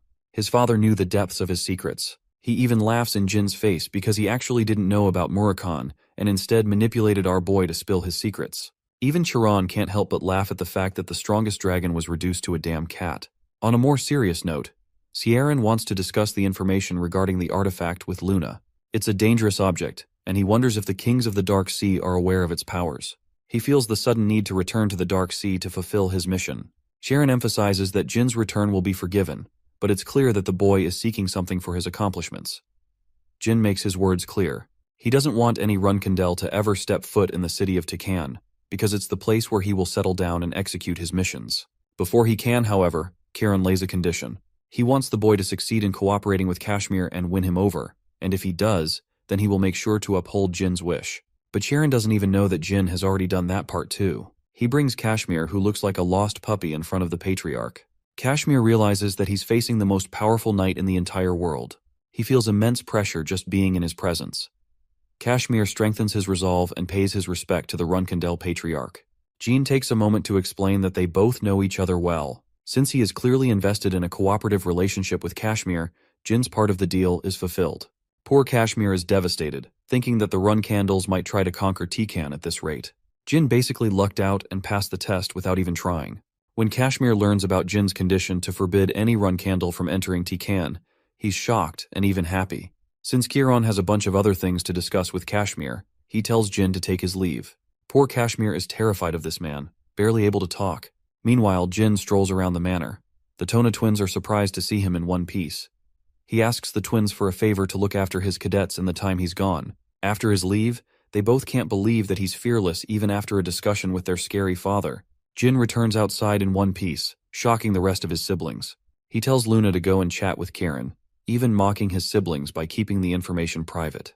Kashmir does return outside, but this man looks like he had the worst time of his life. Miu is upset that an outsider entered the Garden of Swords without approval. Luntia doesn't want her to keep yapping since they've already done their part of the job. Jin sincerely apologizes to his sister for the trouble. He's going to leave again and prioritize his training. He bids his siblings farewell. A month passed. In the underground training hall, Elisa Badger is training this man like crazy. He's taken 30 losses against this woman in a row, but his ambition and spirit to fight has yet to be quelled. He's ready to eat his 31st defeat. The Xiphal clan publicly addressed the deaths of both Andre and the Wind Dragon. They didn't focus on what caused the death, but many rumors spread regarding his assassination. The most convincing rumor was believed that he fought and lost against the Runkandels. Of course, many thought that a war was soon to follow. Many factions were offering favors to the Runkendels, bestowing them with gifts for their requests. Sieran is such a gigachad. He turned down the gifts and accepted the requests anyway, because he's playing the long game. Unfortunately, Sieran has to deal with Jin's mess because of his proactive moves. He tells Khan about his return to the Dark Sea, but it seems that Kashmir is in an important conversation with the Patriarch, so he wants his messages delivered even if he's fighting the monsters in the Dark Sea. Going back to Jin's training, he's sharpening his swordsmanship. Even after swinging his weapon 10,000 times, this man still can't find himself facing Luna. Even though he's reached 5 stars in both swordsmanship and magic, Jin is unimpressed with his level of strength. He is working himself to the bone to get stronger. He wishes to overcome his siblings in the 5 years he's been given. Kashmir is worried for his overtraining despite his talents as a run-candle swordmaster. Enya is also here for a surprise visit. She's concerned about Jin's swollen and bleeding hands. Kashmir reminds him that his enemies will be much stronger in the future, but it's likely that he will harm himself by overtraining through impatience. It's basically like ego lifting above his level. Jin admits that he's in the wrong here, even though he can't stop himself from giving his absolute best. Kashmir thinks that he should be proud of his current level of effort. He wants to contribute by adding something fun to his training routine. He was then given the recommendation to spar against a powerful foe. Jin thinks Kashmir is inviting him to challenge the swordmaster. Though he acts like a coward in front of him, Kashmir is actually crazy strong with his sword skills. It's a reason they call him the Phantom Sword, and why he was recommended as a run-candle instructor. Kashmir wants to fight him when he's ready, but before he gets to that level, Jin has a different opponent to face. That's how his wife, Elisa, came into the picture. Jin was given 6 months to try and defeat Elisa. He was granted permission to use every single skill without holding back. Yulia was scared because the little girl didn't want her mother to fight. But Elisa welcomed the opportunity. Initially, our boy didn't have a great impression of Elisa apart from her impressive physique. Well, that is until Yulia dissed him so hard by calling him weak as hell, especially when you know she is physically incapable of speaking lies. Elisa was okay with challenging Jin every day for 6 months straight. She didn't think of it as a burden. 2 days passed and Jin found himself challenging the physical powerhouse before him. She explains that her only rule is to never go easy on anyone. Elisa is hoping Jin won't lose heart after taking his first L. It was here when he realized that the challenge to defeat her in 6 months is realistic. When the fight began, one single punch from Elisa took everything in Jin's arsenal to block. She was impressed that he could counter the move. Jin followed by using light magic, momentarily blinding her. Then he lunged forth to strike, exposing himself to a huge opening. And that is when he realized he fucked up. Elisa wound up with such a powerful punch that it sent this man flying. Elisa was impressed by Jin's ability to make 2 attacks on the first day. Even though she held back in her first punch, Elisa was surprised by Jin's blinding spell which he had casted on his sword before the fight began. But his tricks weren't enough to bypass Elisa's raw power. Even so, she thinks he was using strategy to his advantage, which is how he overcame opponents far stronger than him. It's not that Jin is overpowered, it's that he has mastered the art of creating opportunities for himself. While she's impressed, Jin is at a loss. He exposed every trick in his playbook and still shamefully lost. This is the level of difficulty he was up against, and the monster he had to overcome in the 6 months ahead. It was exciting for both fighters. 1 month has passed, and we're back to Kiron's fight against the monsters of the Dark Sea. Khan comes to deliver an important message from Kashmir. The letter is written with so much care and attention that it's looking like this man is confessing his love or something. Sharon is damn pissed because Kashmir didn't do as he was told. He wanted to be updated on Jin's progress. The letter is mostly a yap festival, but it does have a part regarding Jin's progress. It's mentioned in the report how Jin has been losing countless times against Kashmir, but the more they fight, the longer he's able to survive. He has incurred 40 losses straight, but something about this report makes Kieran exceptionally happy. The Patriarch learns that Jin lasted over 120 moves in their latest fight. It means he's doing everything in his power to overcome his previous limits. Kieran is so happy for his son that he almost didn't want the boy to leave the clan because he deems him worthy to be a successor. It's never been clear about which child he truly wanted to be named a successor. Even though Joshua is the leading candidate for throne, it is not from the interest of the Patriarch. Khan emphasizes that Jin is far too young to be called a worthy candidate. He thinks Jin lacks the ferocity and the objective approach, and that's the only thing Joshua has a lead on. Before sending Khan away, the Patriarch wonders why the letter arrived 10 days after it was submitted. Khan explains that he was fighting monsters on the way, so the Patriarch uses a mana blade to tear apart their surroundings, clearing a path for Khan's return. He hopes the following messages will be delivered sooner. Back to Jin's training. He's fought Elisa over 90 times now. He's getting harder to beat after every match, but it's something that he must do in order to overcome Elisa's strength. Instead of going out to enjoy dessert, Jin maintains his practice, sharpening his speed of growth. Elisa notes that the boy's aura is completely in sync with mana, skyrocketing his growth thanks to the power of Shadow Force. She thinks that his talents and abilities would have been useless if not for his relentless perseverance to improve his skills. Elisa is happy, as she is predicting her defeat very soon. The next day, Jin exchanges blow for blow against the martial artist. Elisa thinks that she's got the upper hand, but suffers a brutal slash. A critical strike has massively wounded her. She hasn't been injured in a long time. Jin calls for Enya and thinks that he won purely by chance. She could have dodged it, but she went all in. He was careful enough to fool her with Shadow Force. Elisa's skills are getting sloppy ever since her retirement. She's already lost, much sooner than predicted. But Jin is at odds. He doesn't want to consider this match his victory. That's a champion-level mindset, if you ask me. Elisa emphasizes that it is still something to think about. Jin's improvement has skyrocketed in the past 3 months. His endless desire to improve fuels his training, and he's set to reach 6 stars in his skills. That will be the decisive moment of Elisa's defeat. Winter has arrived. Murakhan is enjoying ice pops despite the cold weather. He wanted to get some for Jilly because she likes them. Jin has an important matter to discuss with Kashmir. It is regarding Bishkal, the leading candidate successor for his clan. Jin wants information on the guy. Kashmir explains that it's hinted that Bishkal is cooperating with the Kinzalo. He goes to a special art workshop owned by Bubare, another officer among the Kinzalo organization. When it comes to relationships, it seems that Bubare has a greater rank in the organization, which is also why Bishkal came to fight in his stead at the banquet. But what's bothering Jin is Kinzalo's association with Bishkal. When it comes to the incidents of his previous life, all major clans had a major time dealing with the Kinzalo, proving their strength. While Yulia is annoying the shit out of Murakhan, Jin is curious if Kashmir was able to gather information on Alu, the fallen owner of the auction house. Apparently, nothing about him is out in the open. Jin thinks that someone is taking active procedures to cover this guy's tracks. He almost regrets killing him so soon. Our boy is happy for Kashmir wingmanning so much information to him. He's indebted to his dedication. As for Jin, he has to go spar with Eliza. But this time he wants Kashmir to come see the fruits of his efforts. In the training arena, Eliza certainly wasn't expecting her husband to come see her lose. After all, she's confident that Jin will defeat her in this match. Jin claims that he will forever remember her as an amazing training partner and friend. Kashmir is utterly stumped. He can't believe that Jin has overcome the skill level in 3 months. The fight begins as Jin calls forth his newest summon skill. A beautiful shadow phoenix emerges from magic. After reaching 6 stars in magic sorcery, a sorcerer is qualified to enter a pact with a phoenix.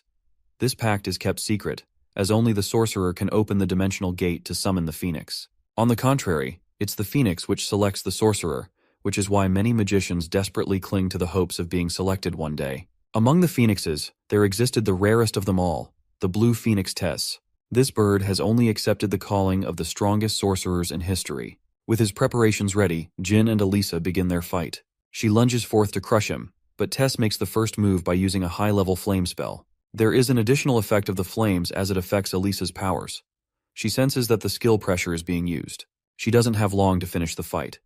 Jin closes the distance by attacking her and putting her on edge. He overwhelms her with a wind spell. Fortunately, Jin has faced her enough times to figure out that she prioritizes a dominating style of fighting. She prefers gaining control quickly, and that's exactly what Jin is aiming to exploit in this battle. He exploits her in close range with his sword skills. Then, he follows it up with fire magic, further putting Elisa on edge. She's cornered due to the Phoenix's flames and Jin's forward strike. Elisa realizes that dodging won't get her out of this sticky situation. She uses her full power to catch his blade mid-swing and even endures the flame attack. Elisa prepares to finish him off, but Jin is surprisingly nowhere to be found. It's impossible because she clearly felt him. Elisa suddenly realizes that the pressure trait dulled her senses. Jin uses this critical moment to attack her and win the fight, this time without any doubts. Realizing that he must have overdone it, Jin calls for Enya's help to heal Elisa. After his match, both Murakhan and Quiquintel are starstruck when they find out Jin won. IT rocked their world, not because it was Elisa that he beat, but because he summoned the Phoenix Tease itself. Quiquintel cripples to her knees upon that discovery. After Elisa's recovery, Jin explains that he planned his winning strategy back when they first fought each other. They both enjoyed the sparring session. Jin has made a remarkable accomplishment to defeat the captain of a task force, and he's not even 16 yet. Both Murakhan and Quiquintel arrive in a rush, begging to talk to Tess. Jin does as he is instructed while Quiquintel plummets to greet the ruler of the Fire Realm. Murakhan is as arrogant as he used to be. They seem to know each other for some reason, with Quiquintel shivering in fear. After returning Tess to its dimension, Murakhan explains the reason as to why Tess is such a big deal. Apparently, it's not even the creature's true form. It rules over the Fire Realm, a place where dragons and phoenixes thrive. It's a place well beyond the understanding of even the gods themselves. But that's not all. There was one time when the gods dared to enter the Fire Realm along with their dragons. But when that happened, Tess was extremely offended and unleashed his ultimate power. Tess became responsible for slaughtering 5 gods and even defeating dragons. Jin is stumped to discover its true power. Unfortunately, he can't deploy the full use of its powers in the real world. Even if Jin became the peak of power, it would be impossible. It's a penalty for crossing over to the other dimension, which is the same reason the gods proved useless against Tess in the Fire Realm. So the same can be said of its powers in this realm. But even then, the phoenix is powerful enough to turn anything to ashes. Murakhan emphasizes that all the dragons are scared shitless of that monster. He does share that Tess has taken a liking to Jin, who contemplates how powerful an asset Tess truly is. It means that he could use its powers to defeat the Xiphals one day. A month passed. Patriarch Sieran Runkendel learned that his son was chosen by the god of the Fire Realm. More importantly, Jin's swordsmanship skills are skyrocketing over other aspects of his abilities. Sieran explores a different topic. He has come to know of Ron Heron's grandson and an assassination mission linked to participating in a competition. Jin learns from Kashmir about the Arena of Cosmos, which might help him face off against Dante Hiron, who is a pureblood of the powerful Hiron clan. The Patriarch used to rival Karen's strength before he surpassed everyone and became a Divine Star Knight. Jin's interest peaked after that information, but he's still displaying signs of uncertainty. Kashmir emphasizes that this is the only opportunity he has to face off against a prodigious pureblood of the Heron clan. Because of Kashmir's insistence, Jin decides to accept. He realizes what's going on, and what Kashmir was tasked with when his father had a private meeting with him. The Runkendel Patriarch wants the boy to focus on his swordsmanship above all, and Kashmir is following commands because he has no choice. He has already prepared a trip for Jin. It's been a while since he has executed a solo mission since Mamet Lawless. In fact, the Arena of Cosmos is much worse compared to that place. It's a brutal arena where competitors are allowed to use any kind of weapon to kill their opponents. Even killing opponents before the match is permitted. So the fact that Dante Heron, a renowned pureblood, is participating in a vile competition, Jin is really surprised by his participation. But still, he's happy to face that guy as long as it allows him an opportunity to grow. Speaking of growth, Viridine Xiphal is also in this competition. Jin arrives to sign up for the tournament, but instead, he's told to scatter as the registration phase has already ended. The grumpy receptionist doesn't actually care for any kind of regulation. He just wants Jin to leave. Happy to teach him a lesson, Jin whacks a bunch of gold coins in his face, sending him to the ground. Apparently this guy is a weirdo who really liked Jin's brutal approach. He's ready to sign him up just for that. The dude he just kicked down is the master of the island and the pirate king Cosmos himself. Jin is in group 13. The dude guiding him to the place tells Jin that one other dude punched the captain right in the face, and that it would have been fun if they fought each other. Jin is open to fighting this mystery man in the finals. He isn't even given a proper space to stay. It seems that a bunch of guys stay in a cell, which provokes them to fight each other. After all, it's not supposed to be a fair game. One guy confronts Jin in order to mess with him. But our boy has enough experience under his belt. He's ready to smoke everyone if they don't leave by the 3rd second. The countdown finishes as Jin absolutely destroys the dudes in his cell. Now that he's made a polite introduction, Jin challenges his next few opponents, who foolishly lunge at him, thinking they'll kill the newbie. It takes our boy a few seconds to cut apart their limbs. This place is full of disgusting criminals even worse than Ma Meat. Jin is going to have a lot of fun defeating everyone for the few days to come. When the guide arrives at his cell, he's shocked that Jin has run through his entire competition already. He's not interested in killing them yet. The guide tells him to observe Group 1 and 2, as he may end up fighting them soon. Arriving at the arena, Jin observes the grand setting. There's a lot of people in the stands, but nobody is likely to recognize him. A bunch of them are busy chatting about a mysterious fighter who knocked out the entirety of his group. Strangely, the people seem to have caught wind of the fact that a Runkendel flag-bearer has infiltrated the competition. This fact shouldn't be known to the general public. So Jin is surprised and takes a seat next to the clowns who are assuming the flag-bearer is actually Jin Runkendel. Jin doesn't understand what's going on. He thinks it shouldn't be possible for people to know about him so vividly. Jin thinks that it's possible one of the twins has come to the competition. The captain of the arena takes the big stage. Cosmos is cheered and loved by the crowds as he promised to help challenges achieve their dreams. The competition is set between 14 participants in 13 groups, so nearly 200 martial artists are here to fight. The first match is between a fighter called Mantis versus a strange swordsman called Paul Mick. But the boy looks so young to be fighting at this stage. Jin thinks he's probably a 13-year-old at best. Then he remembers the words of the guide who told him about the other young boy punching down their captain. The match begins and immediately ends with Paul's instant slash. Mantis hits the ground with no one even being capable of discerning what happened. Jin recognizes Paul's ferocity, who cleaved his opponent's head clean with a single strike. This could only mean one thing. He's Dante Heron operating under a false name. Pumped by this epic fight, Veridine the Loudmouth places his bets on Paul. Jin is shocked to see this guy popping out of nowhere, as he didn't know of his participation. Veridine takes the crowd and rests his money on Paul. He's acting far too casual to be on a mission. Suddenly, the annoying sorcerer notices Jin run Candle from the stands. Paul remembers meeting Veridine at a Zyphal banquet, but didn't think he'd be happy seeing his amazing performance. The two of them are happy, while Jin is just annoyed. Before the next match, Cosmos interviews Paul on his post-win feelings. Paul is happy to have exterminated a vile scum and seems like a righteous fighter. Cosmos is almost offended and reminds the young swordsman that his provocative words will make every pirate here his enemy. With that, the preparation for the next match begins. Jin observed the following few matches but found himself bored. It's clear that Paul Mick is Dante Heron in secret. His swordsmanship is too impressive for his age. At this point, the boy wonders if he can overcome this guy in a show of pure swordsmanship. He could easily defeat him using his other skills, but that's not what he wants. Jin's match is delayed until the rest of the fights are finished. But for the time being, he's focused on beating down the pirates in his cell. Paul, specifically exhausted from surviving his long fights, walks beside the cells. Before leaving for the arena of Cosmos, Veridine had shortly learned about the competition through a Zyphal elder. He was informed about Dante's participation in the tournament and sent on a mission to observe the swordsman's powers. Veridine came here for information gathering and collecting precious money in the process. He's bored to death with how the matches are going and wonders where the actually strong participants went. That's when Veridine learned that Jin Gray was also here, not just to spectate, but also fight. With most of his battles finished, Jin is exhausted. 35 martial artists are already dead, but only 5 of them died in the arena. Most of the deaths are occurring outside the arena, giving even Jin a run for his money since he can't even sleep unguarded. He is alerted by the sound of footsteps. Someone is making their way, and they're not showing any signs of concealing their power. That means whoever it is must be quite strong. Suddenly, Jin notices an exhausted Dante Heron, begging for a chance to talk. He strikes him a deal to guard each other while they're sleeping. He has observed Jin's skills, so he knows he's quite capable. Dante collapses without being able to say another word. Jin thinks it's shameful that the Heron clan doesn't train its warriors to survive sleepless nights. But it's not just because of that. It's because Dante has been a part of so many battles that he can't possibly go on any longer. There's a few pirates tailing him to strike him down. But what they didn't expect was Jin run Candle popping out like Slender Man and cutting them down. He threatens their life if they dare to approach the cell. One of the pirates tries to explain that they didn't come here for him, but rather Paul Mick.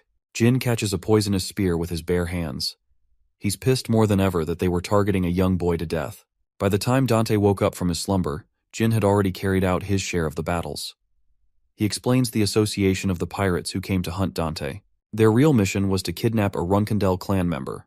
Dante is extremely indebted to Jin's help.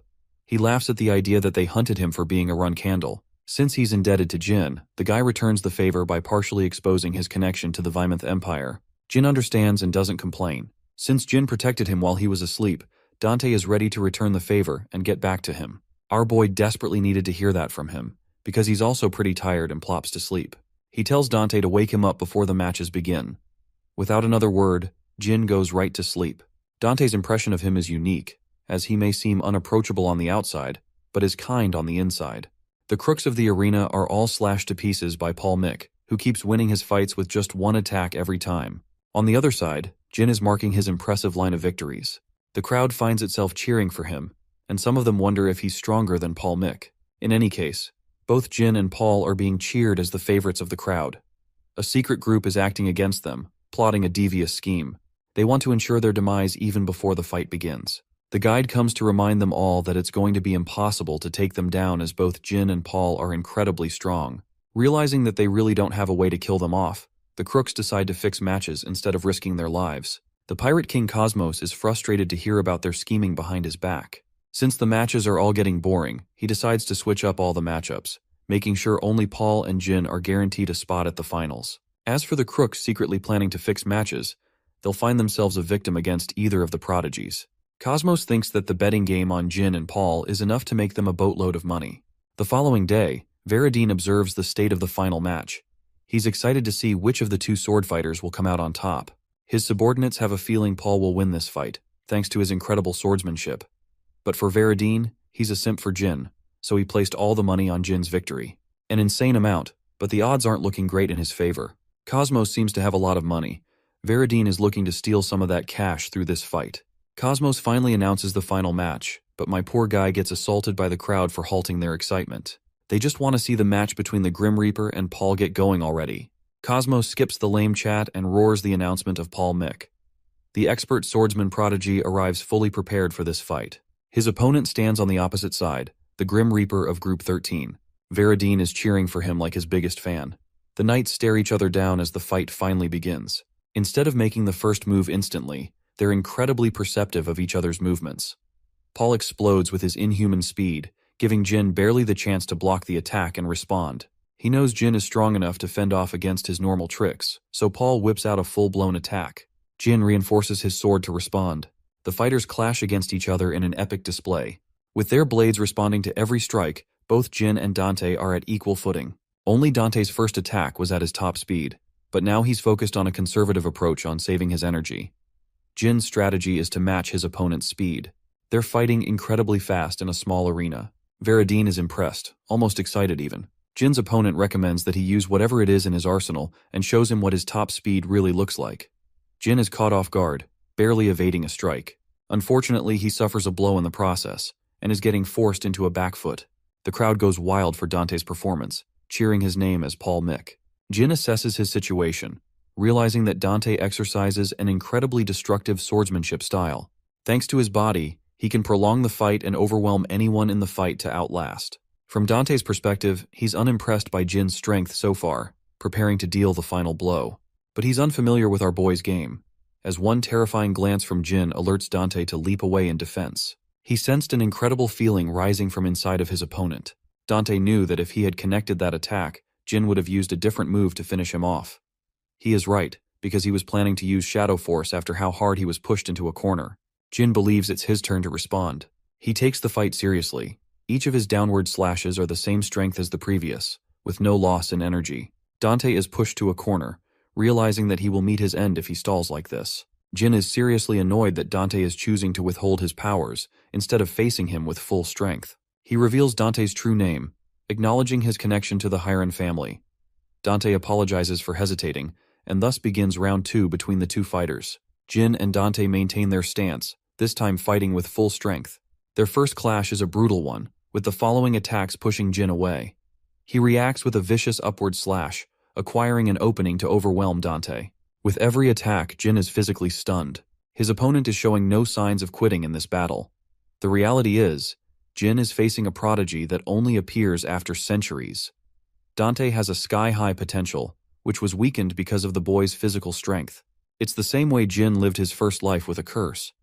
Dante's current physical strength is a testament to the hardships he has endured all on his own, to have gotten this far. Jin acknowledges every aspect of his efforts. Meanwhile, Dante believes that the youngest Runkendel was blessed with everything he could ever ask for right at the beginning of his life. But despite his talent and perfect physique, there is also a sense of desperation and dread. It's a kind of anger, an anger that clings to the desperation of becoming the best. The only goal for why he suffered so much so many times in his training. It's an exchange of blows, as both fighters know the feeling of despair. They both pick themselves from the brink of total collapse. But there's a cost that Dante's body has to pay for driving itself to the limits. However, even Jin knows that if he didn't make the finishing move, it would be insulting to his opponent. With a heavy heart, he reaches to slash Dante but stops at the final second, unable to kill the boy.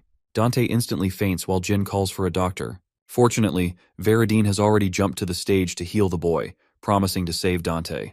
But it's impossible, as Dante's condition has been taken a step too far. He is facing aura overload and has destroyed everything inside his body. There's only one way to save the boy. Veradine hopes that this encounter between the three remains a secret. The Zyphal servants try to stop him, but Veradine isn't having any of it. He shows his association to the clan in the arena. Cosmos is scared for his life and immediately forbids anyone from intervening in the fight. What Veridine is holding is a special object called the blood of the numerous. He was once the god of hope. After his death, he left his tears and blood behind. One could bring back the dead, while the other could heal any illness in an instant. Both were considered invaluable to the world, with many clans actively proposing to hunt down his remains. And now, Veridine possessed the blood of that same fallen god. He is planning to use it for Dante, despite the Zyphal clan's terrible relationship with the Hyrons. It's beyond logic as to why he would do this, but Veridine strongly believes in his values, and thus the healing process is successful. Dante regains his consciousness thanks to the rare artifact. It is still beyond Jin's understanding that he would do such a thing. Veridine reminds everyone that he just suffered a major loss by curing him. Jin thinks he's going to propose a major offer in return for the gift, but all Veridine seeks is a bunch of drinks to hang out with Jin. Our boy is baffled by his stupidly generous offer. He once believed Veridine was a fool, but he's more respectable than he thought. They dap each other like they're the homies for life. The same night, Jin is enjoying drinks with Veridine and Dante. He secured the prize money and the bet money after nearly costing his life in the arena. Jin is generous enough to slide half the money to Dante for his clan. Poor Veridine is jealous as hell that he doesn't get to have a gift. Jin opens the treasure box and finds a map inside. He tosses Veridine an empty box for the keeping. Jin shares his annoyance with Dante, who ultimately decided to hide his strongest move. But Dante thinks it's fine because Jin was hiding his abilities too. He welcomes the opportunity to fight again, this time without holding back. Veridine is excited for the future where they will all lead each other's clans. He even entertains the idea of just chilling for a while for a change of pace. Jin is happy that the next Zyphal patriarch is a kind fool.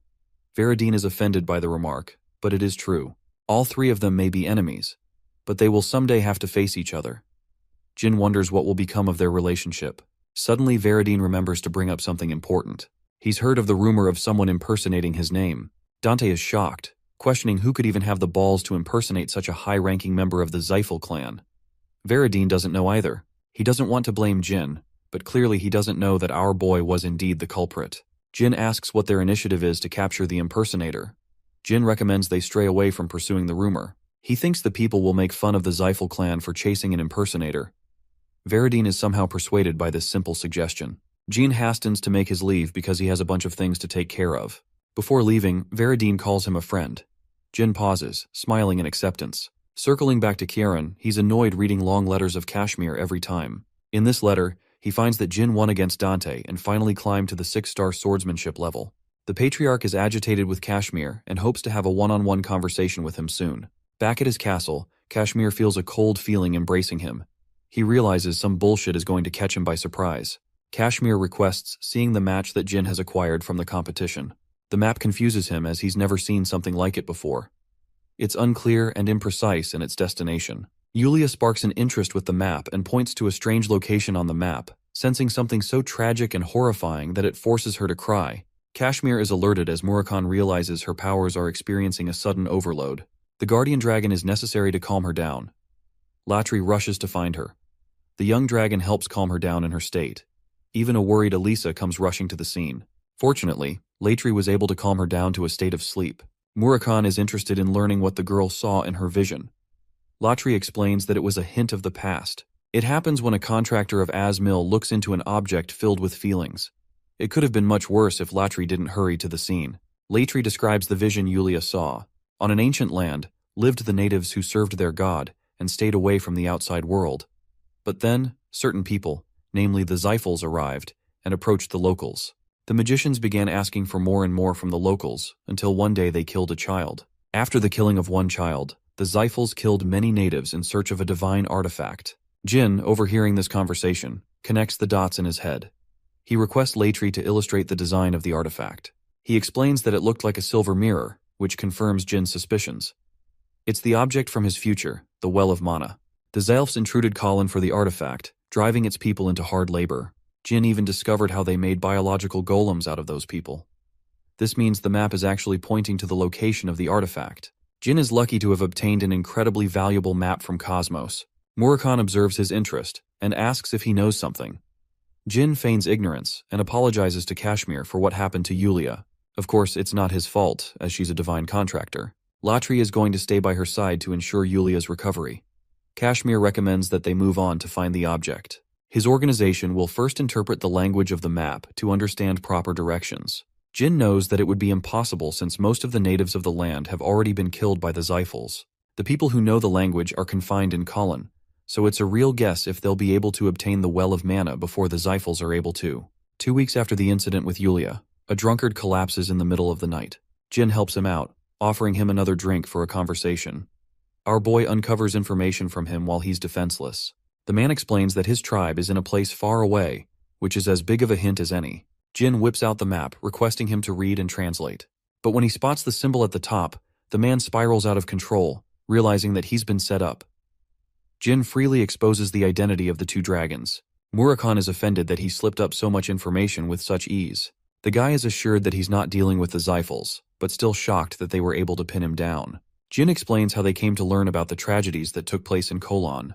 They wanted to find someone to translate the map, and coincidentally managed to locate this guy. Of course, even that dude knows it's not because of sheer coincidence, but he's happy to introduce them to his sister. The woman in question had been anticipating their arrival. Even Murakhan finds it strange that Raosa has been waiting for them in advance. She's the definition of divinity, a person of significance from her land. Raosa proves her powers by cleverly writing out Jin's powers, and even knowing about Murakhan and Latri. She has an aura that transcends all. Jin immediately realizes that he's dealing with an actual god. Raosa emphasizes that she is but a mere vessel, and that if she truly were a god, Colin wouldn't have been lost to their invaders. Murakhan spells her doom, as her powers are not going to last for much longer. Raosa confirms this fact, confirming the Dark Dragon's observation. Raosa takes the map and translates word for word what it means. The message shatters her soul as it was written by her grandfather. Thankfully, the map didn't fall into the hands of the Xiphals and met Jin instead. Murakhan wants to strike a deal with the woman since they're en route to visit Colin soon. Raosa shocks Jin, surprising him about his connection with Soldaret. Since it has been a while, Raosa plans to expunge all her divine powers to summon the God of Darkness. Jin likes the deal and decides to head over to Colin at once. He's unsure whether he could save the lives of the locals, but he promises to do his best. Raosa explains everything there is for him to know about when it comes to the Colin territory. Jin, Murakhan, and Kashmir all arrive at the location. It used to be an open location in his past life, but now, since he executed a mission while he was a cadet, it's clear that they have taken measures to close the place down. The journalist that exposed the existence of the Well of Mana will never be able to carry out his will in this timeline.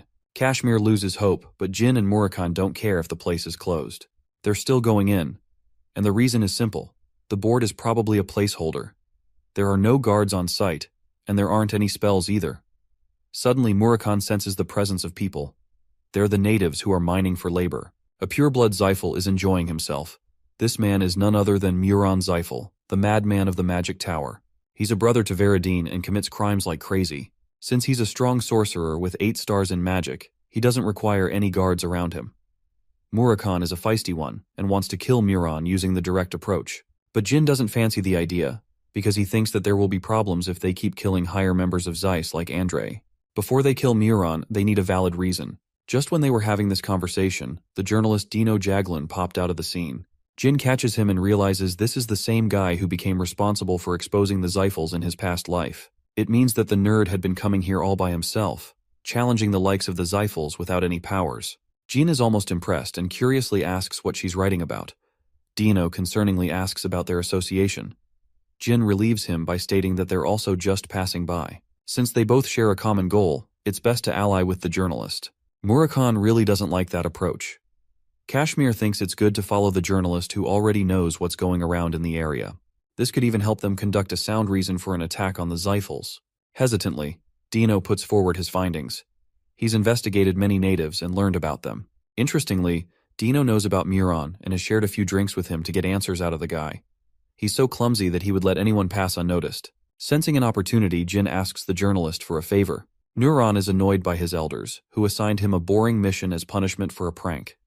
He's as drunk as ever when Dino comes around, acting like an old buddy to him. Micron is happy, but suspicious of the people he's brought along. Dino explains that he's with travelers and apologizes for getting ahead of himself. Jin introduces himself in kind to the mad sorcerer. Jin happened to learn a lot about Muron thanks to Veradine's yapping. Even Veradine doesn't think highly of him, since he's just a wretched mess of their clan. Veradine imparted Jin with an important warning to never challenge his brother, since he's the worst of the worst.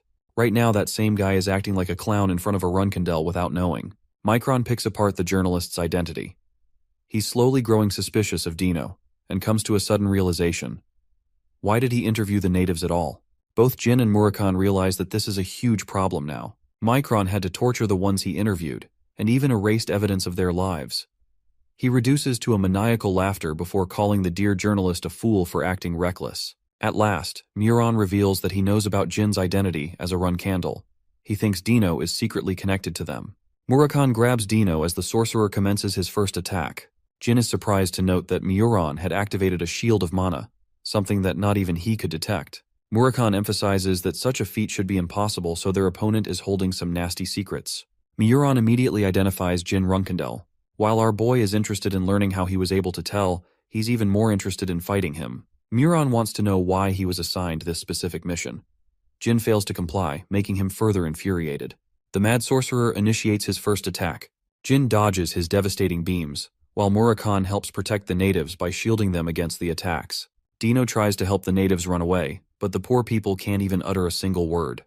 Dino roars at the scumbag who ripped their throats, taking away their ability to speak forever. But this is the kind of madness Muron exercises on his victims. He has always wanted to punish the journalist for going behind his back and interviewing the locals. He pins the blame on him for being reckless. But while he's yapping, a punch comes flying in his face. It was exactly the kind of confession that Jin needed to hear, because now, he can really kick his ass without holding back. The Shadow Force ability has left Kashmir in shambles. The fact that Jin was able to drive an 8-star sorcerer to a corner. Even Muron suddenly realizes that the God of Darkness sided with the Runkandels once more. It means they broke the pact, which could jeopardize the existence of their clan. Jin and Murakhan can't sense anything from Muron's attack, making it hard to dodge his strikes. Muron doesn't really care about beating Jin. Rather, he's enjoying himself feasting on the misery of the locals. Jin wastes no time hearing his Yap festival and charges to stroke him down.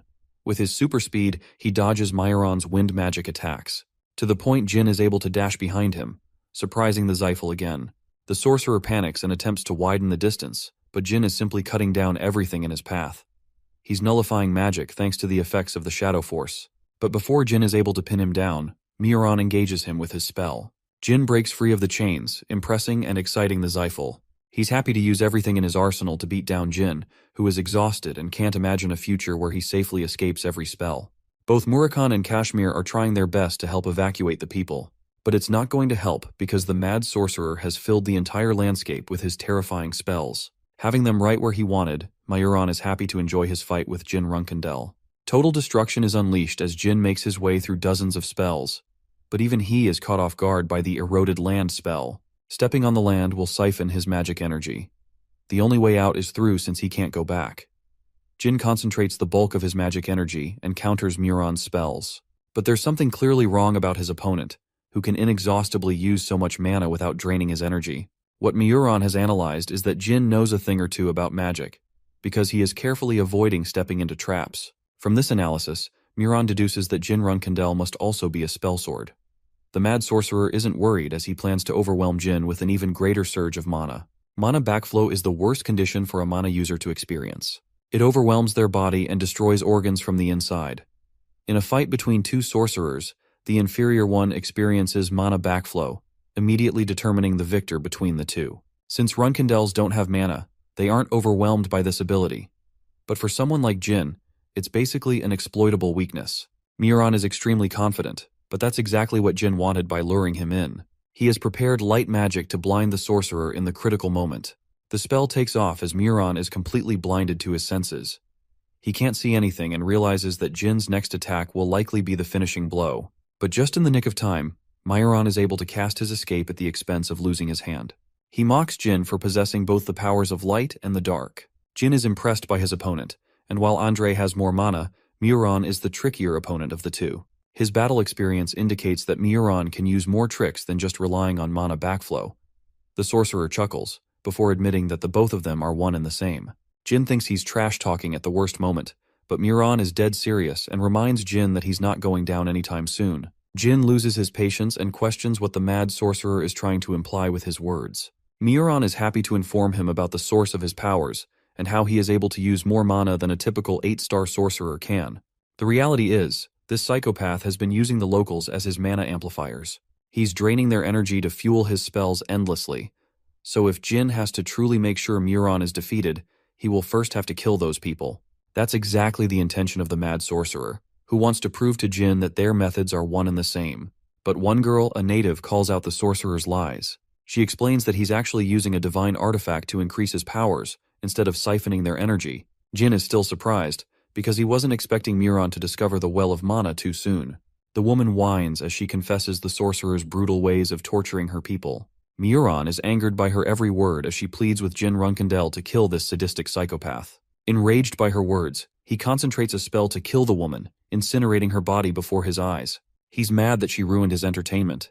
But while this is happening, Dino calls out to Jin and highlights the importance of saving Tika, as she's the only hope of the colonites. Unfortunately, she's currently being incinerated by the secret spell of the Zyphals. He once heard about this spell from his teacher. The blue flames are impossible to extinguish once they're set off. Its only weakness? You burn the blue flames with an even more powerful flame. Remembering his teacher's words, Jin Runkendel unleashes the flames from the fire realm. Tess destroys the spell and helps secure the woman. Muron Zyphal is utterly baffled, seeing Jin's command over the legendary phoenix. The mad sorcerer is speechless. What lies before him are the flames of a phoenix that has only chosen the greatest sorcerer of its time. So for the phoenix to choose a Runkendel spellsword, instead of someone from their clan, means that he's the one bound to become the greatest sorcerer of his generation. The woman opens her eyes, realizing that the flames are protecting her body instead. Jin is happy that she ratted out the sorcerer. She reminds him that Muron is still using the divine artifact to his advantage, but he's yet to acquire its full power. He only learned about certain activation phrases thanks to torturing the people. She even knows that Rausa sent Jin to help the colonites. The woman is prepared to lead him to the location of the artifact. She begs Jin to end their lifelong suffering by defeating the mad sorcerer. Jin confronts Muron, who is frustrated now that his plans have been ruined, and that Tess has chosen Jin over the Zyphals. The 6-star swordsman prepares his sword, ready to send this guy straight to hell. Muron unleashes his might, emphasizing that he once loved a witch who shared ties with the king of the Dark Sea. The Zyphal wants to show Jin the true wrath of hell by unleashing his newfound powers. Tess responds with a column of flames, severely overwhelming the Zyphal. For some reason, Muron's sudden transformation has enraged the phoenix. Murakun joins the fight after having evacuated the natives. He explains how fucked their current situation is. Muron's body is soon going to be under the control of the Demon Beast King. They have to stop him before it happens. Murakun tells Jin to unleash the full might of his powers through Shadow Force. He amplifies Jin's Shadow Force and instructs him to sever the Dimension Gate. But before Jin could execute the attack, he is overwhelmed by mana backflow. So much so that his connection with Tess is wavering, as he's failing to maintain its presence. Mirwan smiles as he has finally brought Jin to his knees. The monster of the underworld is nearing its awakening. Jin musters every last bit of his courage to wield his sword. Giving everything into this one final attack, Jin slices down Muron's body. The incantation is interrupted as the Dimension Gate collapses over Muron Zyphal. The last of his remains are annihilated by Tess, leaving nothing but the scorched remains of his body. Jin notices that his final attack was different from all the other times he used it. It was further amplified by his Blade of the Heart skill. Muron's crippled body collapses into pieces. The fight is finally over. Jin has experienced far too much strain on his body as he too falls unconscious. Regarding Muron's staff, it's a special device only used by the Zyphal Tower Masters. Once waved, it activates a signal and sends it back to the tower. And that means the Zyphals have already learned about Muron's fall. A mysterious presence restores Jin back to health. Murakun spews something inside his mouth. Jin coughs as Murakun explains that he just had a close encounter with death. It's only thanks to Murakun's remedy that he was able to outlive the effects. Jin's body is still a wreck, but Kashmir thinks he did an amazing job. The remedy was provided by the journalist, who uncovered it from Muron one time. Tika introduces herself properly as the priestess acting on behalf of Rausa. She crumbles into tears, offering her undying gratitude to Jin Runkendel, who put an end to the suffering of colonites. She reminds Jin of his mission, that Rausa had only tasked them to recover the divine artifact. Murakun is confused and wants to know more about the artifact, especially when he has lived for over 3,000 years and hasn't heard a word. Murakun has a bunch of questions regarding the god of Kulin. The god Clam is a deity not even Murakun has heard of. Kashmir suggests they look for the artifact at once, as they could come to face Zyphals soon. To add to that, Tika explains that they must first restore the artifact before acquiring it. They need to use the energy of the sun for that task, which is why the mission will be delayed until noon. An agitated Murakhan can't find the patience to wait that long because the Xiphals must be en route to attack. Jin pieces together the information, but still thinks that there is something more than meets the eye. Since Muron is fully defeated and the wasteland is abandoned by the Xiphals, he doesn't comprehend how anyone could reach her unless there was a signal sent outside. The fact that Muron Xiphal was a tower master is common knowledge. Kashmir catches on to his words. The run candle highlights the importance of the present moment, as the signal has already been sent. Their worries are warranted, as Midor Elnor, another tower master serving the Xiphals, is on his way to investigate the cause. The staff was given to him for being a tower master. It's a huge deal. Kashmir knows little about the Xiphals, but the staff is a special object which helps gather sorcerers in time of need. Murakhan is stumped that Jin somehow knows this information when he doesn't. The Xiphals are continuously evolving at an immense rate. Jin excuses what he heard from Luna, when in reality, he remembered thanks to his teacher's memorable words. Nearly 100 sorcerers exist in every Xiphal tower, and a lot of them are around the 8-star level. Engaged against them in an actual fight when they also have to defend civilians, it's going to be a brutal battle. Jin inquires how long it would take them to arrive, and he learns that it's going to take a minimum of 2 hours. Given that time limit, he requests Kashmir for a favor in the time of need. Kashmir is alarmed as Jin's secretive plan could end up killing everyone involved. He wants Kashmir to relay the message to a person immediately, or else they are all doomed. The man accepts the condition and begs Jin to make it out alive. Murakhan and Tika are in preparations to restore the divine artifact. The locals have gathered, but Jin's condition is stagnating. His body reacts harshly as he's driven himself to his absolute limits. Murakhan is pissed that Muron refused to remain honorable in his defeat and instead called the sorcerers of the watchtower. Jin requested for Luna's help last time, as she was their only hope. Murakhan is worried about Kashmir failing to reach them in time, because if he really doesn't, then they'll have to struggle and survive for as long as they possibly can.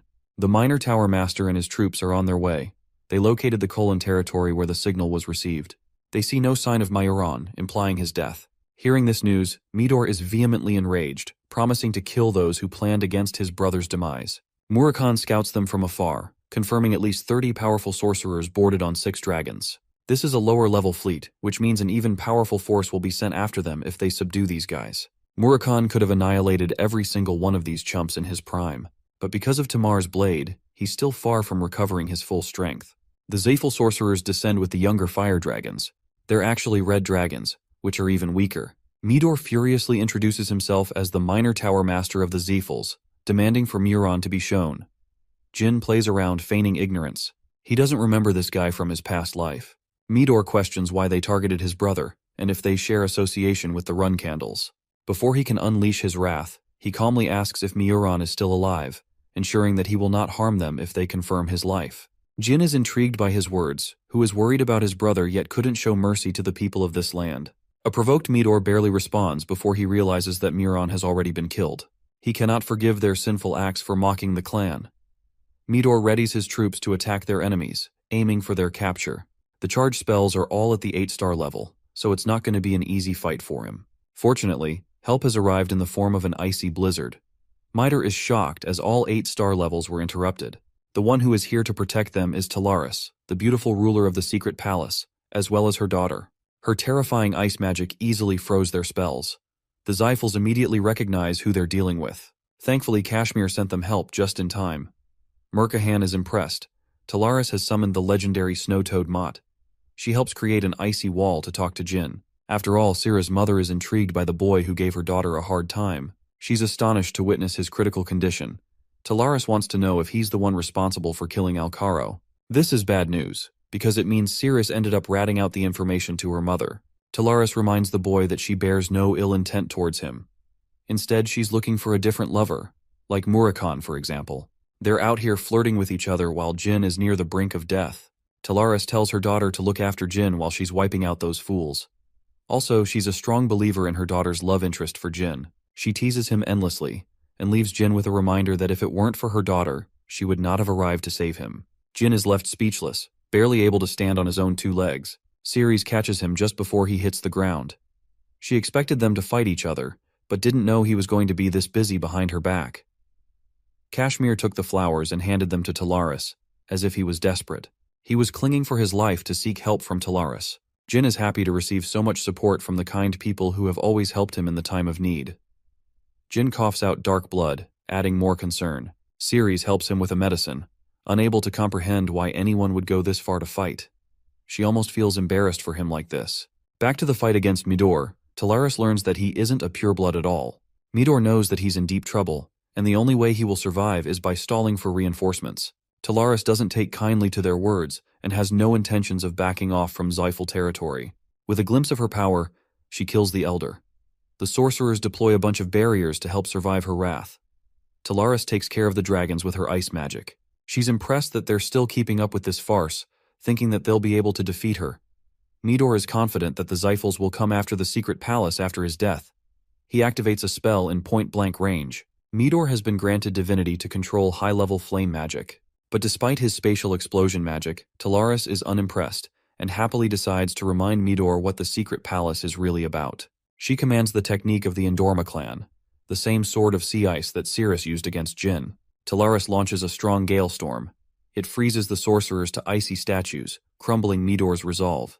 The monster approaching him has just crushed their cute barrier. At the same time, she ripped an arm off of the Zyphal half-blood. That's how easy it was for her to defeat him. Talaris mocks him for being a stupid martial artist who can't even look at their opponent. Midor realizes that this woman is crazy enough to kill every single one of his reinforcements after they arrive. He contemplates the thoughts of death, when suddenly a portal opens from underneath, interrupting their fight. She is confused at first, but then realizes what just happened. More sorcerers from the Zyphals have arrived just in time to save the minor tower master. Talaris's barrier fades, but she's pissed more than ever. The Zyphal clan has brought along a giant battleship for Mayuran and Midor. Jin realizes that this situation has gotten much worse than he intended. Way too many of their important figures have been killed. While the battleship is a problem, the crew boarding the ship is an even bigger threat. The White Knight is an elite unit of the Zyphals sent for missions just like this. Talaris assesses the situation and recommends a retreat. She doesn't want to fuck around with those guys either. She's ready to help the natives leave the land, but Jin emphasizes that it's necessary for them to complete the ritual. Talaris does not take his response lightly. She has issued a strict order for them to follow. Jin tries his best to explain that they'll never have a chance to stop the Zyphals if the ritual is incomplete. He begs for Talaris's help on behalf of all the natives of the Colon. She accepts his offer, assigning him an hour to hold off the White Knights. More importantly, she wishes to speak to Kieran after the fight ends. Whoa, looks like things are getting spicy.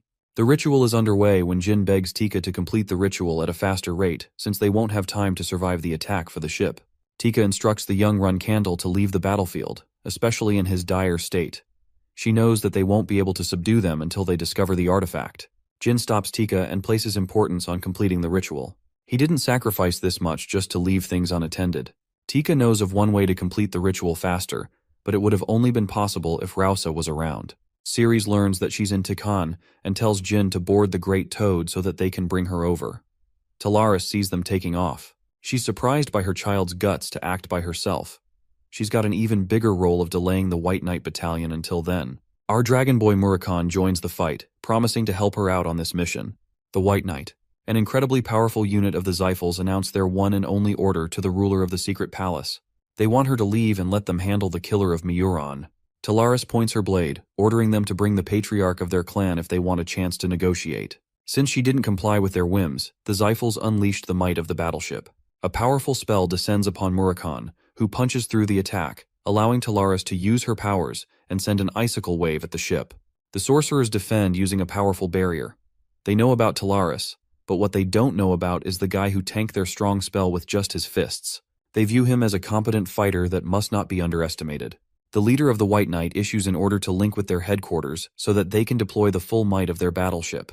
Meanwhile, Jin desperately arrives in Tikan, begging to see Rausa. She had been anticipating his return and was prepared to go along. Talaris maintains her attack on the battleship, while Murakan takes care of any damage incoming from the ship, acting as her perfect defense. She even helps him by coating his arms in ice, alleviating his pain. Murakan feels motivated. This dude chucks an entire boulder at the battleship. I'm telling you, he's the best character in the whole series. Talaris thinks they're good for now, since the White Knight unit shouldn't be able to use their strongest weapon in a place like this. They want their artifact, which means the fight is prolonging in their favor for the meantime. But that's exactly where she is wrong. The commander of the unit is simply waiting to deal the killing blow. And after receiving a direct order of approval from his clan, the battleship goes all quiet. Murakan wonders if they've decided to give up, but Talaris realizes they're in grave danger. An enormous amount of energy is concentrated into one powerful attack. Kiliak has just given them direct permission to annihilate the Kulin territory using the cannon. The leader of the unit issues a final warning for Talaris to obey their demands. She knows they're trapped with no way out. Ceres arrives at the final moment. Jin and his friends meet eyes with only destruction waiting before them. The cannon is released as an apocalyptic beam destroys everything in its path. Talaris casted a final attack right as the beam struck down. She was able to soften the beam strike with her sword of sea ice. Jin and the others are barely able to hold on. He activates Shadow Force to slash the remnants of the beam with his sword. Ceres notes that he's improved impressively, and despite his condition, he was still holding up with her. But with how they're currently holding, Jin is afraid he won't be able to help Rausa reach the ritual site. The ship isn't an easy opponent. It's just as powerful as Talaris, but the commander of the unit is shocked that she was able to stop the beam with her sword. He issues yet another warning for Talaris to stand down, but all she could afford to respond with is a laugh. Talaris isn't worried.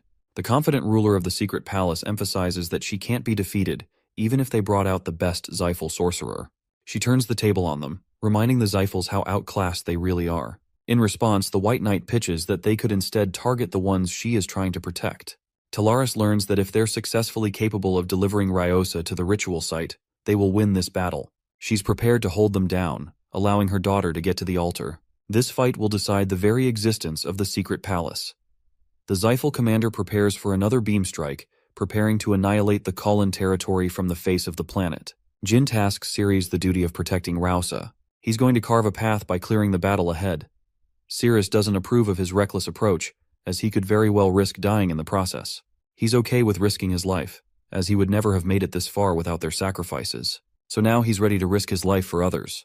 Rausa reminisces a bitter memory of her past. She was forced to flee from the land so that the Zyphals could never do her any harm. After all, their mission would be jeopardized as they would fail their god. The poor locals begged for her survival, prioritizing her life instead of their own. They wanted her to bring someone who could end their suffering. Unfortunately, those people were all incinerated by the Zyphals in the end. She was forced to flee the territory, all on her own. Then, she survived on an island with her flailing powers, waiting long for a savior to finally come to her. It was then Rausa had made her decision. Jin Runkandel is hell-bent on getting her to the ritual site, even if they die in the process. A tear runs down her face. Rausa had been waiting all her life to sacrifice her life for her people. The second destructive beam is about to be launched. Jin and Ceres make their way while Talaris slices the beam to hundreds of pieces. Jin has to protect Rausa and Ceres, trusting in his sword and sword alone to help him survive. Murakhan warns them of the incoming beam. The Zyphals are relentless in their attacks. Murakhan and Jin are fighting for their lives protecting Ceres and Rausa. Just when the Dark Dragon thought they were doing well, Jin suffered a brutal attack from one of the beams, sending him down. Even Ceres cries out in worry. She remembers his words, as he was ready to put down his own life to protect them. In her ferocity, Ceres loses her cool and gets injured in the process. She collapses on the ground, leaving Ryosa to fend for herself. Ceres commands her to keep on going or else their sacrifices would be in vain. With a heavy heart, Rausa prays to her god and keeps on moving. She has long since realized that prayers are not enough to overturn the war. Rausa is firm and has come to a decision. Jin Runkandel is in a space of emptiness. The void calls for his name, commanding that he wake up. When Jin opens his eyes, he bears witness to a future where Ceres has been killed. The Zyphal sorcerers won the war with the help of the blazing fire dragon. Murakhan was also killed by Khadun's hands. The patriarch of the Zyphals unleashed an all-out attack where not even Jin himself survived. Then, the penetrating voice of a god comes to welcome him, reflecting his choices to keep the battle going even after coming this far. He asks the boy if he is filled with regrets after involving so many people all at once. Despite his wavering resolve, Jin claims that he has yet to regret the decisions he made. His anger stems from a feeling of hopelessness, that he could not help influence the future, and that all of his friends fell to ruin because of his helplessness. He thinks of himself as a powerless warrior. The goddess likes what she hears and reminds him to maintain this mindset. She cleanses the future and at last introduces herself as Clam, the god who has waited many years for the boy's arrival. Jin fails to comprehend the meaning behind her words. The benevolent god explains that they don't have time to discuss. The path that lies ahead for the boy is full of pain and suffering. Jin in his anger realizes that the future he fears has yet to come to light. He regains his consciousness and wakes up after another headache. He was scared at first, but then he saw Ceres all alive and well. Murakhan smacks him for giving them a damn jump scare. The boy feared the worst, but it was all for nothing. Talaris is impressed that Jin was able to invoke the presence of a god. He still doesn't get what is happening. Rausa helped call forth a goddess with Jin's powers. It led to the destruction of the battleship. The White Knight sorcerers were defeated the moment she arrived. Now that she's using Rausa's body, she has donned a new appearance with longer hair and milky white eyes. Rausa sacrificed her vessel-like body to bring forth Clam. She offered Jin a glimpse into the terrible future as a lesson. Basically, she pranked our boy. Murakhan isn't having any of it and inquires what her true goal is. Clam manifests the well of mana in her hand. She is the god of mana, and once nearly destroyed the world when the god of darkness helped her. Soldaret sealed her powers into the divine artifact. Murakhan is clueless about her divine origins. To prove that her words carry weight, Clam shows them the seal casted by Soldaret himself. The seal has since become weaker, so Clam continually helps maintain its power. The Well of Mana is basically access to infinite magic. It's powerful enough to destroy the entire world. The people of Kulin exist to prevent that reality from ever coming true. Murakhan is pissed because those poor natives sacrificed so much in their lives just to protect the artifact. Clam reveals that she couldn't help them when she was sealed. Until today, when Jin Runkandel helped in her manifestation. Both Ceres and Talaris are shocked to learn that the boy is actually a contractor of the god of darkness. She offers Jin the invaluable object. Now that he has Soldare's powers, paired with this artifact, he has gained an ultimate weapon. Clam entrusts the faith of the colonites within his hands. She clarifies that the Well of Mana was always a weapon Soldaret intended for the boy to use. Soldaret created the seal at the height of his powers. It's a direct reference to his divine existence. While Jin is happy, he remembers Rausa's reward. She promised to help him speak to his god. Clam knows that it's impossible to make it happen, as the god of darkness wouldn't speak to the boy even with Murakhan by his side. Jin accepts, as he wasn't looking for a reward. As powerful as she is, not even Clam knows that the boy is reliving his life. With her mission completed, she returns to her spiritual form. Thanks to Jin's actions, Colin is free at last. Clam is indebted to the final contractor of the god of darkness, who helped free them from their chains. Talaris is impressed by what she saw. It's not ordinary for a god to be thanking a human. She recommends they make their escape soon, since the Zyphals could attack at any moment. Ryosa, who is now a part of Clam, realizes that her god couldn't answer her prayers because she was sealed within the divine artifact. Clam apologizes as the woman had to sacrifice her body to save her people. The pain that she endured helped free them. Rausa thanks the deity for answering their call and preventing a dark future. She's the happiest she can ever be. Clam is satisfied to be serving the people of Colin in return. She awaits Jin's strength to help free the world of suffering. After all, if the mirror had fallen into the Zyphals' hands, then all their sacrifices would have been in vain. Tika is immensely happy that it all worked out in their favor. Jin is grateful to the sacrifices made by the colonites, because he's the only one who really knows the destruction the Zyphals ended up unleashing in the future. The Runkandel prodigy is prepared to reward the people of Cullen by offering them a place to stay. Since he's incapable of helping them directly because of his mission as a flag-bearer, he has given the journalist a note to seek Luna's help. There's the possibility that the Zyphals will retaliate and threaten more lives. But Jin is prepared for that. He wants the journalist to publish all his findings to gather many supporters and fend against them. His career as a journalist will illuminate with success. After that, Jin meets an acquaintance of Talaris, properly without all the fighting going around them. She's so chill that she called their mission easy. Jin is worried that the Zyphals might come to hunt her down, but Talaris isn't worried. She believes the Zyphal Patriarch will instead act with caution. After all, he doesn't know about Clam's manifestation, which means he is under the impression that Talaris wiped out the White Knight unit all by herself. Jin is happy to hear that, but Talaris reminds the boy that she didn't just help him out of goodwill. She treated him as a client. And now it's time for a hefty reward, especially from someone who is a legendary spellsword and the contractor of the God of Darkness. Jin waits in anticipation, wondering how big her request would be. In a hearty laughter, Talaris lets him off with a freebie. She thinks she has acquired enough information and even teases her daughter for it. Jin is utterly stumped that she's not asking anything. The ruler of the secret palace prepares to make her leave. Cirrus wants to settle her score with Jin next time in a real fight. Her mother thinks she's still stuck being a hard ass. She's making a fool out of her own daughter by messing with her. And now, since we haven't revisited Sierran Runcandle in a while, it's time to come see him. Talaris Indorma has personally stepped into the Dark Sea, all for the sake of a marriage proposal for Jin. What a queen this woman is. Over to Luna's place, she learns about Jin's incredible adventures, taking on incredible adventures like Muron and the White Knight fleet.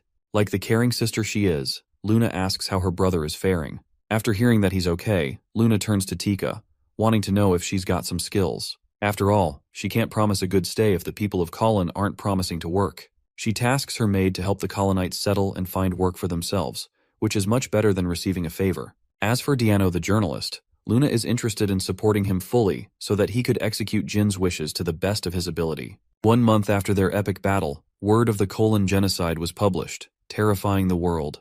They were told that a bunch of travelers ended the conflict and pushed back the Zyphals. Even the Runkindels came to hear of the news. The Zyphal clan pinned the blame on Muron for the incident, since he was no longer alive. But some remnants of the battleship cornered the involvement of the clan. It enraged some kingdoms while others remained unaffected. The Vemonth Emperor broke his silence, and even spoke in favor of the Zyphals. But his announcement did not come lightly, as it was met with public outrage. The Zyphals made sure to reward him properly for taking their side in this political battle. The reputation of the Zyphals took a major hit, and they're incapable of plotting a major attack for now. They have coped with various losses, all thanks to Jin and Luna's help. The journalist receives much support from the people who are taking his side. The people of Cullen will pray for Jin's help, waiting for the day he unveils his name as the traveler who stopped the oppression of the Zyphals. They desperately pray for Jin's success so that he could be the one to annihilate the Zyphals forever. Circling back to Kiran's encounter against Talaris, Khan is shocked when he sees a huge wall of ice emerge from afar.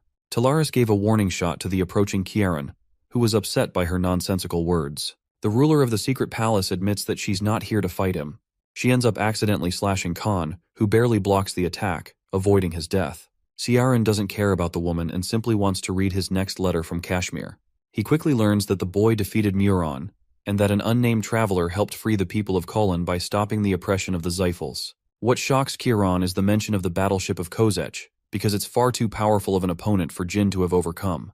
That's where Talaris chimes in, because she took it down. She's surprised to learn that Kashmir has been mailing him letters. Kiran is furious that he didn't mention one word of her involvement.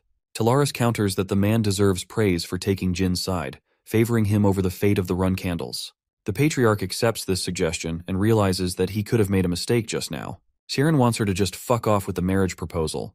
Talaris somehow sees the two of them as the perfect couple. Jin feels a sudden chill run down his spine, and for appropriate reasons. Jilly thinks it's probably a side effect of obtaining more mana, but Jin doesn't believe that to be the case. He improved in strength and ability, having reached 6 stars in swordsmanship and 7 in his mana. All he has to do is maintain the object in his hand to achieve a surplus of mana. But Jin doesn't want to risk using it too much because it would risk breaking the seal. Kashmir's assistant informs him about an unexpected visitor who wants to work for him. This mystery man even knows about one of his bases, so it's clear that he's someone important. Jin is curious just as anyone, until he sees a familiar face. It's the same information merchant, the dumbass Jetu. Jetu may have ruined Jin's life in the past, but it wasn't the case anymore. He was spared and came before him.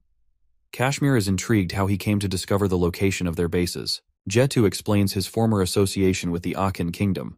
Kashmir realizes that this guy is connected to Jin and helps bring down the auction house. He still wants to know how he came to find their base. Jetu tries to skip around the specifics of how he managed that. Kashmir is enraged, which causes Jetu to blurt out information on Alu. Intrigued, Jin wants to know more. When Jetu turns around, he is stunned to see Jin run Candle, calling him a fraud for betraying him so much. After all, he did impersonate Veradine. Kashmir is infuriated by his accusations and nearly cleaves his head off. Murakan barges in, extremely annoyed that he didn't receive his ice pops. To the Dark Dragon, his ice pops are more important than any investigation. He's even more pissed when he sees Jetu, remembering how he kicked his ass black and blue. Jetu is stunned that they're closely related to Kashmir, and realizes that Jin supersedes everyone among the group. He apologizes by smashing his head on the ground. Jin is looking for new information on Alu. Jetu reveals his real name, a former Runkandel cadet. Jin is somewhat familiar with the name Marius, but Jilly knows for certain. After all, they share the same surname as Luna's nanny. Jin's face grows pale. Alu belongs to the kingdom of Delki, one of the many kingdoms of Huster. He was a nobody who passed the test and trained as a cadet. That was the last time he used his real name, before dropping it and never using it again. Jilly confirms this. Kashmir put his blade next to the merchant's neck, suspicious of his words as the commoner couldn't have taken a test to become a Runkandel cadet so easily. While he's pestering him, Jilly explains that it's possible someone from within the clan helped Alu serve his cause. Jin suspects that it has to be one of the purebloods, or even the nannies behind their backs. After all, the nannies are more capable than their simple task of caretaking. They've got influence of their own from within. When Luna Runkandel boasted the top rank, she was referred as the leading candidate to lead the clan.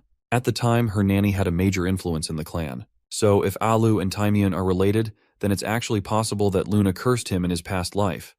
But such a thought is inconceivable. Jin thinks Timian is on her own without sharing any involvement with Luna. Jetu confirms the validity of the information, prompting Jin to use him as a bait for Delki. He wants to scavenge more information about Alu and Timian. In the kingdom of Delki, a delinquent is bullying a commoner when a woman donning purple hair kills him with an agonizing death. The commoner begs to be spared, thinking that they're heroes of some kind. But these guys are straight-up villains. He kills the man while the woman collects his powers. Kashmir states that only one group in Delki frequently uses the name Marius. It's an orphanage, a facility once used by royalists which, at first, helped the children form bonds with each other before ordering them to kill each other. The only children who survived the harsh treatment of the facility were hired as assassins. The orphanage was shut down eventually. 10 orphans were released, and one of them happened to be Alu. Kashmir hands Jin each of their addresses to investigate in Delki. The Runkandel prodigy is confident that he will be able to locate the culprit who cursed him in his previous life. Jin has arrived in Delik with Jetu. The first person they have to investigate is a man called Gaber Marius. Jin isn't planning to extend their stay and prefers they get the mission finished quickly at first. Jetu knocks on the door, but there's no response. Jin observes a bunch of people hovering over a scene. He discovers the case of murder, a brutal one at that. One man was poisoned to death while the other was slashed clean with a wind spell. One man shouts, believing that Gaber deserved the treatment. Jin uses him as a lead to ask questions. The man states that he and his friends discovered the corpse at night. The guy who owed Gaber some money died in the process. Jin is certain that their real target was Gaber, and in order to leave no traces, they disposed of the witness with a magic spell. He wonders if the criminals were hasty and botched their operation. Jin comes to a sudden realization and asks Jetu for their next target. He senses something dark behind the scenes. Jin's suspicions are confirmed when they arrive to find their second target killed via poisoning. The man was disposed of only a while ago, and the method of poisoning is the same. Jin believes that someone is specifically targeting the survivors of the orphanage to erase evidence. They rush to their next few targets, all of whom are decapitated and killed in brutal ways. Jin notices the remains of an 8-star spell. That means with every target, the assassins are using stronger and stronger spells. Jetu thinks it's bad if they keep pursuing them like this, as even the authorities have grown suspicious of their sudden findings. Jin argues that there isn't much time to waste. He's in a pinch, and despite his rank as a reserve flag-bearer, Jin wants to make sure to exact his revenge. One last target remains on the assassin's list. They're happy to have wiped out the entire list with ease. It turns out that these guys also survived the orphanage. The both of them were selected as the best of the bunch, and they step towards their final target, to erase all evidence. After forcing their way inside, the assassins are surprised to find no one. Clearly they didn't account for this case. Meanwhile, Jin and Jetu have already rescued the last survivor, and they're en route to escape. The reason they were always one step behind the killers is because they were close to the portal. That's how they managed to save the man and his daughter. But there's still a problem. The assassins hunting them down are Varys and Kuzan, the deadly duo and the best of the orphanage. Jin is shocked because there were supposed to be 10 survivors. But in reality, there were actually 12. Varys and Kuzan launch their attack, they've already arrived. Varys is happy to kill her dear brother while Kudan isn't in the mood to play games. But their plans are interrupted thanks to the powers of a sorcerer they weren't anticipating. Jin is glad to take them on in his clan's own territory. They're both young by their appearance. Varys is not a Zyphal, but she's powerful enough to pose a threat. They take Jin for a lightweight. Varys is confident in cutting him down, but Kuzan wants her to be cautious around their opponent. Varys ignores his warnings and launches a powerful wind spell, all for Jin to block it with a defensive barrier. He wonders if Varys is out of energy after depleting her mana the entire day. But the thing is, Kuzan seems to be more of a threat. He's the one deploying poison. Kuzan takes out his poisonous blade, preparing to fight his opponent. Jin orders Jetu to hit the road with their target. The fight starts with Kuzan overwhelming Jin in a show of strength. He's impressed by the existence of a spell sword, and even recommends that Jin prioritize his own life over others. Jin counters his attacks and orders the dumb merchant to just go. Jetu finally listens to his advice and runs off, leaving Jin to fend off Varys and Kuzan all alone. Varys thinks their opponent is arrogant to assume he'll defeat both of them at the same time, but they just don't know who they're dealing with. Jin casts his special light spell, blinding both assassins right when they were most vulnerable. Kuzan is instantly slashed but somehow reacts to Jin's attack. Varys is still blinded and defenseless. She doesn't know that her brother has already been injured. Enraged, Varys swears her powers to kill this guy. Kuzan recommends that she maintain her sanity, as he can still heal his wounds. There's the fact that she used too much mana, which could overwhelm her with a mana backflow. Instead, Kuzan takes a poisonous potion and drinks it without hesitation. An astonished Jin reflects that some people can develop resistance against poisons and use it as a healing mechanism. However, it greatly hampers their lifespan in exchange for strength. Now that Kuzan is ready for round 2, he's ready to face the mysterious Spellzord who can cast even light magic. He has his personal questions but takes priority in completing the mission. Kuzan has ceased the intent to capture Jin alive, and instead bursts full speed to blitz him. Jin barely has the time to react to his attack, and at the same time he could hardly dodge the wind magic. Kuzan is stumped. It's inconceivable that a 6-star swordsman is keeping up with someone of much higher rank. Jin is happy to introduce his powers, and sets his target on Varys. He unleashes the flames of Tess, the ultimate fire phoenix, engulfing Varys' entire body to ashes.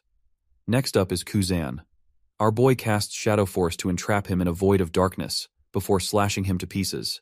The assassin had never seen such dark energy before in his life. He just faced a monster who could summon the Blue Phoenix and even command the Shadow Force. However, he does wonder if the effects of his poison will work against someone like Jin. The thing is, Jin received an injury which led to the poison kicking in and driving his body to its limits. With Varys nearly annihilated and Kuzan compromised, Jin is near the brink of death. It seems that all 3 fighters have come to a stalemate, but our boy isn't planning to die so soon. He takes his stance, preparing to confront Kuzan again.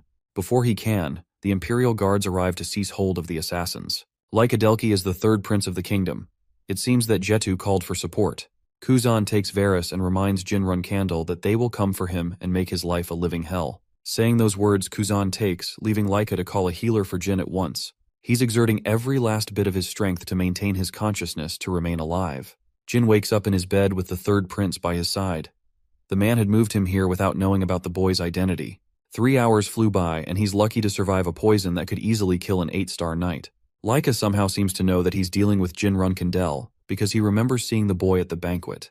He inquires information from him, shocked that he was able to corner the 8-star assassins even with his current skill level. Jin thanks Lyca for his support, and asks if the man will report the incident to his clan. Lyca has no intentions of doing that as he's being observed by Kashmir's forces who are scouting for Jin. Lyca wants a favor in return for his help. He wants the boy to help Delki by assigning them more guardian knights. He also wants some of the shares of the run candles from their gold mine. At first, Lyca is sweating bullets thinking Jin will be offended, but in an interesting twist, Jin offers him double the reward for his support. In due time, Jin states that he will be able to do anything that he pleases. Lyca searches for the meaning behind his words, wondering if the boy has ambitions to become the patriarch of the Runkandel clan. Jin returns to Jilly and Murakan, who are equally frustrated in his stupid attempts to get killed again. The reason Lyca didn't bother leaking the information is because of Kashmir and Quiquintel, which would have stirred trouble for the Delki kingdom. Jetu, the lousy information merchant, is happy that Jin returned alive. Kashmir talks about Dan Marius, their target, but he's not saying anything worthwhile. Jin takes the initiative to speak to the man and emphasizes the lengths he had to go to save his life. Hesitantly, the man finally reveals a bone-chilling fact. It was Timian Marius who trained the assassins, as she is their mother. As a matter of fact, they're cowering before her presence for failing the mission and even exposing their identity. Timian is dead serious about their shortcoming and commands them to get lost. She doesn't even want to acknowledge them as her own. Vera begs for her mother's consideration, apologizing for having failed her. She doesn't want to be abandoned, yet that is all the cruel nanny has to offer. She kicks them out and reminds both of her failures to never come back. Kuzan wishes for her health, almost as if he's praying for her downfall. Timian goes outside, reflecting that they definitely fought Jin, who used Shadow Force. Now that the boy has ensured a connection back to her, it's clear that he will come looking for Luna. Shockingly, she believes that not even Luna would be able to kill her. Timian has access to information on the boy. She thinks threatening to expose his powers would be enough to make a toy out of Jin. Anyway, Dan learns from Jin that Elu was killed in battle, but before death, he uttered that his master wished the boy to be assassinated. Jin wants to be concerned if this secret master is Timian herself. Timian secretly shook hands with someone inside the clan. The contents of the deal are confidential. Jin is starting to suspect Timian's association with this mysterious man. He hurries to see Luna at once. Luna is enjoying a meeting with Tika, who is happily settled with the rest of the colonites.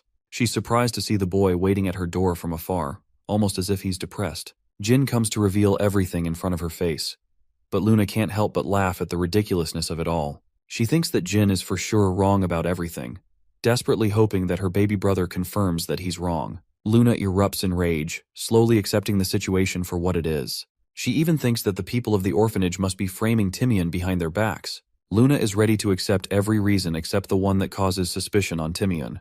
Frustrated and confused, she wants to speak to her nanny at once. Timian knows that both Varys and Kuzan will be eliminated in secret. She doesn't care for her children, as she could always make new servants. Timian is confused how Jin was able to get this far. In the middle of her contemplation, she hears a knock on the door. They're the Run Candles, both Luna and Jin. Luna does not hesitate for a moment before accusing the nanny's involvement. Without any signs of denial, Timian confirms the fact. Confused, Luna digs deeper to infer her motivation for raising actual assassins to get in Jin's way. She counters that they weren't sent on a mission to dispel Jin, but rather, she was the one who was surprised that they encountered him. Luna grows furious, more than anything. A feeling of betrayal and sorrow overwhelms her. Timian requests to pass a trial to prove her innocence. But this facade, this side of her. Luna was expecting her to deny the ridiculous claims, but she's just avoiding her confrontation. Luna is infuriated, so Timian finally reveals that she was forced to raise assassins to ensure her survival. Because of an enormous number of enemies within the clan, they were under constant threats. Luna doesn't get this excuse as she was powerful enough to fend off any threat on her own. But she doesn't even know that most of the Run Candle servants never make it past the first year. It's the same for the Guardian Knights. Every single one of their lives were taken by the purebloods who plotted against them. This is a lie, and Luna knows it well. She's devastated that her cherished nanny has to come to this. Timian stops her with a simple question. Would she have killed her siblings? It would not have mattered because Luna didn't care about the bloodshed. She loves her siblings and wants to stop the infighting. Back then, she was a weeping mess who stepped away from her obligations. Just when she rejected the throne, the people around her suffered. It all started 35 years in the past. Timian had clung to power for the first time in her life. Living a shitty life in a terrible orphanage, she was just a tool to be discarded by powerful people. The Run Candles sought her potential, and that's how she learned how to become human. They treated her kindly, and looked after little Luna since day one. She was happy to have been comforted by the little child's warmth. After that, many purebloods were born one after another. All of them stood to become a rival and enemy to Luna. Still, the child possessed brilliant talent and outshone her siblings. She had unprecedented talent, but the truth was, Luna didn't want to fight others. She just liked training. She was an innocent child, and Joshua was jealous of her. Luna became a monster that overwhelmed everyone in the clan. She was the definition of bloodlust and terror by the time she reached the age of 14. More time passed, until one day, Luna crumbled under the rain. She couldn't desire a life where her clan dictated everything. She did not want to become the ruler of the clan in her father's footsteps. Timian begged her not to lose her way, but that was the day Luna decided that she would never pursue the path of the throne, as it would require her to face her siblings. She wanted to carve a new path for the clan, to become their protector. That was the decision of a 19-year-old prodigy. But everything faded with her desire. Timian wanted to exact her revenge against the orphanage after being tortured for many years. She wanted her to come to power so that she could carry out her own revenge. But when Luna made her decision to step down, Timian was forced to support her will. She was the only one who stayed by her side. She accepted her happiness by killing her own. Ever since the Run Candle purebloods noticed a shift in their older sister, they began targeting her servants. They killed everyone all around, with Timian barely surviving their wrath. She did not want Luna to find out because it would cause her even greater pain. So for Luna's sake, Timian persevered and came up with the plan to use the orphans of the orphanage as her own. One day, Timian was captured and did not bother speaking a single word. She would accept death long before anyone could make her talk. But the man was no stranger to her fear. He knew all about her weaknesses. He knew that she secretly harbored the desire for revenge. That was the day the lifeless Timian felt truly alive once again. She allied herself with that man, and desperately hoped against a day where Luna would uncover her connection. Her confession has left the White Whale in a complete mess. The fact of the matter is clear. Her assassins nearly killed Jin, and that she did commence treason against her own clan. Timian is courageous enough to confess her crimes to the clan. The execution knights are already here, because she knew this would happen. Jin mocks the nanny for believing she has a way to escape punishment. He reminds her that no one could get her out of this pinch. Timian is happy to accept her fate, but Jin secretly knows. He knows that she was talking way too much for someone who had anticipated this death. He questions Timian, wondering if her master will reliably get her out of this mess. The nanny leaves with a strong impression of the youngest Run Candle. He is not only strong but also sharp.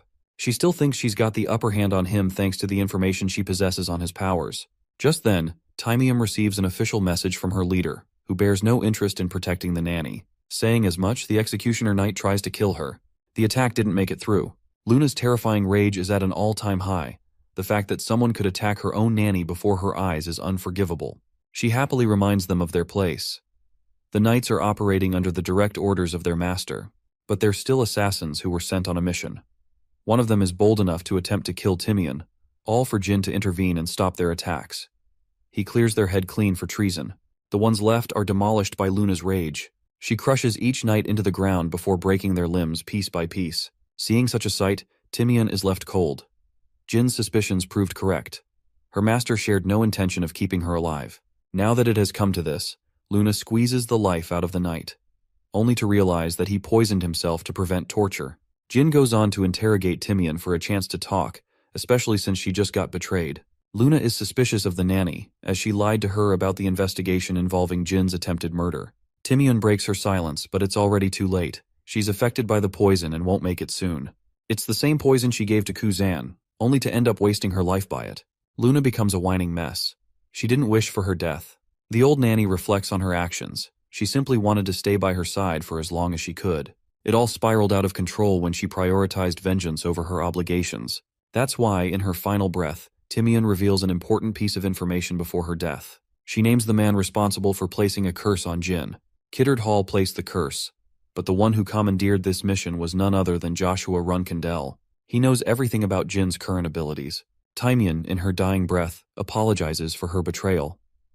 Reminiscing the memories of the very first time she held Luna in her arms, the nanny hopes that she doesn't remember her for too long. Luna grasps the lifeless body of the woman who had stuck with her through thick and thin. Meanwhile, the real culprit, Joshua Runkindel, hopes for an easy death for the nanny. Joshua is greeted by the abandoned assassins. They're prepared to pledge allegiance to their new master to help change their mother's mind. Varys is desperate for their mother's attention and is prepared to do whatever it takes. Rising from his seat, Joshua approaches the hopeless assassins. He tells them that Timian rejected them for a reason. It was the only way she could save them. Joshua then pins the blame on Jin Runkindel as the man who killed their mother. He makes himself act as a hero who sent his knights, but it was of no use. Enraged, Varys wants to kill the spellsword responsible for bringing down their mother. Joshua confirms Jin's contract with Soldaret. Kuzan is confident to find their mother's killer. He wants to avenge his mother at once, but Joshua knows that their blind outrage will lead to nowhere. It's clear that Jin will try and hunt them someday. He becomes their benefactor in kind, and at the same time recruits them on his team. Joshua makes fun of them underneath, and even feels indebted to Jin for helping take care of the nanny. Joshua instructs Kuzan and Varys to leave, as he's got something to tend to. That something is actually the outrage of Luna Runkindel. Furious as she is, she trashes Joshua's place, demanding his presence. She breaks the rules of her clan, and commands the knights to stand down. While they're hesitant, they still choose to rush into battle to attack her. In response, Luna unleashes a powerful energy wave that drops them dead without even using her weapon. Joshua comes out in the open to meet his sister, clearly provoking her with every word. He knows what he's done. Luna calls him a pathetic man hiding behind the Black Knights. But Joshua is still feigning ignorance to the matter, acting as if he's uninvolved in their affair. It's her intent to kill, and that's exactly what Joshua wants. He wants her to become enraged and act recklessly so that the Runkindel clan takes his side. Instead, Luna chooses to react with patience, claiming no intention of killing Joshua. Instead, she's here for a final warning. Luna tells him that Jin will slaughter him the next time they encounter each other. She recommends that Joshua heed her advice, but he makes light of the situation and even provokes Luna. But he doesn't know, she's the queen of trash talk. She thinks of him as no more than a little boy. Joshua, on the other hand, wants Luna to stay like this. After all, her powers are necessary to stop the Zyphals, but when he's taken over the Runkindels, he will make sure that she bites the dust. After the confrontation, Luna meets up with Jin, who is worried about his sister's health. She only held back because Jin instructed her to. After all, that was Joshua's plan from the beginning. Jin hears about the Black Knights guarding him. They're the finest warriors among the knights of the Runkindel clan. They actually work under Sieran, so it's strange that they're bothering to protect Joshua. Jin is convinced that his mother has played a part in permitting Joshua the usage for such an elite Runkindel unit. Both Luna and Jin stand to commemorate Timian's death. The vulnerable older sister of the family is devastated that someone so close to her could betray her to that extent. Luna takes responsibility for her personal faults. Timyun became her loved one while her own brother became her enemy. Luna is feeling a gush of emotions no one could understand. She confesses her hatred for fighting among her siblings. The wretched tradition of her clan disgusted her. Jin commends her for helping safeguard her siblings and protecting them from causing each other harm. But her naive approach didn't last for long. All she did was run away from her responsibilities instead. Luna declares that she no longer cares about protecting the clan. She has sworn her allegiance to her baby brother Jin, and she will be unafraid to cut down his enemies. Instead of serving her father, Luna surrenders her sword to Jin Runkandel. This is the only way to make amends with her actions. She doesn't care what happens to her siblings, as that is the cost of her hypocrisy. In response to her bold declaration, Jin swears the same to her sister. He wants to share the responsibility and the suffering of her sister. This time, Jin is the one who comforts her with his undying support. Embracing his older sister, Jin promises to protect her once he claims his spot as a flag bearer. He's the only person who understands her, so Luna's final desire is to create a future where Jin seizes the throne. It's been a while, but Murakan is back to his ranting. He trash-talks Joshua for going to absurd lengths against his own brother. Even Jilly is disgusted. They swear at him, pouring insults until their hearts are satisfied. Jilly analyzes Joshua's desperation to assassinate Jin back at the Storm Castle before stopping. It's unclear as to why, but Jin is almost certain that Joshua is aiming to obtain his contract.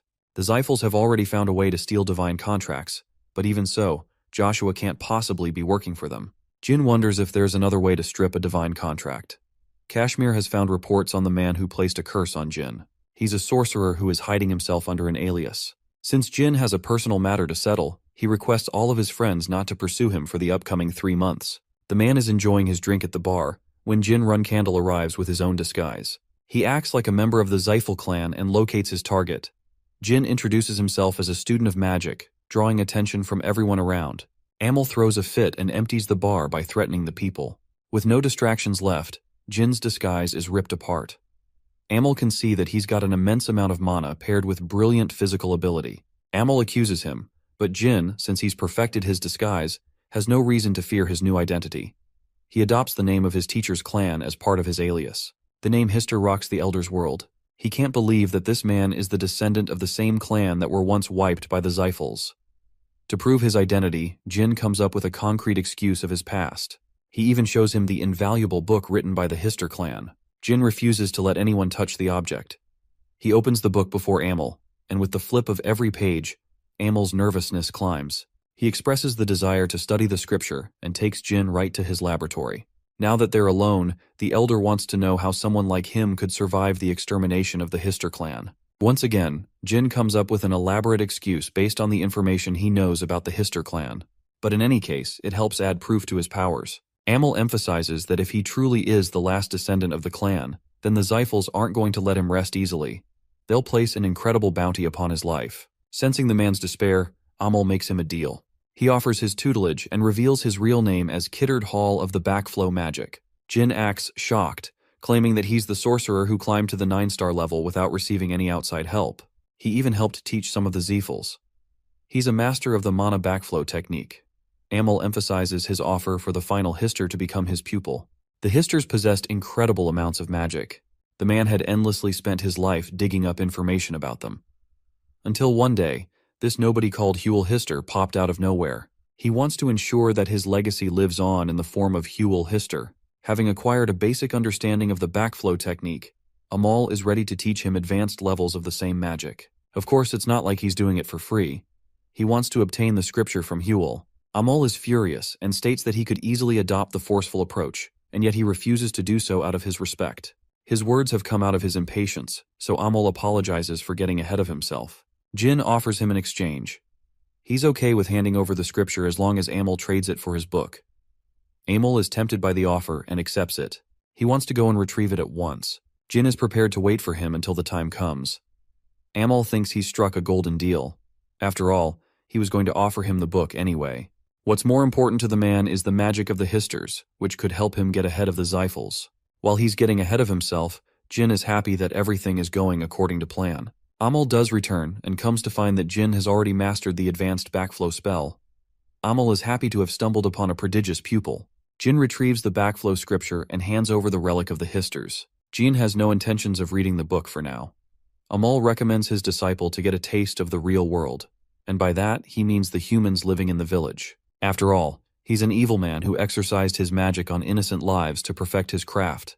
Jin suggests his master use the backflow magic technique on him because he could learn what it truly feels like before testing on real targets. Amal casts one of his advanced techniques, demonstrating his craft.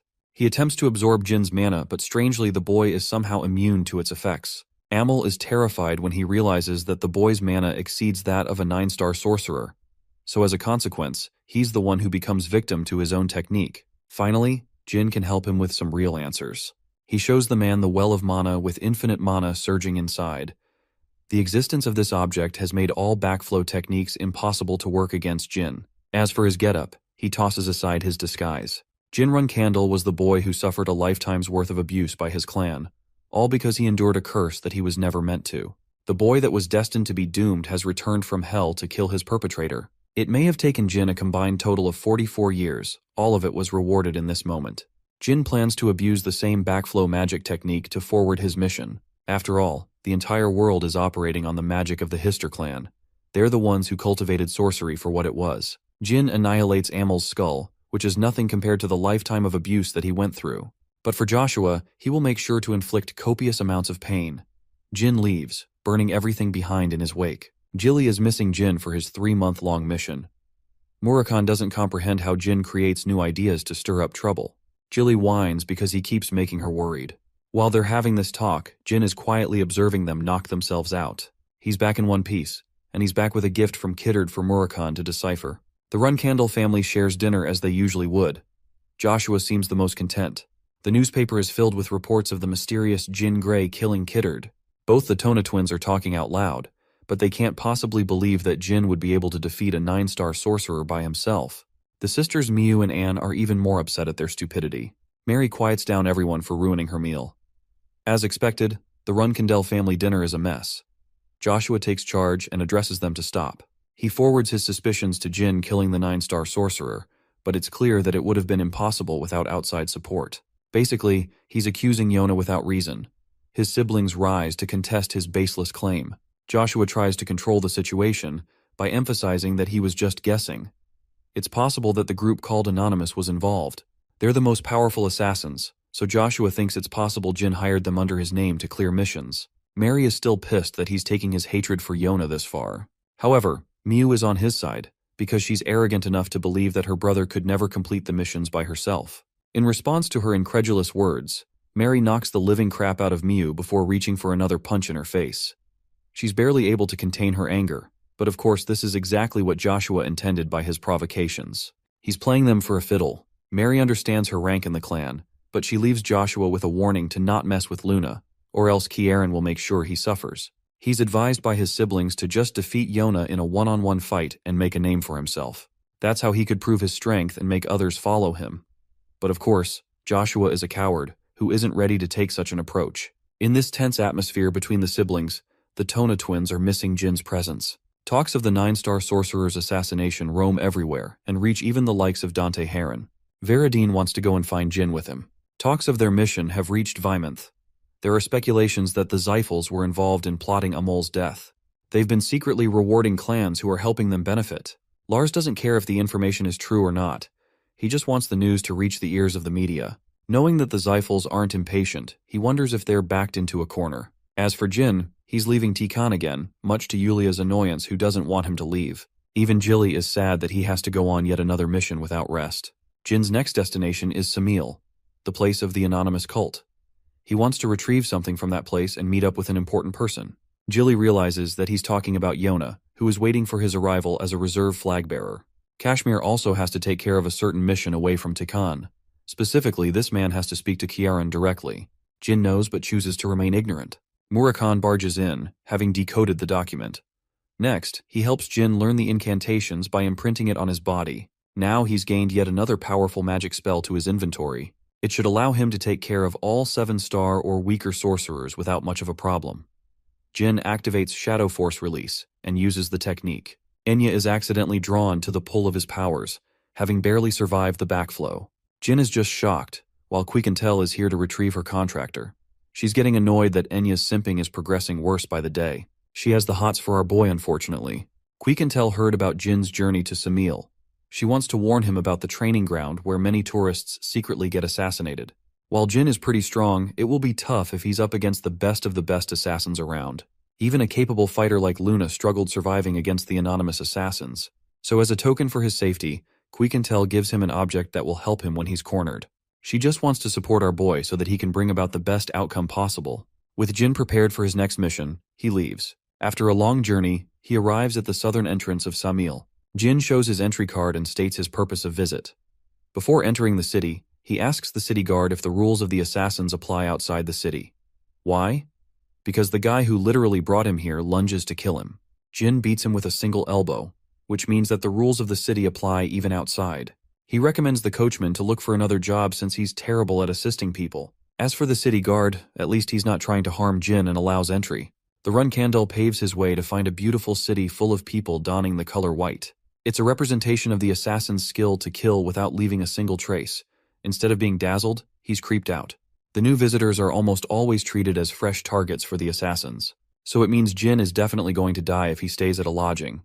It's going to be a similar fate to the arena of Cosmos. He looks around for a suitable inn and comes to rent a room. Staying at an inn is dangerous after all. He leads the boy inside and isn't even bothered if Jin doesn't pay any money because he's basically gambling on his life. The man ensures that the boy won't be killed in the room upstairs. Inside, Jin wonders if there are any traps waiting to creep up on him. His composure is shaken when he hears an unexpected clap. Jin prepares to fight, but no one is around. It's impossible to detect their presence. One person is eyeing him down while he's blissfully unaware. Jin knows that he heard someone clap. It's his very own senses that are playing against him now. Yona is impressed by his skills. She was tailing him around to confirm his identity. She's certain that this man is indeed Jin Runkandel. Jin grows restless and eyeballs every speck of his room because he's cautious.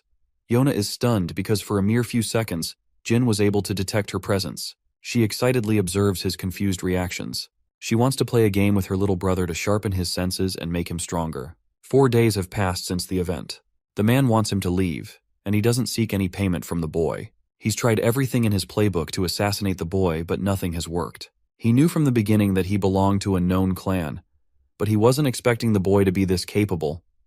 Jin isn't worried about this guy. Instead, he's put off guard by a familiar presence who keeps creeping up on him. The man wants him to leave, and he departs Jin with a piece of advice when he fights another assassin. The easiest way to beat an assassin is to treat him like a magician, as they're capable of pulling off the wildest crap. Jin thanks him and hastens to leave. He's getting a bad feeling all of a sudden, because just outside, Jin is met with numerous claw traps. Of course, they're nothing more than a distraction for the assassin to attack him in secret. Jin responds just in time and chases after his opponents. He meets 3 assassins, who deploy their traps from the ground to overwhelm him. The traps latch onto his weapon, which means he won't be capable of using it to attack. Sensing their opportunity, the assassins lunge forward to strike him down. But these idiots were unaware about this man's raw physical strength. He casually slaps them away. Jin goes for a finishing move, destroying the man's place while defeating 3 assassins. He leaves a bunch of gold as payment for the damage. The assassins he beat were advanced trainees, and Jin just took care of them without breaking a sweat. Next, he's prepared to hunt down a veteran. Jin shatters the poisonous arrow, but the first one was just a teaser. There are hundreds of arrows raining down on him, forcing Jin to evade their wrath. He's cornered, not knowing where his enemies are attacking him from. When he takes the high ground, the assassins collectively jump on him. Since this is Jin's best opportunity to strike, he kills them all. Jin is confused because way too many of these guys are attacking him for no reason. Meanwhile, Yona is happily enjoying the sight. She's impressed by his skills in combat, and hopes that he develops his mind's eye fully after this training. She doesn't even care if Jin dies in the process, as it's just a part of training. Jin has survived the onslaught against the trainees. He is really furious against the assassin's leader. He receives a sudden note from this anonymous assassin, and it's confirmed to be Yona. Since she's messing around with him, Jin is ready to use the secret artifact in his arsenal. The Runkandels are quick to become victims of poisoning, which is why Jin carries the cure for 10,000 poisons, a rare elixir that guarantees him a chance to survive the worst assassination attempts. Yona was given the same object when she left, but the girl didn't require a use for it since she was naturally immune to poisons after birth. She ended up giving the object to Anne, who fully supported Joshua in both of his lives. Jin hopes to secure the elixir at all costs, but before he's able to do that, Jin has to somehow survive Yona's deadly games. On the second night, he is viciously hunted again. Jin defeats the assassins using his overwhelming physical strength. He knows someone is hiding behind the door and wonders if it's an outsider of some kind. Lo and behold, the secret travelers are actually Dante and Veradine, much to the annoyance of Jin. They made it his problem that he was so hard to track down. Meanwhile, Jin is out here barely able to contain his rage. Veradine and Dante spent their money to travel to this place, trying to lay low from their clans. Jin offers to help them eat whatever they want, so long as they can guarantee him a helping hand. Dante responds generously as he cuts down on the assassins. Yona observes from afar. She certainly wasn't expecting new visitors to come join their game. Sir Owl, the Nameless King, comes to warn Yona because her reckless playground has destroyed many houses. The notices Jin run Candle and receives a panic attack when he sees Veradine and Dante. Yona rushes to address the situation, but Owl stops her from trying to kill them. She doesn't want any added interruptions ruining her playtime with her brother. Owl suggests playing a game of survival, intending to send real assassins this time. Winning or losing depends on whether these guys survive or not. Yona is desperately hoping for Jin's survival because she likes him. She's going to choose the killers and runs off without addressing how many houses she's destroyed in the process. The following morning, Veradine and Dante are out cold. Jin has noticed how the both of them have massively improved in their abilities. He just can't fathom how the geniuses of his previous life are buffoons in his current one. Jin thinks of a plan to utilize both of them for his gains in a way that he gets out of the sticky situation. But suddenly the owl pops right in front of him undetected. He's the best assassin in the city. Jin identifies the Nameless King immediately, who congratulates him for putting on a brave face in front of death. Jin is unafraid of death, but he's still nervous on the inside. He wonders if Owl came here to talk about Yona. The man exerts his dominating aura, offended by Jin's arrogant tone. Just his aura alone is enough to suffocate Jin right where he's sitting. He calls off the attack in the name of the Run Candle Patriarch. Jin realizes that he's severely outclassed and apologizes for his bold approach. The owl tells him that he'll be facing real killers from now on, and it's going to be a huge problem if both Veradine and Dante end up dying. This is a game that Jin has to survive by staking both their lives. It's almost as if the Nameless King is warning Jin to act ahead of time. It's if not even the owl can control Yona. He advises Jin to travel to the central part of the city for safety, and the next day, he recommends sending Veradine and Dante back home. In exchange for his mission, the man is happy to lend him a reward. But when Jin asks for the 10,000 poisons elixir, the request infuriates him. But he accepts it as a valuable trade for his life. His only mission is to protect Veradine and Dante from dying. That said, the Nameless King wonders why Jin Run Candle took the bold approach of mentioning Yona's name. He suddenly realizes that it was a bold attempt to check their connection with each other. Impressed, the Nameless King vanishes before Jin's eyes, who now has to take on the new mission he was assigned. Jin skips no details and immediately tells the other two jokers about the situation of real killers. Dante and Veradine take the matter lightly, but even as they're traversing through the city, they have yet to feel anyone's presence from around. It's almost as if they're being chased by a hunter. Jin knew the difference between trainees and killers, but he wasn't expecting it to be this much. Yona is enjoying the sights. The owl thinks her baby brother is most certainly going to die when the assassins initiate their attack. Yona argues that it would be impossible with Jin's awakening. He's moving on instinct from the outside, but even he is beginning to detect sharp movements thanks to his mind's eye. She's proud of her brother's accomplishments, a side of her that not even the Nameless King has noticed before. Jin protects them from a sudden attack and immediately grabs both Veradine and Dante to brace for the incoming projectiles. But right when he's blindsided, the assassin comes rushing to attack. Jin blocks the attack, shocking him with how good his detection ability is. Veradine's ice spell doesn't last much longer. The assassins are sure to ambush them if they prolong the fight. The only way they can survive is by reaching their destination. Veradine mocks the assassins for being weak, but it's almost as if they're keeping their distance for a reason. Turns out if it was a distraction, Jin barely survives getting his head pierced from a downward attack. He turns to Veradine and commands him to use the strongest spell in his arsenal. Apparently it takes 10 minutes of charge, so Veradine gets in preparations for activating the ultimate firestorm. Staring at the spell, Jin finds himself astonished. It's the ultimate magic spell once used by the demonic emperor of the Zippel family. While Veradine is charging the attack, Jin fends off the assassins. He realizes the rest of the killers are concentrated on Dante, who activates his clan's secret technique to wipe them all out. Jin defeats his opponent, and has never seen a technique like what Dante used just now. It's clear that Dante has been honing his skills after their fight. Even Veradine's magic is the height of perfection for his age. Just when Jin was congratulating him, Veradine is unhappy to tell our boy that he fucked it up. The spell failed. Jin emphasizes Dante to run with Veradine, who's out here suffering the backlash of using such a powerful technique. The assassins are hell-bent on cutting them down because they're afraid of what Yona will do to them if they don't. Yona pieces together the clues and grows infuriated. She knows for a fact that the Nameless King secretly helped Jin about the restricted killing zone. No crimes can be committed in the central area, and thankfully Veridine and Dante have reached the location just fine. The assassins can't do anything now. Yona confronts the Nameless King, who tries to feign ignorance and attempts to lie. Since he broke the promise, Yona will personally step down and take all three of them on in their next fight. Yona is like a daughter to the Nameless King. Her talent goes beyond any assassin in the world, often considered the god of murder. Some say she possesses a blade stained with chaos. That's the level of threat Jin and his friends are up against. The owl can't do anything to interfere in this fight since he broke the terms. He's hoping his best that Jin finds a way to get Dante and Veridine out of this place. He is hoping for Yona to pull her punches when dealing with Jin Run-Kandel, since she happens to develop a liking for him. He thinks that if Jin follows his orders, everything will be fine. Or that's what he thought, because Veridine is knocked out cold in the face of their biggest possible threat. Yona is happy to exploit them when they're most vulnerable. She's most pissed that they had to interfere in her game against her brother. Yona gets frustrated when she sees Jin holding a certain object in his hand.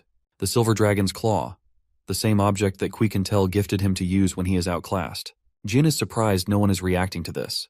But our boy doesn't know both assassins are standing behind, with a presence so light that he can't sense them at all. Yona is barely able to look at her brother. Jin pretends to greet the owl for the first time to conceal their connection. Jin had already fed his friend sleeping pills, so that his conversation with Yona wouldn't be interrupted. The Nameless King questions how he obtained the object. Jin explains that he merely obtained it from a friend. It's an item of reputable importance, and will always protect you if waved in front of a nameless killer. Before he gives them the gift, Jin wants to know why real killers were used instead of trainees. He thinks that Yona must be attacking him just like his other siblings, but that's not the truth. The Nameless King explains the terms of their bet. One argued that he would survive, and the other side figured they would lose. Owl won the bet because of their survival, so there won't be any more killers pursuing Jin or his friends anymore. They're even safe from the best of the best like Yona. This gift will last for a decade's worth of time. Jin has eliminated a major problem with his involvement. And in exchange for the Silver Dragon's Claw, he will receive a reward. The owl leaves the two of them to speak in private. After all, it is their first encounter with each other in Samil. Yona is an Omega-level introvert with how shy she is. Meanwhile, another group is operating in secret, working for Sir Joshua in order to frame Jin and Yona. Since they're not allowed to kill Jin so far, they have to watch and observe. Back to Jin's conversation with Yona. She clarifies that she's not here to kill him but rather help him improve. She asks about his friends, and quickly learns that they're members of the Zyphel and Hyren clans. Jin is scared that Yona will report them to his family, but she genuinely cares for her baby brother and doesn't want him to get hurt. Unfortunately, the fact that she sent killers after him has shaken his trust in her. Jin confronts her, asking if he's a toy for her to play around with. Yona strongly denies before breaking into tears. She shows a gentle side to herself, proving her innocence that she didn't mean real harm. The best killer was supposed to conceal her emotions, but she's an emotional wreck in front of her brother. Yona had become a killer even before she arrived in the Nameless territory. The girl was only 8 years of age when she killed her own cousin at the Storm Castle. Unfortunately, that led her to be punished, but in reality she was sent here to hone her talent to kill. Siren was afraid that his other children would be at risk from a young age. That's how powerful she was. Yona is happy to speak to Jin without wearing any defenses. Jin thinks it is messed up for their father to treat Yona so callously. He expresses the unfairness of how she was treated, how their father considered her nothing more than a killing machine. Yona doesn't bear the conscience to see how messed up it is because killing comes natural to her. Jin wonders if she is a contractor of some kind. She has something, a secret skill, but Yona isn't ready to dive into that yet. After all, she knows about his secret powers too. Yona claims that she feels genuine fear, as the demon inside of her is aching for her to kill her brother. She's fighting against her natural instincts to not kill him right here. Jin is surprised that she treasures him so much, even though they've met for the first time. Yona offers to give him the elixir of 10,000 poisons. After all, that is the only reason her other siblings come to explore the territory.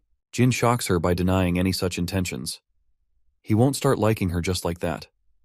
Yona wants to earn his affection.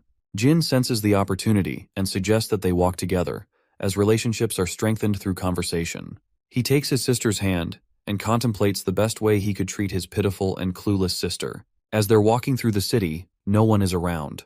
Yona suggests going to a restricted place she likes. Jin thinks he's about to get his ass pushed from the cliff, but Yona thinks he'll survive even if she does. They arrive at the beautiful garden of green roses, shining brightly underneath the moonlight. Yona treasures them with her life, and gives her brother a bunch. It's not the first time Jin has received the same roses. After all, he's found them many times by his bedside. Even in his previous life, someone came to leave them by. When Jin struggled the most against his siblings, they were there. He realizes that Yona has spent many years looking after her baby brother from afar. She has always cared for him even when he had nothing. Jin, genuinely happy, allows her the chance to speak her mind about the things they could never talk about. He learns that she once tried to kill the nameless king for a harsh scolding she received. Yona was unable to kill him back then, but with her current powers, she could probably pull it off. She's intrigued to learn about the silver dragon. Yona wants to collect the silver dragon's claws after all. Jin expresses being unafraid in her presence. Normally, everyone she has ever talked to is afraid of the tiny killing machine. Jin recommends that she take a job of becoming a florist, studying flowers and setting up a territory. As long as she doesn't kill her customers, it should be all right. With their conversation coming to a close, Jin has to speak to the nameless king in private. Yona is offended, but suddenly remembers she also has a mission of her own. She takes a dive and leaves, and right when she does, Jin goes away to see the owl. The owl is offended that Jin rebelled against his order, but at least he guaranteed the safety of both heirs of the family. Jin expresses his honest intentions. He wants Yona to live a life away from Samil. Jin will do whatever it is possible to help her. The reason is a simple one. He will tell them she is talented at being a florist. Jin does not wish for Yona's life to be spoiled by becoming a tool of her family. Instead, he wants to bless her with a happy life. The Nameless King is hoping Jin has a solid plan for when that happens. Jin will soon leave the territory along with Dante and Veradine. A week after this discussion, Kashmir and Khan are on their way to Kiaran. It's Kashmir's first time in the Dark Sea, where the owl, Talaris, and Ciaran are waiting. The dude realizes just how royally fucked he is being in their presence. Talaris is bothered that she can't discuss the topic of marriage with the others around. Similarly, the owl can't talk about Yona with these guys around. Ciaran breaks the silence, ordering Kashmir to take a seat. He's the only person that was truly invited. Talaris and the owl popped up out of nowhere. They all have the same question regarding Jin. Ciaran wants to share a drink with Kashmir after the others are gone. He checks on Jin's status, while Talaris is stunned that this boy can't stop getting himself in more trouble. The owl also came to talk about Jin. He's wary of Talaris, but Chiron signals him to speak. The patriarch laughs when he hears about the silver dragon's claw. Jin wanted him to erase his presence in Samil, which means he wanted him to kill everyone who knew about him. As anyone could expect, it was a bloodbath. They annihilated their own knights who were chasing Jin down. Kieran wonders if they've come here to ask for a gift. The owl confirms that it's indeed true. He's proud of the boy's accomplishments, but more importantly, he wishes for Kieran to read a note left by Jin Runkindel. Back to Jin and his clueless friends, they're still out cold. He checks his pocket and discovers a note tied to the invaluable elixir, ensuring his survival. Yona wishes her brother a happy birthday and writes a note for Yona. That same note is the one Ciaran is holding. He wants Ciaran to free Yona from the territory of Samil. Everything written in the note is the truth. Ciaran laughs like the overpowered manic that he is. He almost doesn't buy it and suspects the owl to have a secret hand in freeing Yona. Ciaran is prepared to discuss this matter at length at his home. For Kashmir, he has come here to report the death of the 9-star sorcerer who was taken down by Jin Runkindel. Kieran is pumped and requests the others to leave. Talaris wishes to stay, but the patriarch insists that she also leave. While he's pressuring them, Jin is pestering these ridiculous clowns who just don't want to leave Samil. Veradine wants to spend as much time with Jin as possible before he becomes the head of the family. He has his priorities messed up, but Jin is busy and wants to deal with his personal matters. He refuses to address the matter of Kiddard's death. Dante recognizes that they won't be able to speak often once Jin becomes a flag-bearer. It's true that they'll never be able to see each other after being appointed heads of their clans. They suggest they travel together, helping build Jin's reputation on the way. There are many criminal associations they could help take down, but Jin doesn't like the idea of a 3-person adventure. Veradine and Dante want to travel with him as friends. Jin entertains the idea for a moment. He wakes up in his bed, not knowing how he even got there in the first place. What's even more strange is that Enya is next to him. Jin recalls drinking the elixir and fainting right afterwards. She was scared for his life. Quiquintel comes to mention that he's been knocked out for 5 whole days. It usually takes a month, but his run-candle body is the reason it didn't take too long. Enya reports that Jilly received an urgent summoning from her family. She is headed for the Garden of Swords and will return soon. Right after drinking an abominable elixir, Jin has to drink a really ugly-looking medicine. He drinks it anyway. Turns out it wasn't even medicine, but actual poison. This idiot Murakan really tried to kill him just now right after he woke up too. With this, it is confirmed that Jin's body has become fully resistant to the effects of poisoning, but he has to return Quiquantel's favors by helping train Enya well. Quiquantel emphasizes that they will help support Jin in his battle against his siblings in the future. She wants Enya to become really strong when that time comes. Jin has already decided on his next destination and wants Enya to tag along for the mission. Of course, she's the happiest she can be. In the Garden of Swords, an interesting development occurs. Sieran confronts Joshua regarding Yona. The patriarch isn't so kind as to treat him with respect and smashes his face with a gauntlet. He commands Joshua to get back on his feet. Finally, the ass-whooping this bitch should have received ages ago. Another smack to his face, more and more without mercy. He orders Joshua to take off his precious armor. Sieran is pissed that Joshua is being treated like a joke by Jin. But what's more, he gave a precise warning to him and the rest of the siblings regarding Yona. They were reminded not to lay a finger on Yona. Sieran chucks a heavy fist in his stomach, causing Joshua to fall to his knees. The owl is starting to realize that this Kieran's bold warning for Yona, who requires his daughter's safety at all costs. Sieran calls his son nothing more than a coward, and reminds Joshua that he will soon be taking away his flag-bearer rank. As he's being taken away by the Black Knights, Mary laughs at his pathetic and pitiful condition. Because on the other side, Joshua is raging like a maniac, nearly about to burst in his anger. Sieran speaks to Jilly and learns about Jin's next adventure. The armor he retrieved from Joshua, now Kieran wants Jin to wear and acknowledge what happened. When Jin finally hears this news, he's actually shocked. Jilly is excited to tell him how badly he beat the asshole of the family. He also gifted Jin with the black armor, a legendary equipment. Jin realizes that his father wants him to be different from Joshua, who doesn't fight and relies on cheap tricks. Jin's mission is to fight so many battles that it's incapable of being worn. It was also a way to warn the owl, never to use his daughter for negotiation. Patriarch Sieran is 10 steps ahead of everyone with his every action, but Jin fails to understand what caused him to take such extreme limits. Maybe he also feels sorry for Yona. Jin wonders if there's more than what he sees in Yona.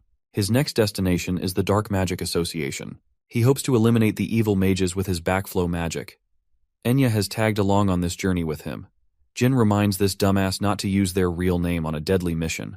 The girl is flustered and faints. The Dark Magic Association is a deadly organization worshipping evil magic. The one who annihilated them was Ryul Zippel, using the same spell that Veradine failed to utilize. It killed their leader. Zippel also happened to be Soldere's last contractor, and he wanted the boy to follow in her footsteps in his previous life. The evil mage Ascoation is known for their vile deeds. They've reduced the people to a gloomy expression. Jin explains that it's because of the nobles who specifically turn a blind eye when it comes to the criminals. Jin suspects that the Bement territory wants the academy to eliminate the Dark Mage Association instead. Speaking of which, noble mages arrive at once. The people of the city are happy, thinking that they're the hope needed to put down the evil mages. While everyone is cheering in celebration, Jin declares that all of these mages will come to meet death because of their impossible mission. He shares a meal with Enya, who is still cautious of what he says. Jin explains that the cadets are not powerful enough to bring down the Evil Mage Association, despite their training. It's specifically because they lack the practical experience in combat, while the Dark Mages are full of it. The 30 cadets sent on this mission simply aren't enough to defeat the association as a whole. Speaking of those cadets, they share the same sitting area to eat.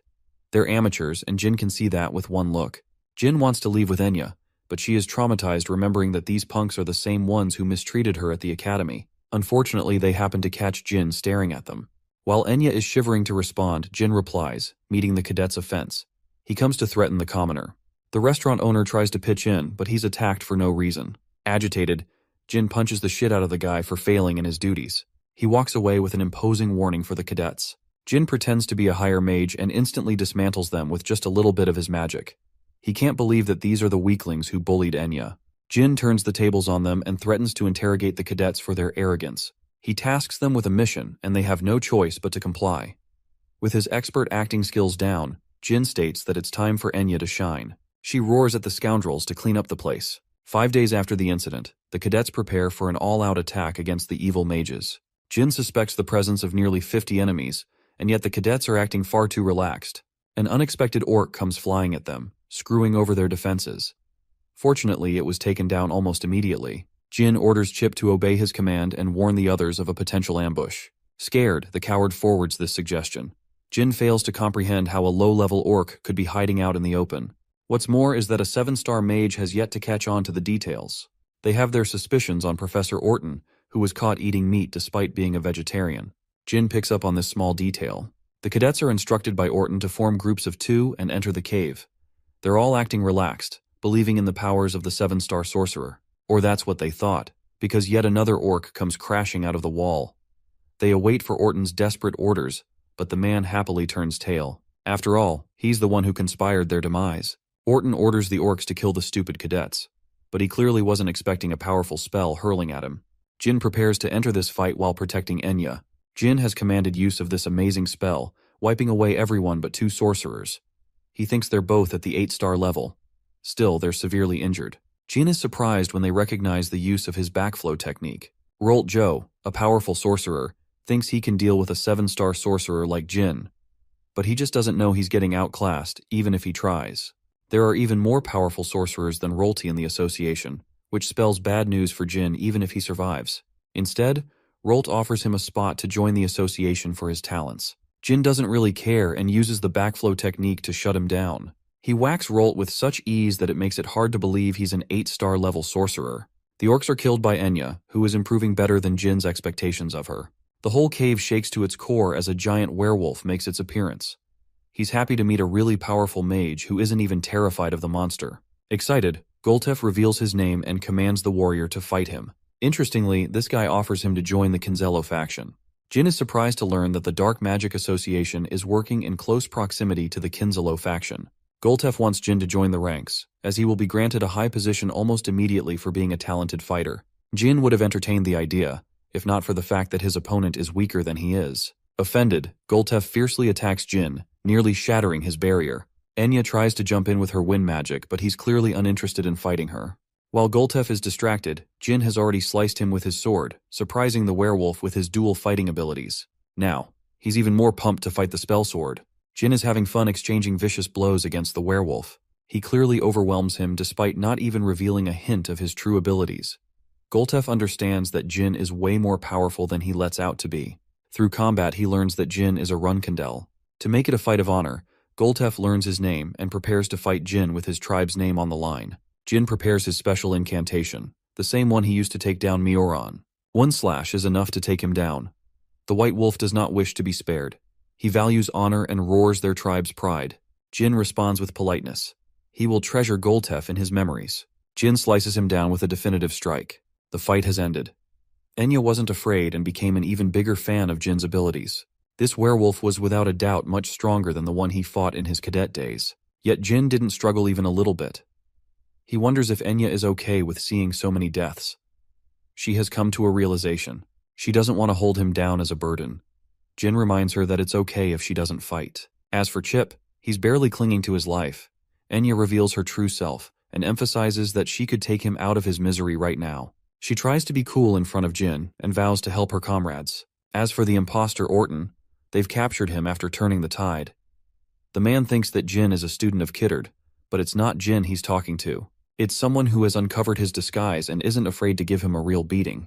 Elisa is going to enjoy killing him while retrieving information out of the man. After the interrogation, she found out their secret base is in Oterium. It was once the capital of Vankella, but after a demon invasion, things changed. The demons invaded the place to retrieve a relic. The Runkandels and Zippels joined forces to take down the threat. It's the only war where 2 clans allied themselves to face off one threat.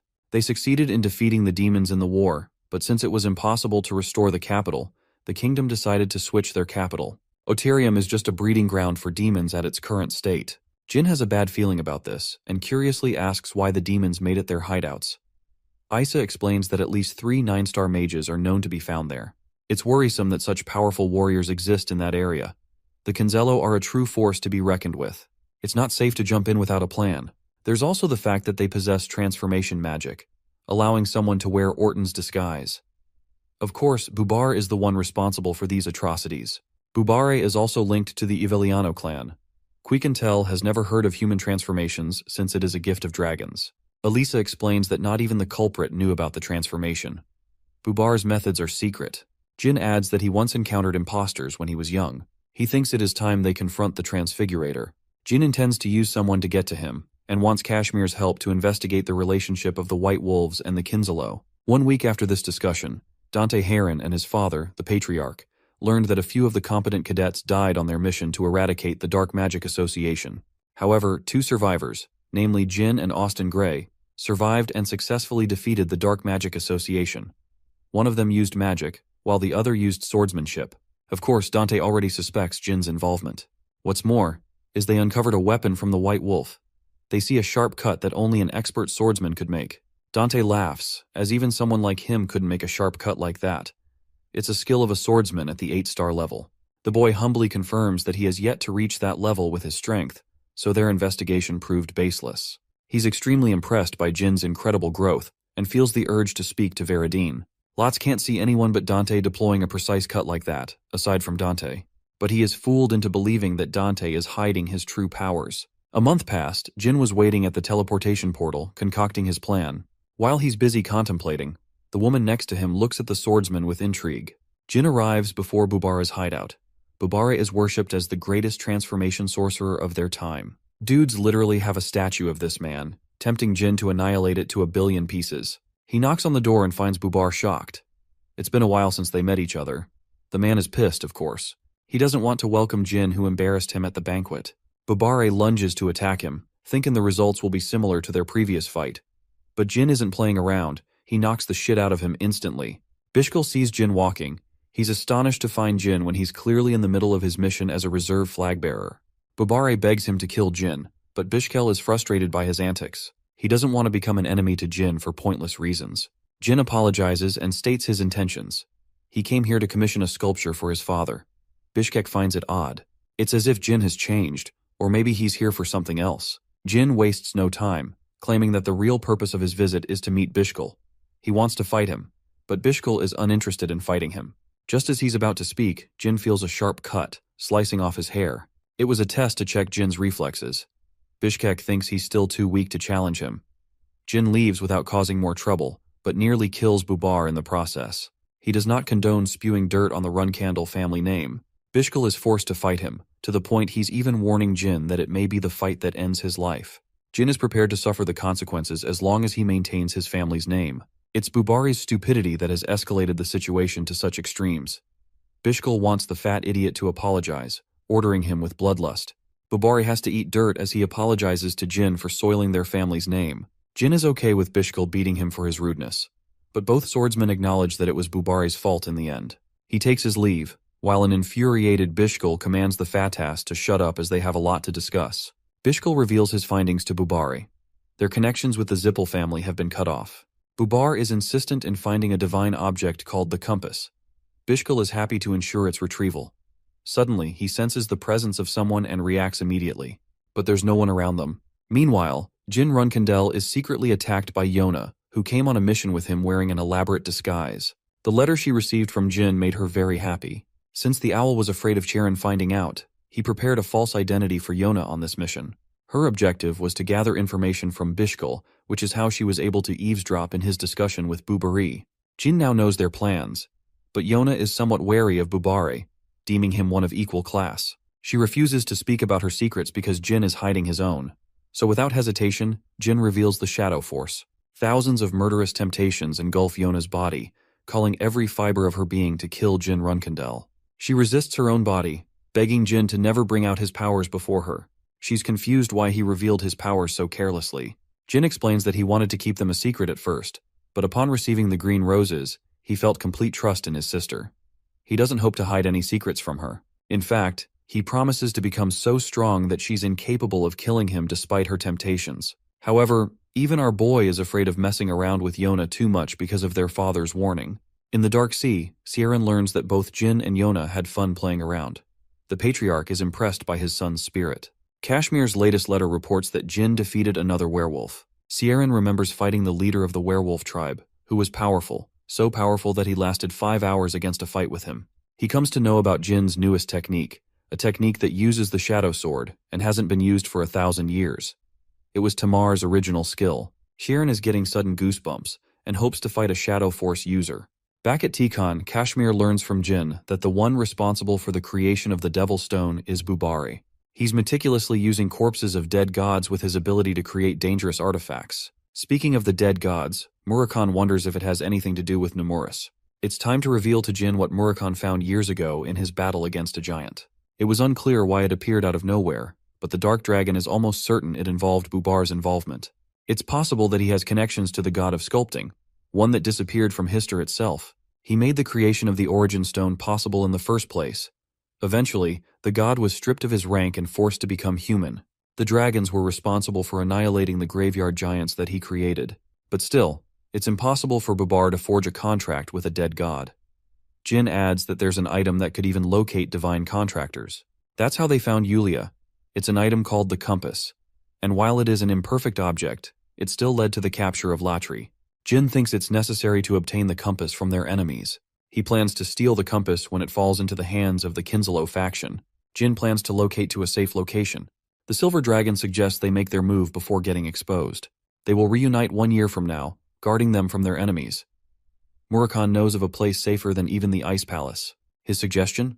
Going to the underworld. As crazy as that sounds, Murakhan thinks it's a good experience. The people of that place are legendary warriors, but the underworld has already been felled. Jin struggles to accept such a place even exists. Murakhan tells him that he's the only person who can go as a contractor. Solderit once made a contract with the people of the underworld, a preparation for the incoming magic swordsman of the Runcandle clan. In order to perfect his skills, Jin has to venture into the underworld. Jin's objective is to get to the Mitra Desert, but his carelessness could invite unwanted trouble. He has come to ask for help from the watertail species. These little guys are met with an exciting gift from Jin. They take the fish and help him on his way to the desert. Even the little ones are afraid that he'll die reaching his destination. Deeper into the cave, Jin retrieves some water and explores further inside. It's the first time he has seen the golden tongue species. The creatures are irritated that a human is exploring their place, but just 1 gold coin is enough to persuade the greedy little mouse. They lead him to the exit. Beyond the exit lies a market for Jin to explore. Darkspark already knows about Jin Runcandle. He remembers him from way back then on his mission. The cute little guy vows to keep his secrets to heart. Jin hopes to repay them in kind for all their help. He exits the cave and discovers the store. Jin no longer needs a guide and happily comes to the market. He tries to lay low and requests a dark canine to act as his travel guide to the desert. Arriving at the entrance of the Great Desert, Jin is happy to tip the guy for his trouble. He walks on his own, heading to the underworld, a place so dangerous that his dead body could never be retrieved from it. The underworld is filled with legendary tales of riches and resources, but even the native beastmen could never find the underworld, so traveling the desert was considered suicide as it led to nowhere. The desert defeated anyone who dared challenge it. But at last, Jin Runcandle is here. The Shadow Sword was heavily guarded by the Myungwang, a species that disappeared overnight for their arrogance. They ultimately challenged the gods and were annihilated. The Devil Stone is so powerful that despite being a replica, it's powerful enough to cause severe damage. The only god that pitied the race was Solderit, who ended up saving a few people of the race and made a contract with them. The contract prohibited anyone else from teaching the ways of the Shadow Sword, apart from that race. The first patriarch Tamar learned from them too. Only a handful of records about his existence remain, because the Zippel family was insistent on erasing everything about him. The greatest hero of the world does not even share a resting place in the Garden of Swords. Thanks to Jin's journey to meet the Myungwang, he will be able to hear much about Tamar's adventures. 2 days of constant travel. Stress is starting to overwhelm his body. It's a more difficult quest than fighting against someone stronger than him. Walking through the aimless desert requires courage.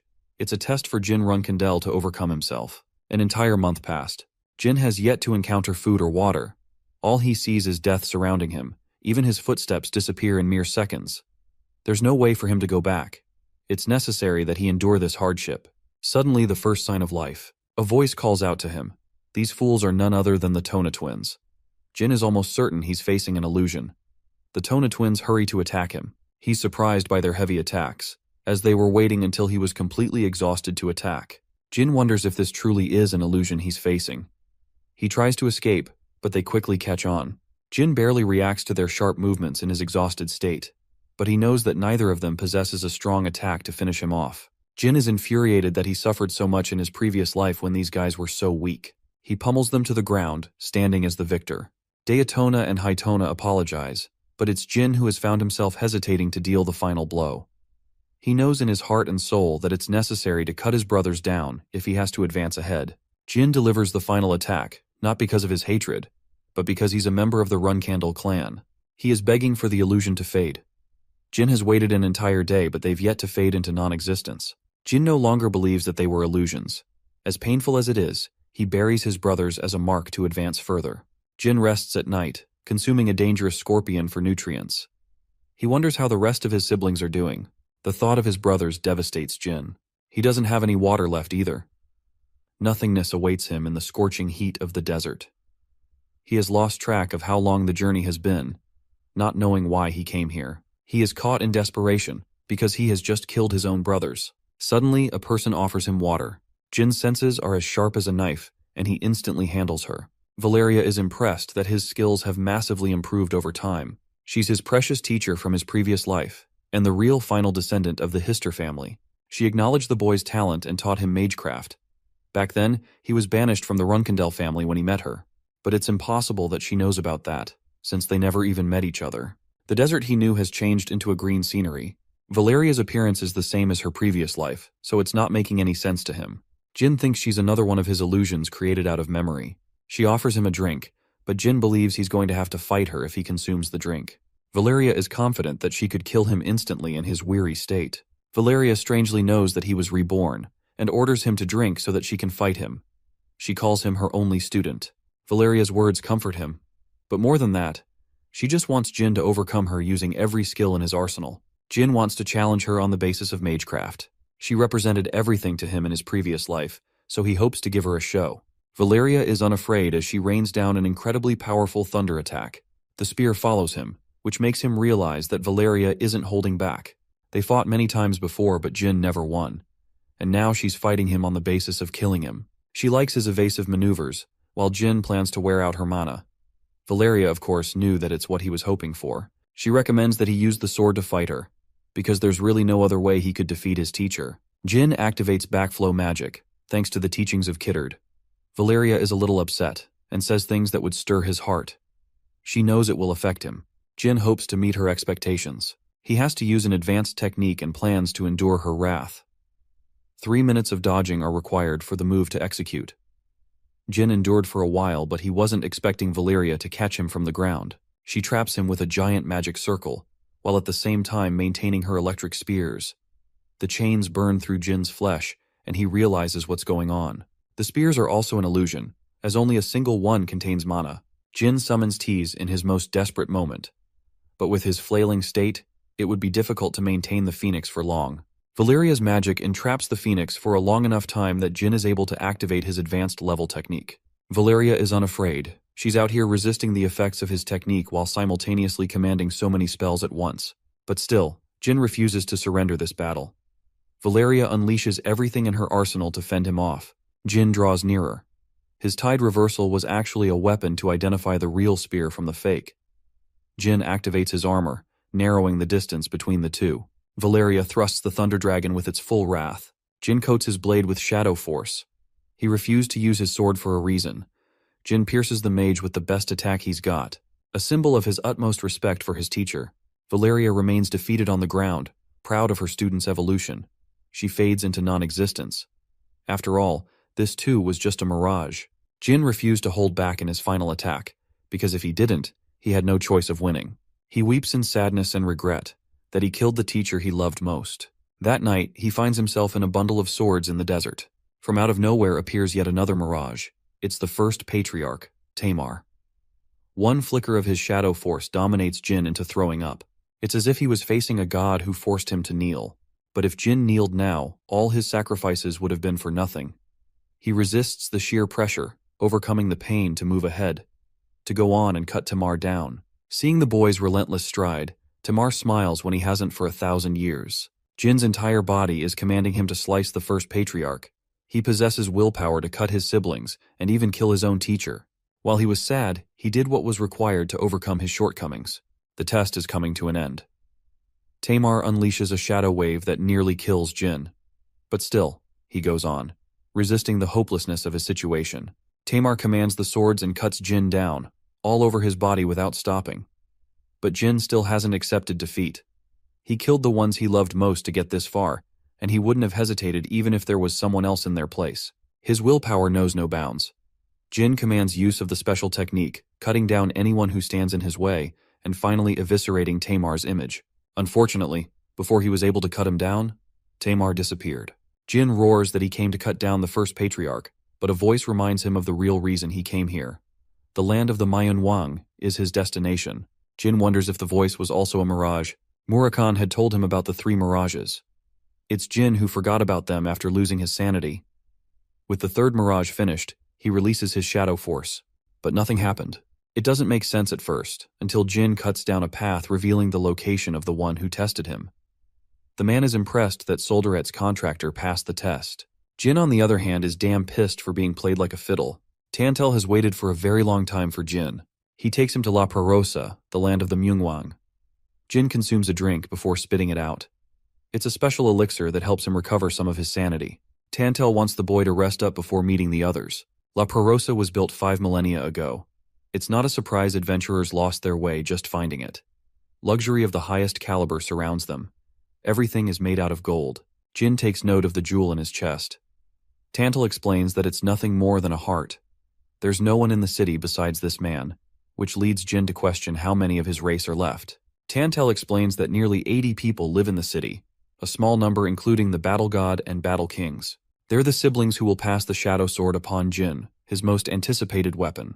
Tantel takes the boy to the battle temple. It was made for a god and has immense pressure. It's only because of Jin's 3rd test that he was able to make it this far.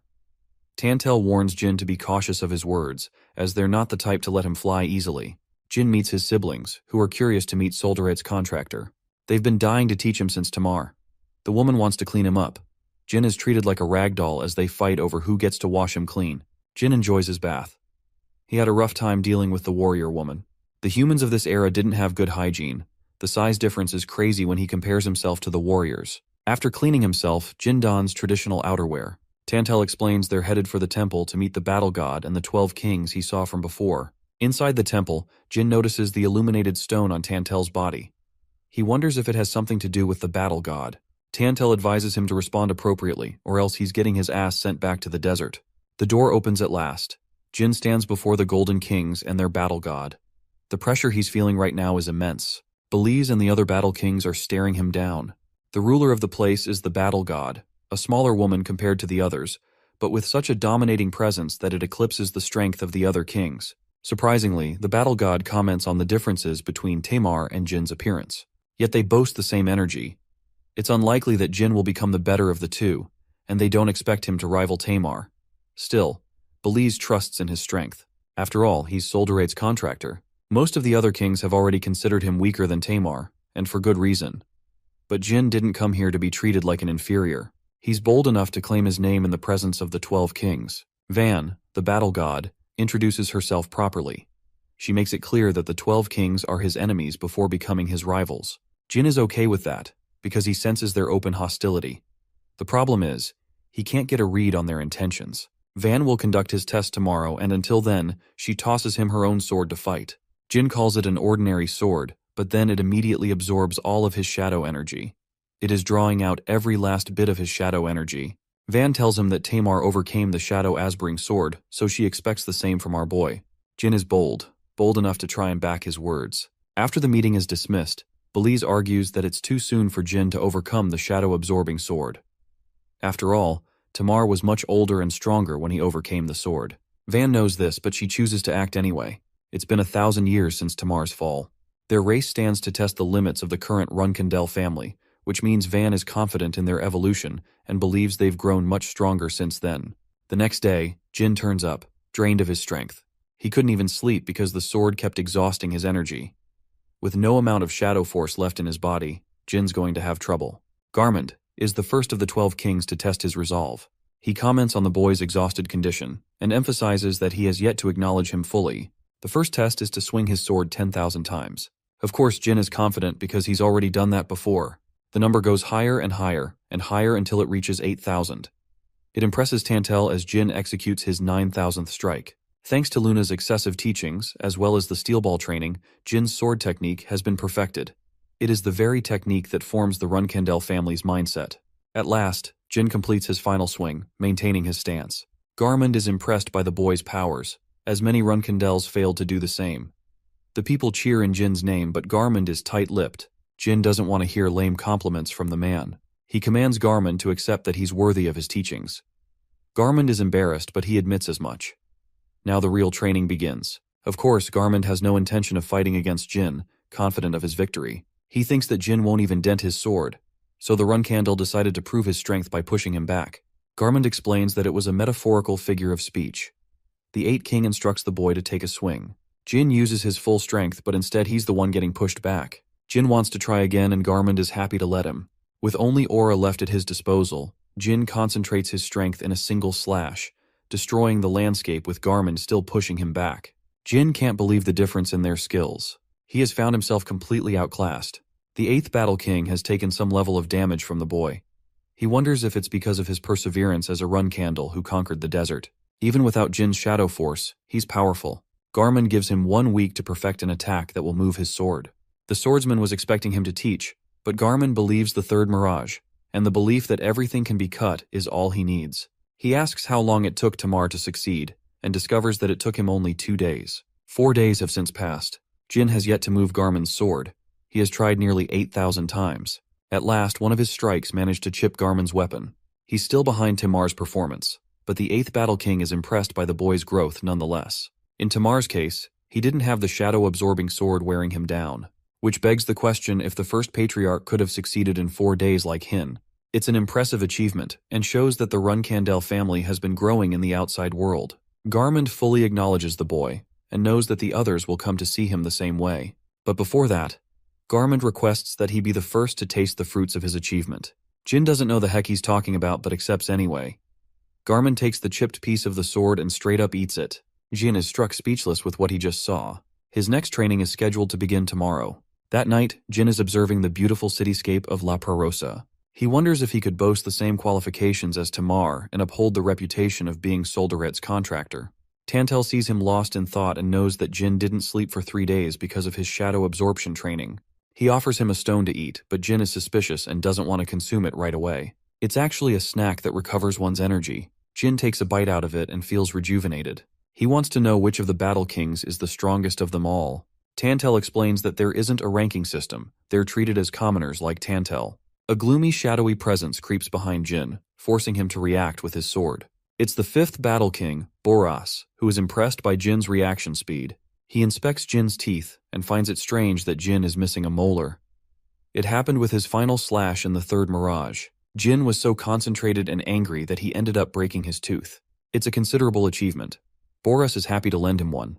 This guy casually chucks out his own tooth and offers Jin. After all, the teeth of Battle Kings can cut through diamonds. Jin can't believe what he's hearing. Boras disappears, leaving Jin at a loss for words. The following morning, Jin observes how strong the floors are. They're made out of a stone that refuses to be cut. And yet, there are marks of a sword all over them. That means the training was incredibly tough. One sword slash is gigantic compared to the rest. Garmund is shocked that he's only just noticing the details of his training ground. The marks are from Tyr, who used the first form of the shadow sword. Garmund doesn't have high expectations from Jin, and taunts him for it. But our boy doesn't like being compared. He wants to do even better than Tamar. Garmund sheds light on the technique itself. The first form is called Soul Slice, a staple to the shadow sword. He demonstrates the attack by coating his blade with shadow energy. Jin doesn't really want to waste time around the details of shadow force. He just wants to see the technique. Garmund deploys it before his eyes, unleashing a wave of shadow so sharp that it annihilates everything in its path. Jin compares the attack to be similar to Luna's finishing move.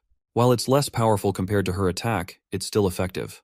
That means if Jin can master this one technique, he will defeat any swordsman below the 7-star rank with ease. Garmund only executed half of the technique, which is why his attack was smaller than Tamar's. It's a powerful technique that annihilates a person's soul. That means he could easily use it to defeat even stronger opponents and overturn the battle. In order to learn this technique, he has to learn how to unite his shadow energy. It's a feeling that Jin is already familiar with. He might be able to replicate the technique without a shadow absorption sword. Jin felt the same when he fought against Muron. A feeling came over Jin, prompting him to use a swing so powerful that it sliced Muron. The same happened in his battle against the werewolf, and even Tamar. The technique relies on the belief that he can cut anything that stands in his path.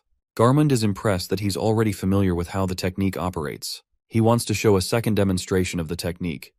Garmund annihilates the training round with an even more powerful swing than last time. Strangely enough, Jin's experience taught the Battle King in bettering his technique instead. Jin knows he's hiding something. He tells the boy that he doesn't like using the shadow sword as it drains his energy. Jin calls him out for being a pussy. He feels like he's wasting his time and requests to see the Manhwa sword. But Garmin strongly declines, stating that it requires a metal heart to use the sword. Jin has a strong reason to see the sword. Only last night he learned from Tantel that he's going to fight warriors every night after his training. He recommended Jin to take a look at the sword. Tantel couldn't show it to him because it would cause him great trouble. Jin is ready to blackmail Garmin's reputation if he refuses to show him the sword. He has no intentions of backing down. Garmin is forced into a corner and accepts his terms. But right before he's about to show the Myungwang sword, Boras chimes in. He's made the perfect tooth for the boy. Jin literally received no say in the matter.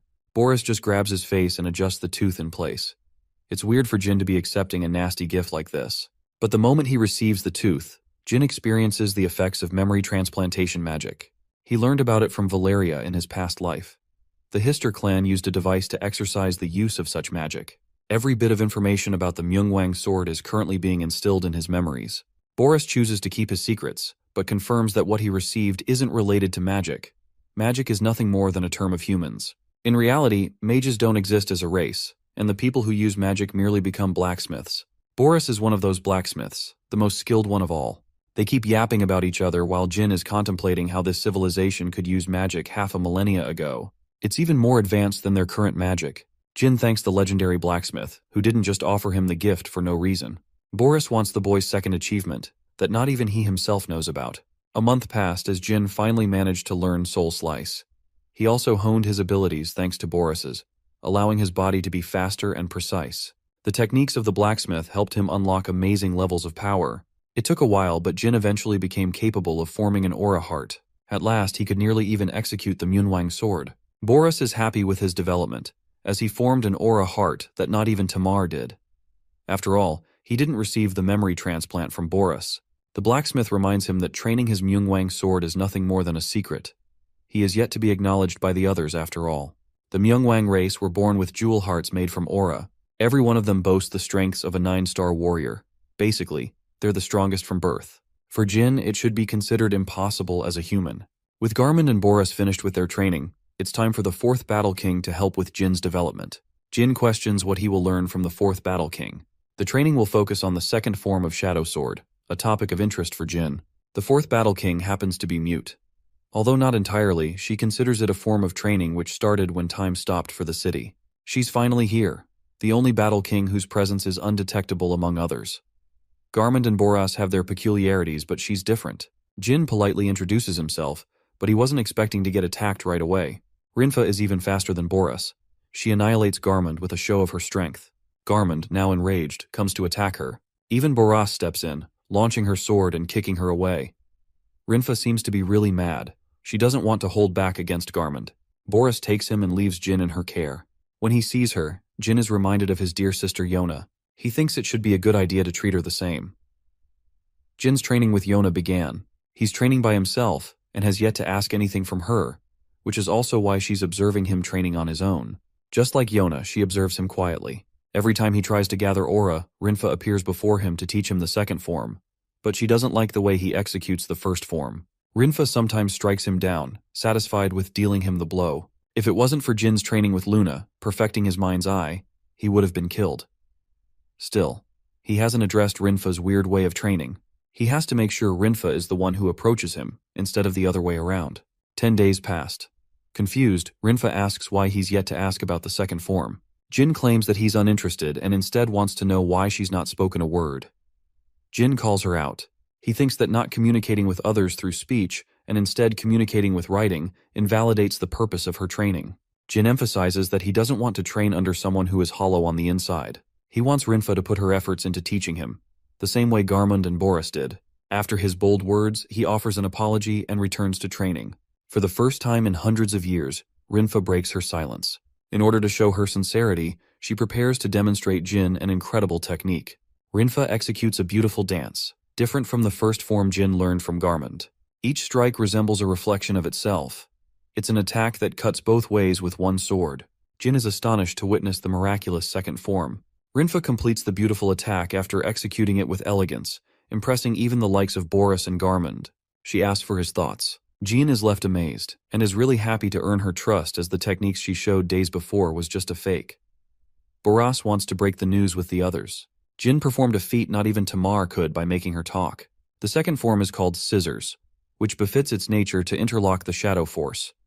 Jin's mission is to copy the technique, but even he knows it's going to take him a while. He also doesn't feel confident with the shadow absorption sword, constantly draining his magic. Rinfa explains that the sword doesn't absorb energy but instead refines the quality of his shadow magic. It's more of a cover, a sheath for his blade. This will further allow Jin to use shadow energy with refined consistency. Rinfa is hoping for our boy to overcome the shadow absorption sword. She loves to over-explain, and Jin likes this side of her. He wonders why she stopped talking. It was actually a punishment she gave to herself, something Rinfa couldn't share with the others. Jin acknowledges her feelings, and understands that she must have struggled so long on her own. He's happy to lend her an ear and hear her out. Rinfa ends up telling him everything. She faults herself for the failings of her people. She unnecessarily blames herself for stopping the arrogance of her race from challenging the gods. Rinfa was able to move past this hurdle after Jin's conversation. She thanks him, and believes Jin possesses a unique quality to transform others. News of the fourth Battle King reaches the ears of the commoners. They're here to celebrate, and Jin is most happy that she can communicate freely with others. Boris confronts him. He not only knew about her story, but he also knew that Jin Runkandel would be the person who could finally make the fourth Battle King break her silence. The fourth Battle King, the mute Rinfa, began talking once again ever since she started training the Runkandel warrior. Under her tutelage and training, Jin Runkandel sharpened his understanding of his sword skills. She helped him overcome the shadow absorption sword, taking away his powers, and taught him how to control its energy. Apart from that, Jin was taught the Shadow Sword's first form as well as the second form, both devastating attacks that he could now release after constantly learning for 2 weeks. Jin's rate of growth was impressive, and he could at this point only use the ability instead of perfecting it. It was an incomplete technique, but he thought about consistently practicing and getting used to both forms first. Perfection comes later after all. The Shadow Sword is a real problem obstructing him from doing so. A month passed. By this point, Jin had conquered the shadow-absorbing sword at will and retrieved his own sword. He's surprised to receive his precious weapon again. After all, at first he was told that his sword won't be used in the temple. Tantel confirms that from this point forward, it's crucial for him to use his weapon as part of his training. Right after he finishes up his training with the fourth Battle King, the real battle begins. Jin will have to face against their kind in actual duels in the form of sparring matches. It's been a while, but it's finally going to happen. Tantel confirms that the first few matches will take place in the afternoon, and people will come to see his strength. Currently, the first Battle King is selecting a suitable opponent for Jin Runkandel's skill level. Jin is excited to finally come face-to-face with a Myungwang member. Their kind is exceptionally more powerful than average humans, so he has been itching to clash his swords against them ever since he first came here. Tantel worries for him, however. He thinks Jin is taking on a challenge far too difficult for him at his current level. He's right, because the Myungwang are overpowered from birth, and Jin is nothing compared to the strongest of their race. From his words, Jin is able to piece together the fact that he's getting destroyed in the upcoming exhibition match. He was originally thinking that his opponent would be equal to the level of a member of the White Wolves, but this oversimplification and underestimation of the Myungwang makes Tantel laugh, who confirms that only one of their members is strong enough to beat the average warrior from the Red Tiger tribe, which is even tougher than the White Wolves. It's a short way of telling Jin that he's got 0 chances of victory in his upcoming battle. There's also the fact that the first Battle King, the one selecting his upcoming fight, really doesn't like Jin at all. It's almost certain that his opponent will have a tough fight. Jin admits that the typical Myungwang member is at least 9-star level when compared to humans, which is just overpowered as hell when you really think about it. Without a doubt, any opponent that gets picked is going to give Jin a tough fight. Tantel is supportive of Jin, however, and is prepared to support him no matter the outcome of his battles. He wonders if Jin followed his advice, the advice to watch the Myungwang sword at least once. Jin remembers going out of his way to do just that, even behind the backs of the Battle Kings. Jin contemplates that he learned about it from the memory chip he received from Boris, and now he's going to see the real deal in his upcoming duel. Tantel is glad that he followed his advice. The next thing is to wait for the duel to come, so he leaves Jin to rest until the afternoon. Some time passes and the fated time arrives. Boris comes to check on Jin's preparation for the fight. Jin isn't worried about making any special preparations, probably because it won't help him much anyway. His only mission is to focus on defeating his opponent. The other Battle King confirms that his strength is commendable, so much so that it is difficult to call Jin Runkandel a human being. He has faith and confidence in Jin's abilities and thinks he will fare well in the upcoming fight. But Boris is worried because he thinks failing once can be really demotivating and discouraging for the soul. Rinfa argues the same, but all three of his teachers are hopeful for Jin's learning progress. They want him to use this as a learning experience and hone on his mistakes. Jin really doesn't like their pity party circling around him. He knows from Tantel that he's already going to lose, and yet people are treating him like he's already dead lost before the fight even begins. Boris explains that they're worried for a reason. In fact, they're worried that Jin's reaction will be the same as Tamar's, the first run Kandel. This is an interesting piece of information that catches Jin's reaction. He learns from the Battle Kings about Tamar's undefeated record in the outside world. While Tamar was unstoppable in the outside world, he faced limitations in La Prarosa and lost many times. Curious to assess his strength, Jin questions how strong Tamar was at the same time of their first duels. Rinfa claims that he was still stronger than him at this level, but even he couldn't defeat the average Myungwang for a long time. Right after his first hard defeat, Tamar's soul took a hit. He stopped eating food and felt like a failure. He wallowed in despair, never knowing what defeat felt like. They assumed that Jin had the same trait as the first Run Candle Patriarch, but that's actually wrong. Jin's mentality is far stronger and refined than even Tamar's. He doesn't get why it's a big deal for someone to react in this manner after losing once. Jin isn't the type to lose his morale and give up on his mission. He's already lost many times at the hands of capable warriors and knights before. Defeat isn't a new experience for Jin Runkandel, who has previously lost countless times in the name of training and growth. What's more, Jin's situation was even worse. He was defeated in his original life and lost his very life. Throughout both of his lives, he has experienced what it feels like to lose. Hearing them out, Jin assures them that there's nothing to worry about as he's not going to end up like Tamar. This confession shocks the Battle Kings, who assumed he was just like his predecessor. Anyway, it's time for the fated duel to take place. It's a special one as duels didn't take place for 1,000 years until Jin arrived. The Colosseum is filled with people placing bets on the underdog challenging the Myungwang warrior. The audience is cruel as they're open about Tamar's disappointing defeat in the first battle, who apparently couldn't even survive a bunch of hits before being taken down. The warrior he's facing is a man named Shaku, known and adorned for his lightning-fast speed. He's a tall figure with long hair, and apparently he's a favorite of the crowd as they cheer his name. Shaku politely addresses Jin as the successor to the first patriarch. The underdog has only one request. He wants Shaku to give it his absolute best to try and kill him. Initially, even Shaku is shocked to hear this provocation from the boy. Jin doesn't feel fear and certainly doesn't want the fight to end up like any typical duel. He wants a real fight to showcase his endurance and strength. Shaku bursts into a heavy laugh, acknowledging Jin's reckless bravery, before getting serious and reminding him of his place. Shaku emphasizes that he despises those who are unable to wield the sword. Jin materializes a wave of electricity from his mana gem and concentrates all of it on his sword. Shaku is astonished. What Jin has done is impossible for his current level. He has just casted use of the Myungwang sword, right when he wasn't supposed to. Shaku is offended and calls for the traitor responsible for revealing the Myungwang sword to the unprepared Runkandel. Jin is done talking and blitzes his speed to attack him at once. His thunderous speed leaves cracking lightning behind him. Shaku is still in utter disbelief, as even if someone demonstrated the Myungwang sword to the boy, Jin shouldn't be able to cast it at his level. He's actually right. Jin reflects that the Myungwang sword is a fighting art known only to the Myungwang race. That's why he had to create a glowing gem heart using his aura to replicate them. But the heart isn't the only requirement to activate the legendary technique of this race. The answer lies in the memories Boris shared with him. The molar he obtained was the key ingredient. Jin practiced the Myungwang sword in secret, exerting himself every day to gain control of its power. He refused to give up until he could cast it. Now, he concentrates his full strength in an obliterating blast that destroys the arena. Or that's what he thought. Because even as he used Myungwang's sword, Shaku merely blocked his attack effortlessly. The man roars for the fifth Battle King, offended to find Boras as the culprit responsible. Shaku takes a breath and casts an energy wave of his own. Before long, he releases a powerful wave of aura. A wave of power falls upon him. Shaku is pissed that Jin deployed the Myungwang sword in battle.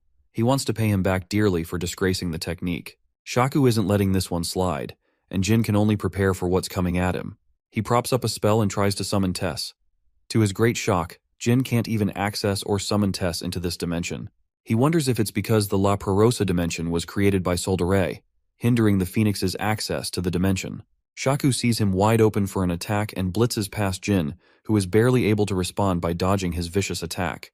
Shaku follows up with a second attack while Jin responds with an attack of his own. The attack slashes Shaku but doesn't have any effect on the man. He merely releases an energy wave, sending Jin flying back. None of his attacks seem to be working in this battle. Jin lunges forth to try again and attack. Their clashes are almost equal in speed and power, but Jin is slowly getting overwhelmed with every attack. Not only is his opponent extremely fast, the man also boasts an impenetrable defense. There's not a single opening he can exploit for a counterattack. It all seems hopeless for Jin, while Shaku is confidently hammering him down. In this pinch, he decides to make use of a weakness. A weakness of the body that can never be strengthened, no matter how much training. Jin plays dirty and pierces Shaku's eyeball with his finger. But to his utter shock, he breaks his finger instead. He had massively underestimated Myungwang's strength. Shaku explains that his cheap trick won't work since their eyes are as tough as their hearts. He only had one chance and he blew that up too. Jin is really in a tough situation right now. He's starting to realize why these guys are called the strongest species on Earth. The fact that there are hundreds of people like Shaku who are all similar in strength is terrifying. Jin wonders how a powerful race such as this face collapse. Shaku is enjoying himself. So far, he was merely toying around with Jin, but now, he's going to use a special technique. Jin's present condition is one of fear and shock. His body can't even bear the confidence to wield his sword properly. Shaku chimes in with a confident punch, explaining how he just used an ability called weapon oppression. Just like its name, the Myungwangs have the ability to imbue power into other weapons, forcing it to stop moving even in their opponent's grasp. Jin's face is wide open to eat a powerful punch coming full speed right at him. In this critical moment, he takes the initiative to dodge the attack, which causes a shockwave on impact. Jin can't afford to use his sword anymore either, since weapon oppression will kick into effect and work against him. He optimizes to gain distance and leverage a long-ranged battle. But Shaku doesn't seem to be worried at all. He sees Jin running off like a bird and merely catches up without any problems. Jin needs some time to execute the Shadow Sword's first form attack, as it's the only move that could prove effective against Shaku. He exhausts his body's limits to run as fast as he possibly can. Having gained the distance he needs to execute the attack, Jin charges the Shadow Sword's first form, engulfing his weapon in a column of shadows. But as he's chanting the slash, Shaku catches up and stops him from executing it. He catches Jin's sword with his own, preventing him from using the slash at all. Shaku then tosses his weapon away completely, before grabbing Jin's clothes and dishing a really strong jab to his face. So powerful in fact that it launches Jin away. But the torture doesn't end here. Shaku catches him and decides to give the Runkandel a taste of the real Myungwang sword. He stops Jin's foot into the ground, preventing him from moving. Now that Jin is completely wide open, he eats hundreds of punches from Shaku, one after the other, in endless punishment. Shaku releases a final attack with a frontal kick, stomping Jin's entire body into the ground. Then he lunges forth for another charged kick, sending Jin flying into the air. Jin's lifeless body plummets into the ground, all battered and bloodied from impact. At this point he's incapable of battle. But Shaku isn't quite done. He grabs him again, before catching his blade and preparing to deal the final blow. As punishment for Jin using the sword before his time, Shaku intends to slice off his limbs, hoping that he isn't as arrogant in their next match. Jin's pitiful state renders him unable to respond. And just like that, Jin Runkandel loses his legs in painful punishment. After his disgraceful defeat, Jin ended up knocked completely unconscious. Vaughn wanted to use his blood to cure Jin's condition, even though the risks involved were high, as humans cannot handle the blood of the battle god usually. Jin could regain his consciousness in this fickle moment. He couldn't figure out what they were talking about. The battle god was fine with the treatment, recognizing Jin to be different from the average human. The blood transfusion process begins with Jin receiving whatever blood he can get from the battle god. After coming in contact with his body, Jin's nerves electrify from the sudden changes. Since he's a human and not a Myungwang, his body reacts abnormally and grows tense under the pressure. A voice calls out for him, confirming that the Runkandel can no longer hear the voice of the god of the darkness. There's a clear error, because if Jin cannot survive the blood and eventually dies, then that spells utter doom. The battle god has previously confirmed that Jin's death implies the complete annihilation of their race. His survival is critical.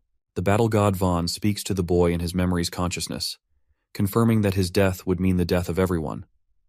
Jin at this moment is reminded of his miserable past life, and how he faded during that time too. His senses become sharper and more pronounced. The elixir of 10,000 poisons that he acquired from his sister is working itself to maintain Jin's survival. The elixir is so powerful that it will make it impossible for any assassin to kill Jin easily. Jin fights against his body's negative energy, refusing to give up right here and now. He has many objectives under his belt to accomplish. Failing here would be the end of it all. Most importantly, Jin has many people to protect and has to endure this suffering for their sake. Instead of the Myungwangs deciding his fate, Jin takes it upon himself to be the one who decides what happens to him. His mana heart strengthens, and after 1 month of remaining unconscious, Jin finally wakes up again. The very fact that he was able to wake up means that he survived the blood of one of the battle kings. He gets up, acknowledging that a month passed. Still, Jin believes that he's wasted too much time like this. He has to be done here by May, and it is March already. In his contemplation, Jin confirms that the only reason he survived is via the effects of the elixir of the 10,000 poisons. For some strange reason, he feels an immense energy and light coming from inside his body. Jin glances at the mana crystal in his chest, which is beaming in a flash of light. He can't believe that he has actually acquired the real deal. Jin had no idea that he could obtain the Myungwang heart after receiving a blood transfusion. Since he's now awake, Vaughn comes to visit him on her own, wanting to know if he's all right. Jin can't fathom what to believe or expect. He acquired the molar from Boras, and then he formed a Myungwang heart thanks to her blood. She acted without even asking for his opinion. It's a surprising objection from Jin, who literally could have lost his life anyway if Vaughn didn't offer her blood. Jin is annoyed that he didn't have any right to decide his fate. He also didn't know he would end up developing a Myungwang heart as a consequence. Vaughn apologizes for acting without permission, but Jin isn't worried about it. All he's concerned about is his new heart. He's trying to understand what's been going on. After all, he received blood from a literal god. Vaughn is surprised that he isn't complaining instead. Jin would have things to say if she was an enemy of some kind. He's worried that having acquired the Myungwang heart means that he has now become a part of their race. He's also unsure about the reaction of the Myungwang people, because people like Shaku might as well kill him for that. Vaughn doesn't deny his words and thinks that's exactly what will happen. Faced with this situation, Jin asks a curious question. He wonders if he would have gained any acknowledgement from the Myungwang people and the Battle Kings without Vaughn's help. Vaughn observes his reaction. She can see Jin's fist tensed up in frustration. She counters and asks if he will destroy the heart if her answer is yes, because it is a power that Jin didn't obtain on his own. The Runkindel confirms that he's frustrated, but in the end, he also helped create his new heart. It wasn't something he wished for, but at the same time, if Jin failed to meet Vaughn's personal standards, then she wouldn't have decided to offer her blood. Vaughn believes that is required for Jin's succession to become complete. She questions why he wishes to oppose what she has done for him. Jin explains that if it's a heart that he created, then he can always create it again when necessary. He doesn't share any intention of eliminating his new powers if they can be used for good, since they would serve a greater purpose. Vaughn confirms that even if he didn't take her blood, Jin's performance would have gained acknowledgement of her people. Happy with her response, Jin intends to use his new heart to his advantage. He tells Vaughn about his departure in the month of May, as he's also got things to take care of.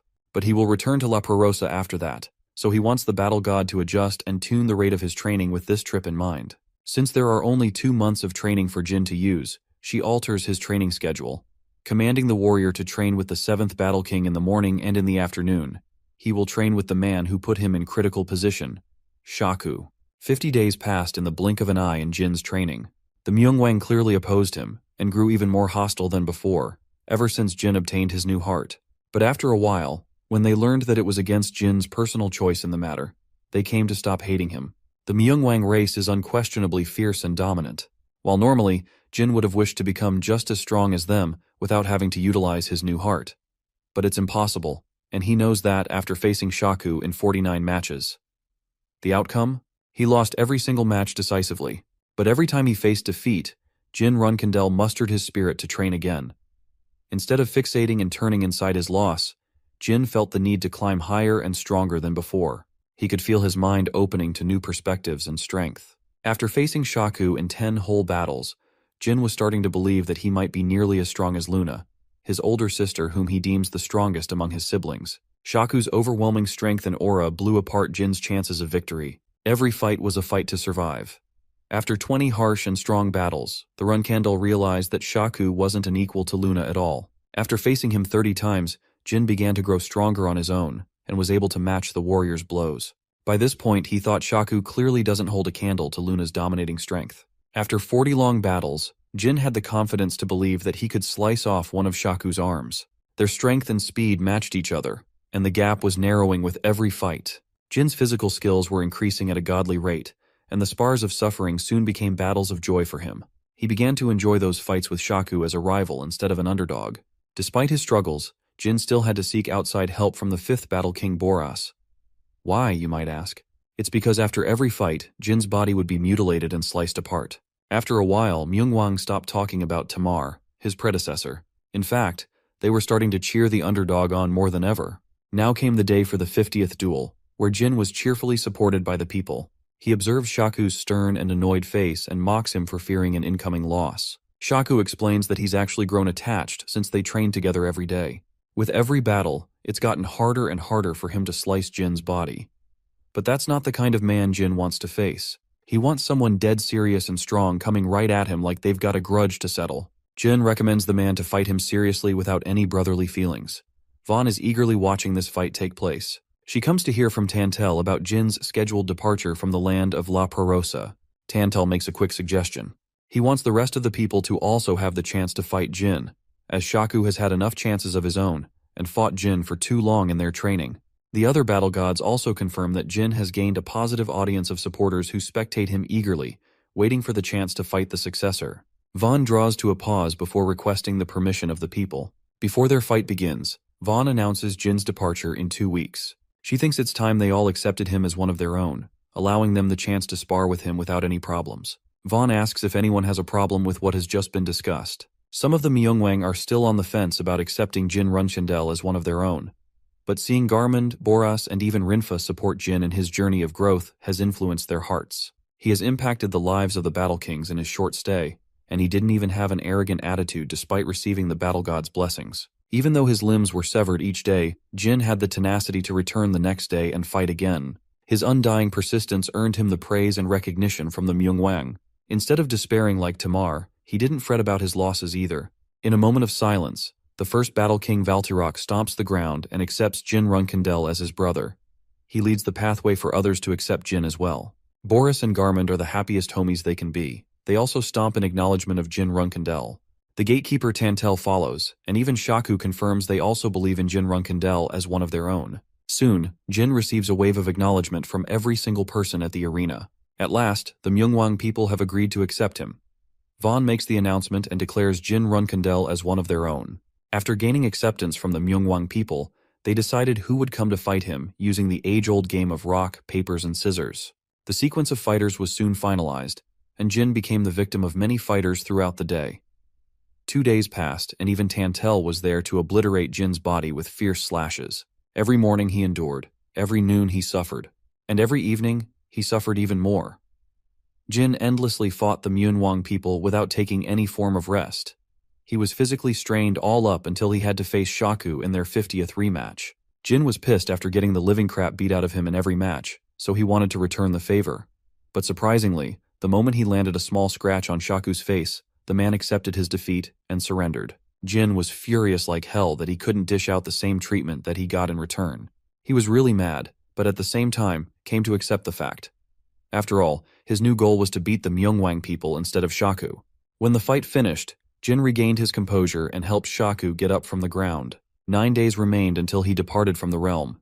He has a duel with each of the Battle Kings scheduled right after he returns from the human realm. So for now, he's simply training with the other Myungwang members for the meantime. In conclusion, that's how he fought a total of 64 endless matches against the Myungwang people. After his battles, Tantel decided to throw a celebratory treat in Jin's name, who has been consistently putting in the effort and surviving the brunt of every battle. He offers Jin the same mineral drink from day one, but he's just not interested in remembering his previous experience, which was filled with disgust and bitter taste. Tantel emphasizes that this time, it will taste much different, so he should go ahead and drink up.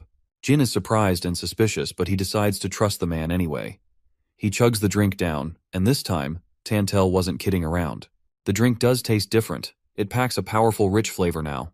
The 5th Battle King explains that the change in taste occurred ever since Jin acquired the Myungwang heart. Jin is pleasantly surprised it's possible to influence his taste. Shaku has become best buddies with him and offers his drink too. Jin has no choice but to accept his drink in kind. They both chug it all down like old rivals. The rest of the party shares a drink with Jin too, pouring him a damn tub of alcohol to drink. This man Jin actually gulps down all of it, impressing his fellow brothers. They even toss him in joy and happiness, celebrating the moment to its fullest. After the party, a drunk and defeated Jin returns to the roof. There, he finds one of the Battle Kings waiting for him. Belize's surprise appearance made him wonder why she came here. She draws a wide smile, realizing how happy Jin is while enjoying the company of her people. She came here to enjoy the beautiful night sky. The dimension was once reproduced by Soldere, but it's actually the same as the original place they belong to. Belize can't help but admire the purple hues of the sky. Jin curiously asks if she's interested in the outside world ever at all. Belize explains that since time has forever stopped for the Myungwang people, they merely accepted their fate and no longer possess the desire to return to the outside world. While it sparks her curiosity, Belize drops a wise thought. She thinks it is pointless to dwell on something they could never have in the first place. The memories of the people they loved are no longer there after all. Jin apologizes for his rude remark. Belize admits that she heard something from the battle god Van herself. It's been 5 millennia in the outside world, so maybe there is something that could free the Myungwang people from this dimension too. Jin hears her out, but even he knows that in the modern age, nothing like that has been developed. No amount of magic or advanced technology could free them from this dimension. The reason for that is simple. They've yet to connect to the fire dimension, the home of the phoenixes itself. Magic from the outer dimensions is forbidden and prohibited by every association too. The kind of magic that could potentially free the Myungwang people will likely never be developed according to Jin. He still asks if there is any possible way to explore the outside world. Jin remembers Tantel contacting him from the outside world, so he thinks there may be some other way. Belize confirms that it's because Jin was lingering in the desert, and Tantel was the gatekeeper of the dimension to receive him. Belize makes a hopeless and pure request to Jin, asking him to explore a method to free the Myungwang people and help them escape this dimension. Jin confirms that he's going to find a way for them to get to the outside world. The following day, Jin contemplates and prepares for his plan to obtain the special compass. If he fails to obtain it now, it's going to be impossible later. Yona's help in extracting information from Bubar's meeting was critical. Something like that won't happen again, so Jin doesn't want to waste this opportunity. His only goal is to succeed in his mission no matter what. Vaughn comes to find him in a distressed state and asks what's keeping him busy. Jin tells her that he was just on his way to talk to her regarding an alarming matter. Vaughn inquires if it has something to do with his departure. Jin confirms that he wants to leave and execute a plan with his friends, but he's still unsure if his current strength will be enough to take on the mission ahead. Vaughn finds it rather hilarious that he's still uncertain in his strength. After all, he's fought one of the toughest people on the planet who are even stronger than humans. They've all reached divinity in their own ways. Jin confirms that he wouldn't have anything to worry about if he actually defeated any of the Myungwangs. The problem is, he's still falling short in every fight. He's unafraid of receiving injuries in battle. What Jin is really worried about are his friends, who aren't as strong as him and won't be able to survive tough blows. Vaughn senses his shaking confidence and encourages Jin, reminding him that he's the only human on the planet that can become their salvation. That means, if the current Jin is finding himself uncertain, then the very fate of the Myungwang tribe will flicker in his uncertainty. She hands him a brand new weapon as a gift. This sword is the Phoenix Thunder Sword, slightly adjusted by Boras for Jin to use. With whatever time he has left, Vaughn wants Jin to fight against her and improve his strength.